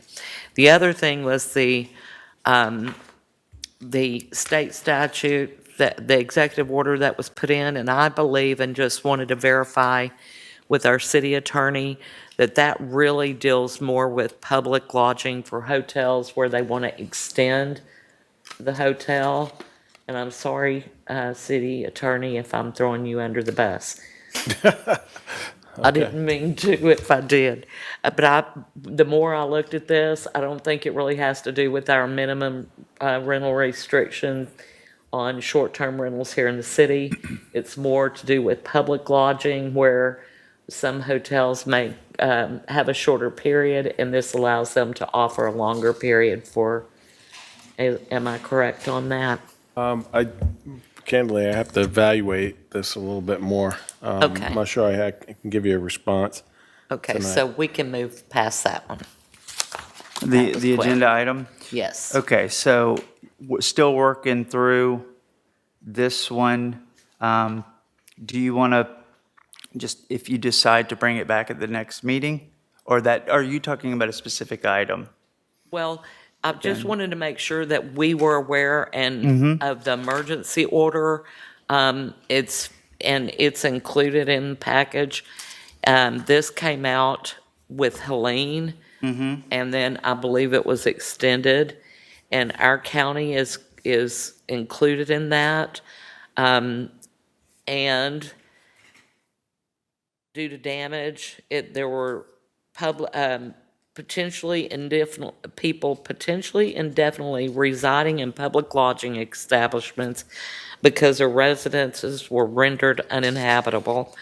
And the Department of the DBPR recognizes that certain codes and other type of local regulations contain provisions which would prohibit individuals whose residences were rendered uninhabitable due to destruction from residing in transient public lodging for more than 30 days. That's typically on a hotel side, not on a short-term rental, because short-term rentals will allow you to stay longer than 30 days typically. But I was just wanting, and we can wait for the city attorney to just get back with us when he can evaluate that and ensure that we are compliant with what we're doing with Deckard and our lodging here in the city. I just wanted to make sure that we knew. But we need to give him a chance to look at it. I will look at it and get back to the council. And it's Thank really you. all about relief, right, and looking at resources. Yes. Okay. Well, thank you. Mayor Pro Tem? Yeah, I just wanted to discuss with Kay and the council. In this last hurricane and hurricanes before this, the VFW has been a drop-off place for things that other places need. And we are always willing to be that because we are, family-oriented, city-oriented residents, taking care of our people, even if they're not here. And everything at the VFW goes through national VFW. So the VFWs talk to each other, like there's North Carolina VFWs that need help and are asking for specific things. But when a crisis like this comes, we can always look to the VFW and the American Legion to pull it together and be a drop-off place for Thank you so supplies. much. I'm happy to know that because I've had multiple people ask me, where can I take things? What can I do? And I want to be able to give them information that I know if they something there, that it'll get to the people, and that if they pay, that it'll get to, if they want to make a donation, it'll get to the people that are having the difficulties now, whether it's on our Gulf Coast, the Big Bend area, or up in the North Carolina and Tennessee. Okay. Well, that's always an option. I just wanted to put it Thank out you. I there. appreciate you letting me know that. City Manager? If we're done with this item, I was going to introduce something. Just want to check with Councilmember Willis. Any comments? Okay, we're finished. Councilmember Jackson, City Manager? I just wanted to mention, excuse me, prior to going to item number 13, city attorney and the city manager talked earlier today about the possibility that the council might want to consider authorizing a resolution suspending building permit fees to repair storm-related damage. We've done that in the past. The council's done that in the past. And out of a concern for time tonight and how much time we have left, and our next meeting is in 30 days, I asked Anthony, and he went ahead and produced a resolution for council consideration. If you want to do it, we could do it very quickly, just to offer that relief. And that's the item that Mia has pulled up here, and we've got handouts for that too. Time for, how long would it last? 6 months, and they have to be able to prove that it's related to storm damage. It has to be approved by the building official. It's verified as storm damage. How do we verify it? We just ask them to submit proof and pass the sniff test with the building official. Photographs? Photographs, yeah. Is there any other, yeah, I mean. Okay, and the city will go out and, And verify that. will the is city have the needed. ability to obtain its own proof? Yes, of course, In addition to, of course. you know how that can get tricky. Typically, what we'll see is after a storm is re-roof permits. We can drive by, they're missing some shingles, or a fence completely blew down. You can go see that. Those are the types of things we normally see. Okay, but it still starts with the city. They have to apply for the permit, Okay. and if they're requesting the fee exemption, that's when the building official verifies. Council, Councilmember Willis, do we need to repeat any of that? There's a fee exemption request upon a permit application for 6 months upon proof of storm-related damage. Yes, sir. Building permit fee waivers. Building permit fee waivers, and they have to request the exemption? Yes. Okay. Is Hurricane, Yes, thank you. Mayor Pro Tem? Hurricane Helene is not part of it, just Milton? Anthony, this is just for Milton, correct? Correct.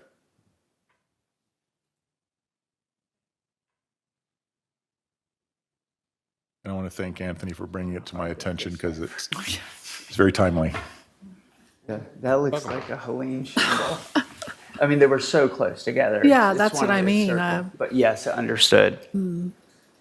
What did you say, Mr. City Manager? I'm sorry. I just wanted to thank Anthony for bringing this up. Yes, thank you. Welcome. Not a whole lot of damage that I saw, but certainly for those That need have it. suffered damage, yeah. And I do remember doing it. It was Matthew or something, but or one of them. Okay, great. So 6 months from today, would be effective starting. You can go to the second page, Mia. Effective date, this resolution shall become effective immediately. It's at the bottom there. Mia, if you can scroll to the bottom. Immediately upon adoption by the city council.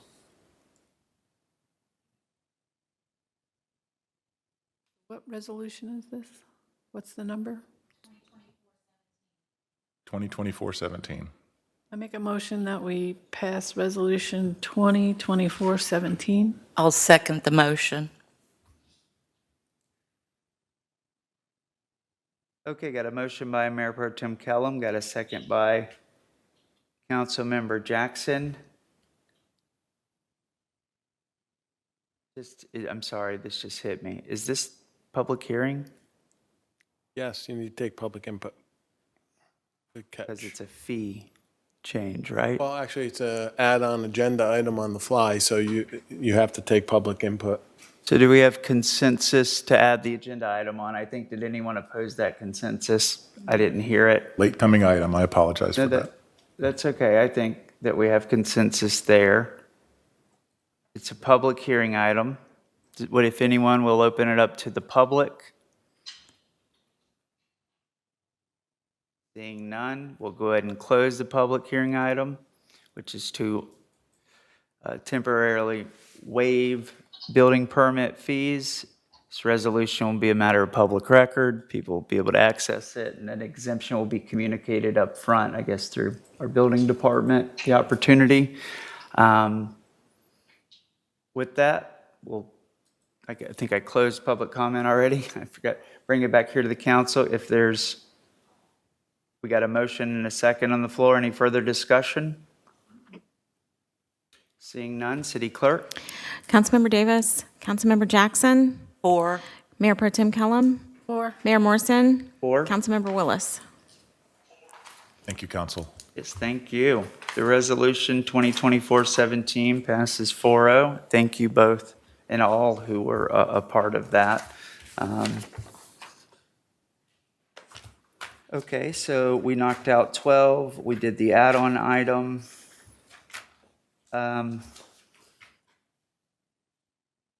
We are at 10:22 p.m. I would like to not try and move forward with number 11 as numbered 11 and 13 unless city staff insist on any type of update for number 13. If it can wait, I would prefer that we wait.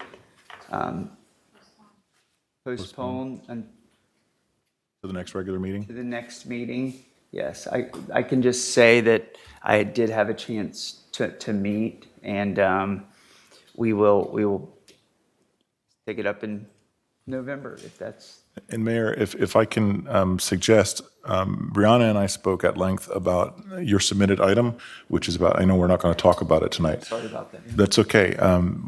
Actually, Brianna would like to meet with you and discuss those more in depth to understand what we can easily do right now, what's going to take a little more work, or what's probably not very easy to do at all. And then how quickly we can get to those things. That might help inform item 11 for next month. That's great, and I think it was just throwing kind of a bunch of things out and see if there's any, and that's the next best step. So I look forward to having that talk, and maybe we can even whittle it down to things that are attainable, SMART goals, whatever, and do that. Thank you, and thank you for spending time today on that. Great, which brings us to, excuse me, reports, right? Am I missing anything? I think that. Okay, looking for the consensus to postpone items as numbered on the agenda 11 and 13. Anyone oppose? Councilmember Willis, since I can't see, are you okay with that? Postponing? Thank you. City Clerk, that good? Thank you. Reports, I'd like to thank everyone and the hurricane efforts, super stressful, always stressful. Anytime you're going to lose power, and boy, did we lose power. I think it was 5,800, maybe 6,000 close to in Cape Canaveral, and I hope we have an opportunity to come together, some improvements, lessons learned. Looks like this hurricane that's out in the Atlantic, looks like it might be, fingers crossed, I think going up and out or away. Could be wrong. The hurricanes, they change. But either way, 30 more days, I guess, hurricane season. And the challenge that I want to just communicate during reports for me was that there's two properties, there's really three, but just the two that breaks my heart is the mobile home community, Port Canaveral Trailer Park titled, really at the northern jurisdiction line of our city. Just older property, Everwine property, and those folks lost power, like many of us, and it didn't come back on. But what elevated it for me as it was coming in, I think city staff and all who were a part, was they were in standing water and this water wouldn't drain. And the reason they lost power was that because the transformer in the tree, in their oak tree, was blown over from an FPL pole. And this FPL pole is on Port Canaveral property that runs all along the north, right there where the walking trail is, across the street from Transmontane. And so you've got Port Canaveral properties, FPL's pole, the easement, coming over from port jurisdiction into Cape Canaveral jurisdiction over a residential, very vulnerable, extremely vulnerable property from the large oaks, the condition of the structures in that mobile home community, the lack of drainage or improved surface for that water to go. And the other property was Canaveral Mobile Estates. And the public comments today about the properties to the north and the south, I think, is something that we should seriously look into. This gentleman ran a pump for 18 hours and then ran a second pump for another 18 or 12 hours. It was total 32 hours, in which half of it, he had two 160 per gallon or gallons per hour pumps going. And the big thing for me was that this person was pumping water that I think far exceeded what he was responsible for. And so the property to the north is a vacant lot. There is serious concerns about managing that property. And the canal so that's to the north. The canal, which I think we as the city have the most control over, I think needs serious improvement. And the funding for that, if that's not budgeted for this year, I would like to take strides and have that conversation with the council, because what was difficult for me and where I hope we are in the future is to say, hey, our canal's clear, our canal's managed, we've done this, and this gentleman jetted the line, spent $1,500 or something, which was a recommendation from the city. That did not lower the water because it was at level. I've got videos and photographs. These homes underwater all the way through their backyards, and it just stayed there. And then the property to the south as well seems to be sitting much higher and draining. And so what is he had the least amount of improvements as the property manager for 50-something residents who live at Canaveral. But I felt that we had an opportunity on that ditch, because as we go down that ditch, Anchorage, and then you get all the way north past the ditch, Oak Lane, up to the Canaveral Trailer Park, there's no plan or anything there. And so I felt that this transformer was in a tree, just resting right over a mobile home, aluminum, with wires hanging. It was brought to the attention, and it's still there today. And to me, that is unacceptable. And they're in standing water, and there's kids out there playing because their air conditioning was off. And today they were getting eaten alive. I went to the property. Mosquitoes are now everywhere. And so it's a real safety concern. We went under an emergency ordinance, which I think one of the things is, hey, what authority and power does this allow us to have? And those folks are frustrated, talking to our city manager. And I can't provide the solutions. I sent 18 emails over 3 days on these two properties, and I don't get to talk with everyone, but I didn't get the responsiveness that I, as an individual, as mayor, felt that it deserved. And it wasn't until Monday, yesterday, in the late afternoon, until our city staff went to the Port Canaveral property, and I've sent photos and issues. And the last email I sent was, what's the update on this pole that's leaning in their yard? The story is FPL came back out quickly after we went over there. It was addressed, but I got word that there was issues after digging in deeper. Did you hear about the issues? Familiar with the issues. Okay, that transformer caught on fire above their property.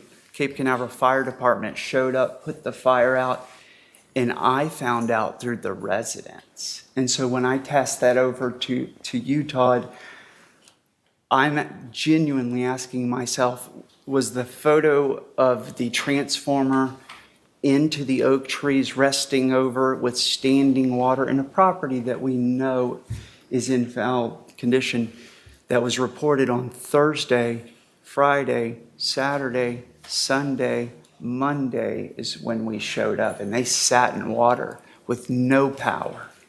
Kids, 90-year-old veterans, and they feel like this is status quo. They're not important. And I'm going, these are our residents on the northern doorstep in the porch poles, and we've got every agency on an email.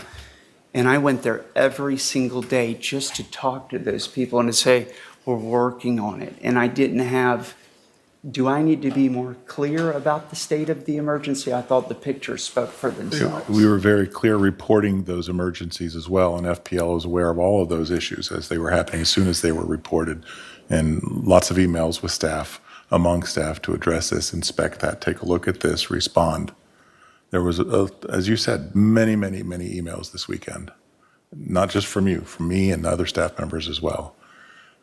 Unfortunately, we don't know how to solve an FPL issue other than to report it to FPL and tell them, here's a concern. We talked to Michelle Murrell this weekend about those concerns as well, trying to elevate it as much as possible. I know you had tireless efforts for that, and me too. And the contact went from me, went from you, went from staff members, reported by residents. We can only make FPL work so fast. Well, I hope that we can, that was a serious life safety issue. And to me, I was at home going, do I need to call Michelle as the government liaison?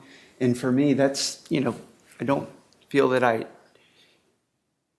You got the messages. need to, but did FPL not think that that was serious? And for me, it wasn't just FPL. We as a city could come in and help with the water, and they needed pumps, and every pump's going to the West Coast. All the parts are going there. And so it was really important that all I could do was ask questions, and they went out and they were not trying, the gentleman at the Canaveral Park went and got the last 2 pumps in Brevard County at a Home Depot. Those folks there, their landlord, it's a code enforcement issue once again, that we had knowledge that that property is not code compliant. There's no drainage. We went to that site according to BSNA, and we put up overgrown grass and things. And I remember that our code enforcement stated, I think it was Mr. Palmer, told Ms. Schaller that when we look at the code, we look at everything. And so when we went to that site, how did we only walk away with grass? And those residents sit there, overgrown grass, sit there, and all they really have is the city, because their landlord in care of the gentleman who manages it doesn't seem to be responsive. And I think it's because there's multiple code violations from my inexperienced eye. And an example of preventative, those people are in harm's way. They're in harm's way as we speak. with everything that I said. And then the Transmontane has a Florida Department Environmental non-compliance issue right across the street. On October 5th, it was issued where they have equipment and stuff and drainage issues. And these folks are downhill from Transmontane and all that's flowing in under that heavy, heavy rain. And the second thing is that goes back to our ditch. While that may not help, whatever powers we can, this is above Fillmore, in my opinion. This is above everything. And if we can support you with resources, I think it's hours, not days for me. Those people are suffering, and we as a city can help. one of the things that we struggled with was the pump issue. Does the city have a pump that we can help out? And of course, the first answer was, well, we typically don't do that. We don't provide city resources to private properties for that. And then the correspondence that I had, and I'd given June, I also shared with you, is if they have exhausted all of their opportunities or remedies to locally source a pump, that could be a reason for an emergency to bring our pump out there and help them. Now, we still didn't have a balloon to plug the 15-inch drainage pipe, and that because the river was as high as the property, it's still pumping it and coming back in anyway, so we didn't have the resources to do that. But I think it's a good discussion for us to have. In this type of emergency, if the resources are not available to private properties to, say, pump down a property, there are just no pumps to be had. Can we then go ahead and say, yeah, well, in that case, that's when we can deploy a city pump to go do something. We have a trailerable pump. I know June's not here. I forget what size it is. But even then, we didn't have the ability to block off that drain. Blocked it off with the tarp. But I don't think you went to the site. I don't think you've seen it. Either one of these. I have. You have? I have. Well, that makes me happy. And I did not, I think we spoke today. Did you go after we spoke today? No, I went before. Okay. Did you go to the Port Canaveral? I went trailer? yesterday. Canaveral Trailer Park with June in the afternoon? No, I drove there by myself. And you saw that? I saw it. And did you see the pole in the tree? When I the was- transformer in the tree? Because when June went to the site, she said she didn't see the transformer. And 6 emails, water, it's caught on fire. There's a rope holding up an electrical cord. When I was there, FPL was already on site. They had a truck on site with a boom lift. They were there at that time. Yeah, they're aware of the issue. Do you need me to, I will send an email to them every hour unless I'm violating or we are violating our franchise agreement of any No. sort. But that cannot, I printed that picture and showed it to the CEO of Florida Power and Light at the Brevard Emergency Center. And he said, wow. And they got the power, they got the trees cleared around it. And to me, we have no control over FPL, but it seemed like if I didn't ping and I still haven't got an answer, I emailed that many times and got no resolution. And my last questions weren't answered. And the fact that our fire department went out, why didn't you know about that? Why didn't Michelle or you or whoever, June, know that power was restored? I was the one that felt like, do you got power yet? Do you got power yet? And is that my job, or do we as a city, can we, during these times, and this is recovery, I mean, this is the aftermath. I tried to, and we all had different experiences throughout the city. Those two were in bad shape, and I do not feel like the city was there for them at all. And we really could have been. We were in a really good position to be there.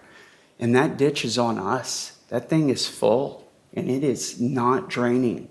And you can close it all you want, but when you're pumping water, he had to overwork. And so unless staff disagrees, a recommendation to the council to clear the ditch, certainly, I would say immediately if we thought a storm was coming, or as much as we can. And I know you talked about the pump, but also if you need a motion, or if you believe I hope to not have to do a motion, but to take immediate action on the north and south properties of both of those properties, they are surrounded by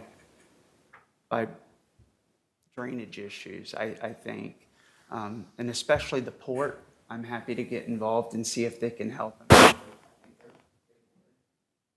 It's a sad circumstance, and it's really embarrassing for us as council when we can't.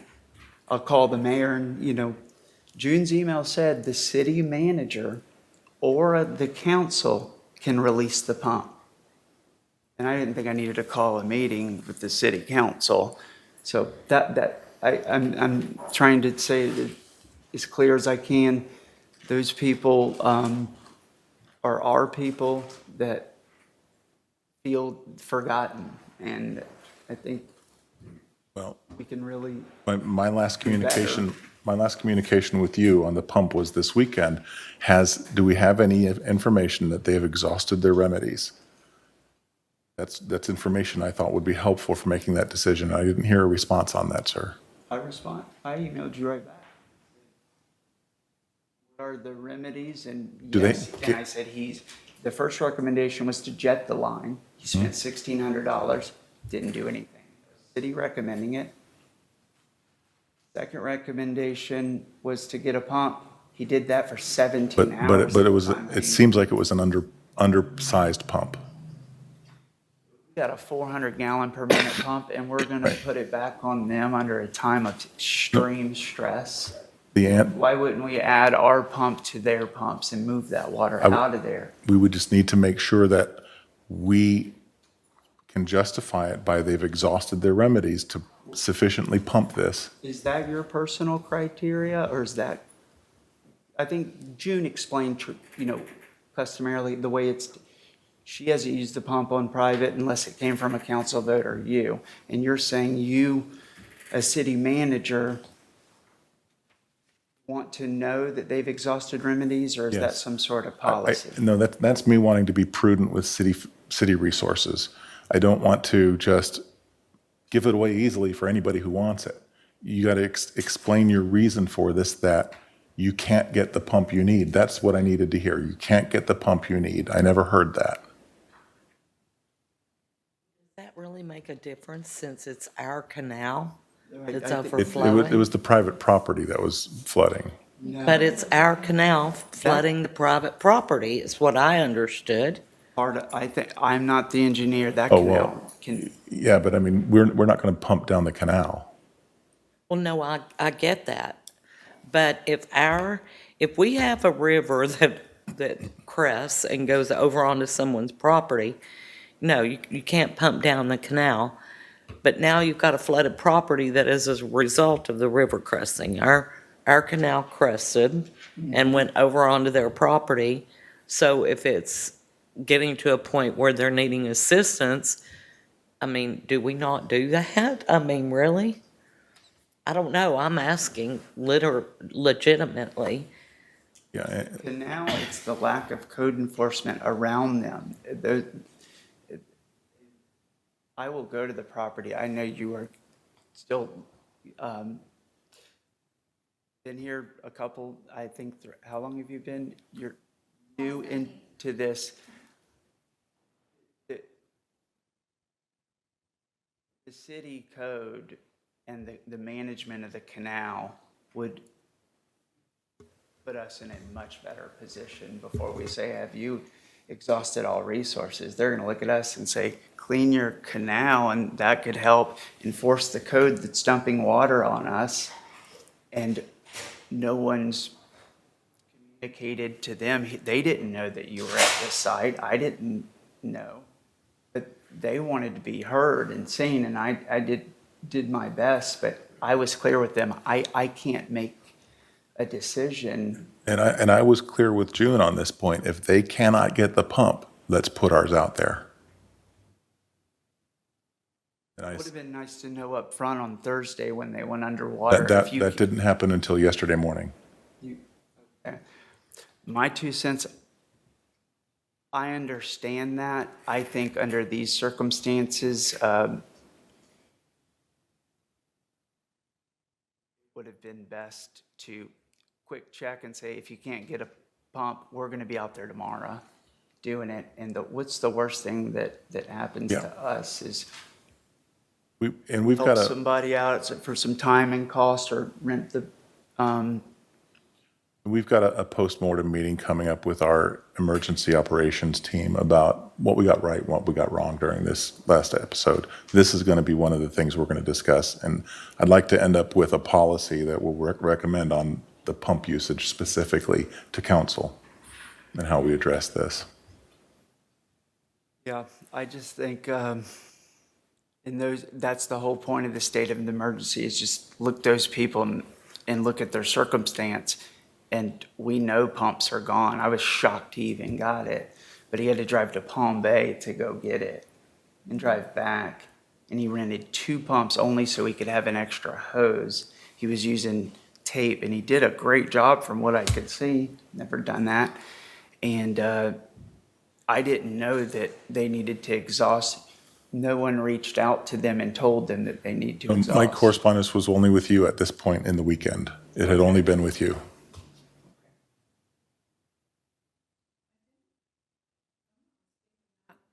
Maybe a budget.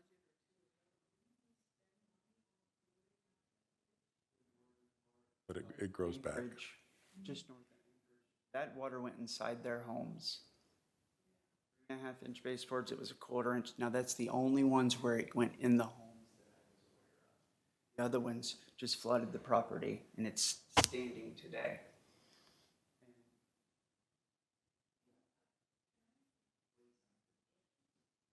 If you got a pump down there,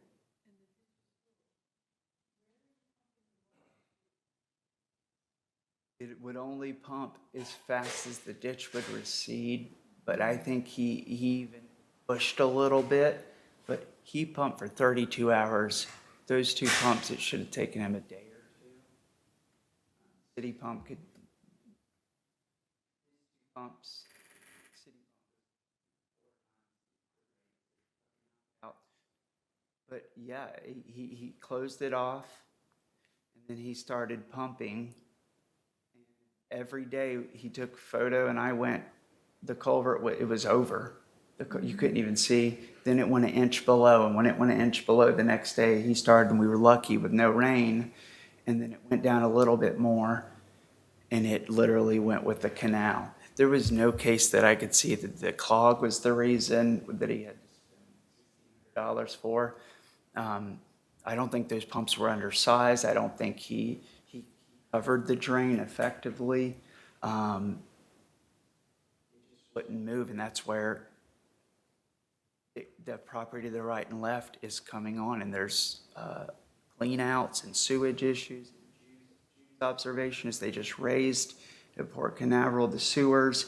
Now they're getting covered up again. That water's going over. It's a real hazard back there. That canal is where I feel responsible. I at least want to say the canal can take it. Lagoon's so full, the canal's full. I get that. But that canal's a mess, and it's worse after the hurricane. I'm happy to hear the lessons learned and the things that can improve. I would love to have an opportunity to go through all this with you post-storm, and FPNL, whatever is, I mean, that's on the port's property. Should have felt some liability that our pole is falling down literally on top of a house that just caught on fire. And the gentleman who were there, who came in and basically secured it, it's still in the tree, said, FPL needs to get here now. We've already reported it to them. And he said, they're from Ohio. He said, it's state law. They have 48 hours to get there. So my question is are we leveraging everything in our law and our franchise agreement?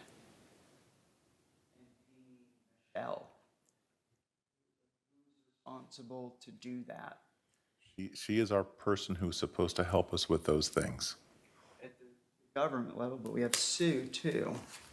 Now here's the kicker. That, and I found this out, that was reported to FP&L and the city. It's just another case. And the code around them, they said, has been reported. So I just feel like we know about this. That storm's coming, and yes, we were lucky, but I don't want to be lucky for those reasons. I want to be ready, and yeah, it's the people are upset, and I, when you're sweating mosquitoes all day and you don't have power for 2 days, and you're the last ones, and this thing is, they got to go to sleep with a thing that just caught on fire, and they say, oh, it's fine there, and FPL's nowhere to be seen. And what did I do? I would then send it to you and go, Todd, do we have an update? You send it to June, any update? That's all, that was the end. I never heard anything else. And then I go back like 3 times, and I'm going, am I failing to communicate the urgency? No, it was all passed along. Thank you. And Mayor, may I say something in regards to that report? That symposium that I went through goes through a lot of disaster recovery and situations like this. And our LMS plan is great, but it's tied more into the county than us having our own formalized plan for our local city. So truly, I've been trying to get to where we can go over the information that I was given. It would take a workshop because it's not going to be a small amount of information. But we may have gaps, and I think that this storm has shown us that we've got gaps locally in our disaster recovery, our disaster planning and recovery, although staff did a great job preparing before the storm got here. But there are things that we've got to take a look at to get firmed up. For example, and you just said it, you know, if we're in the middle of a storm and we have to have a council meeting to get something approved to get it done, that has to be in place, and we really don't have that capability in place in the middle of a storm if we have outages and that kind of thing. We found out that the staff has radios, but none of us have radios, and y'all can't do anything without us if you needed us to take a vote on something. So there are multiple things that we might be able to fill in gaps in the process and learn from our not mistakes, but learn from our circumstances so that we can be more responsive and help with public safety, help with life-threatening issues and that type of thing. And I still would love to go over it. We've been so busy with budget and all of those things, nobody has had the availability. We really hadn't up till now, and it's a shame because we're going on the back side of things, trying to look at how we can make things better. But I think that is an addition we need to do as well. I've talked to city manager about that, and I'm happy to hear there's a postmortem going on. But really, we need to look at what does it say we're supposed to do and make sure we're covered on a local level here. Our LMS with the county is great. It's what we need. If we had to pull in other cities or whatever to help us, we've got all that in place. But we got to clean up this local part of it, in my opinion, and make sure we don't have any gaps. Thank you. And I'll be contacting FPL again tonight and tomorrow morning. And I just, aside from that, getting an estimate and the time to do just basic clearing of the canal. A project that's way, but I think that's something that the property to the north and the south properties. That's it. Thank you all. We all care about these items, Mayor, I assure you. I know, and we're all pulled in a lot of different directions. That was one where I just couldn't it's hard to explain in pictures, and that's why I sent them. So thank you. Thank you for all that was done. Thank you for all your hard work 1,000 out there in the community. Yes, and the city's updates were excellent, on the best storm updates I've seen, just on the social media. Out of all the storms, done great in previous years, but it was really good this year, so thank you. Anything else with that? On a happier note, Yes. the VFW and the American Legion is sponsoring the first ever Veterans Day Parade on November 9th, and they have invited the city council to be in the parade. If you would like to be, just contact the VFW and let us know if you want to be in it, if you have a car or whatever, but they are inviting all the officials from the city. November 9th? November 9th at 11:11. And it starts here at the city hall and ends up here. There's going to be a band and hamburgers and hot dogs and some kid games for the kids. Our first time, so. You. I will do my best to be there. That's exciting. City manager, any reports, anything? I know we're over. A coffee with city manager this Friday at 10. Yeah, and trunk or treat too, I think that same day. City attorney? Thank you. Thank you all. Councilmember Willis? Still with us? Thank you. Any comments or reports?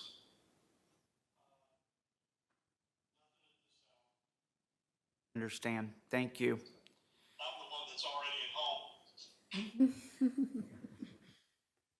I'm happy about that.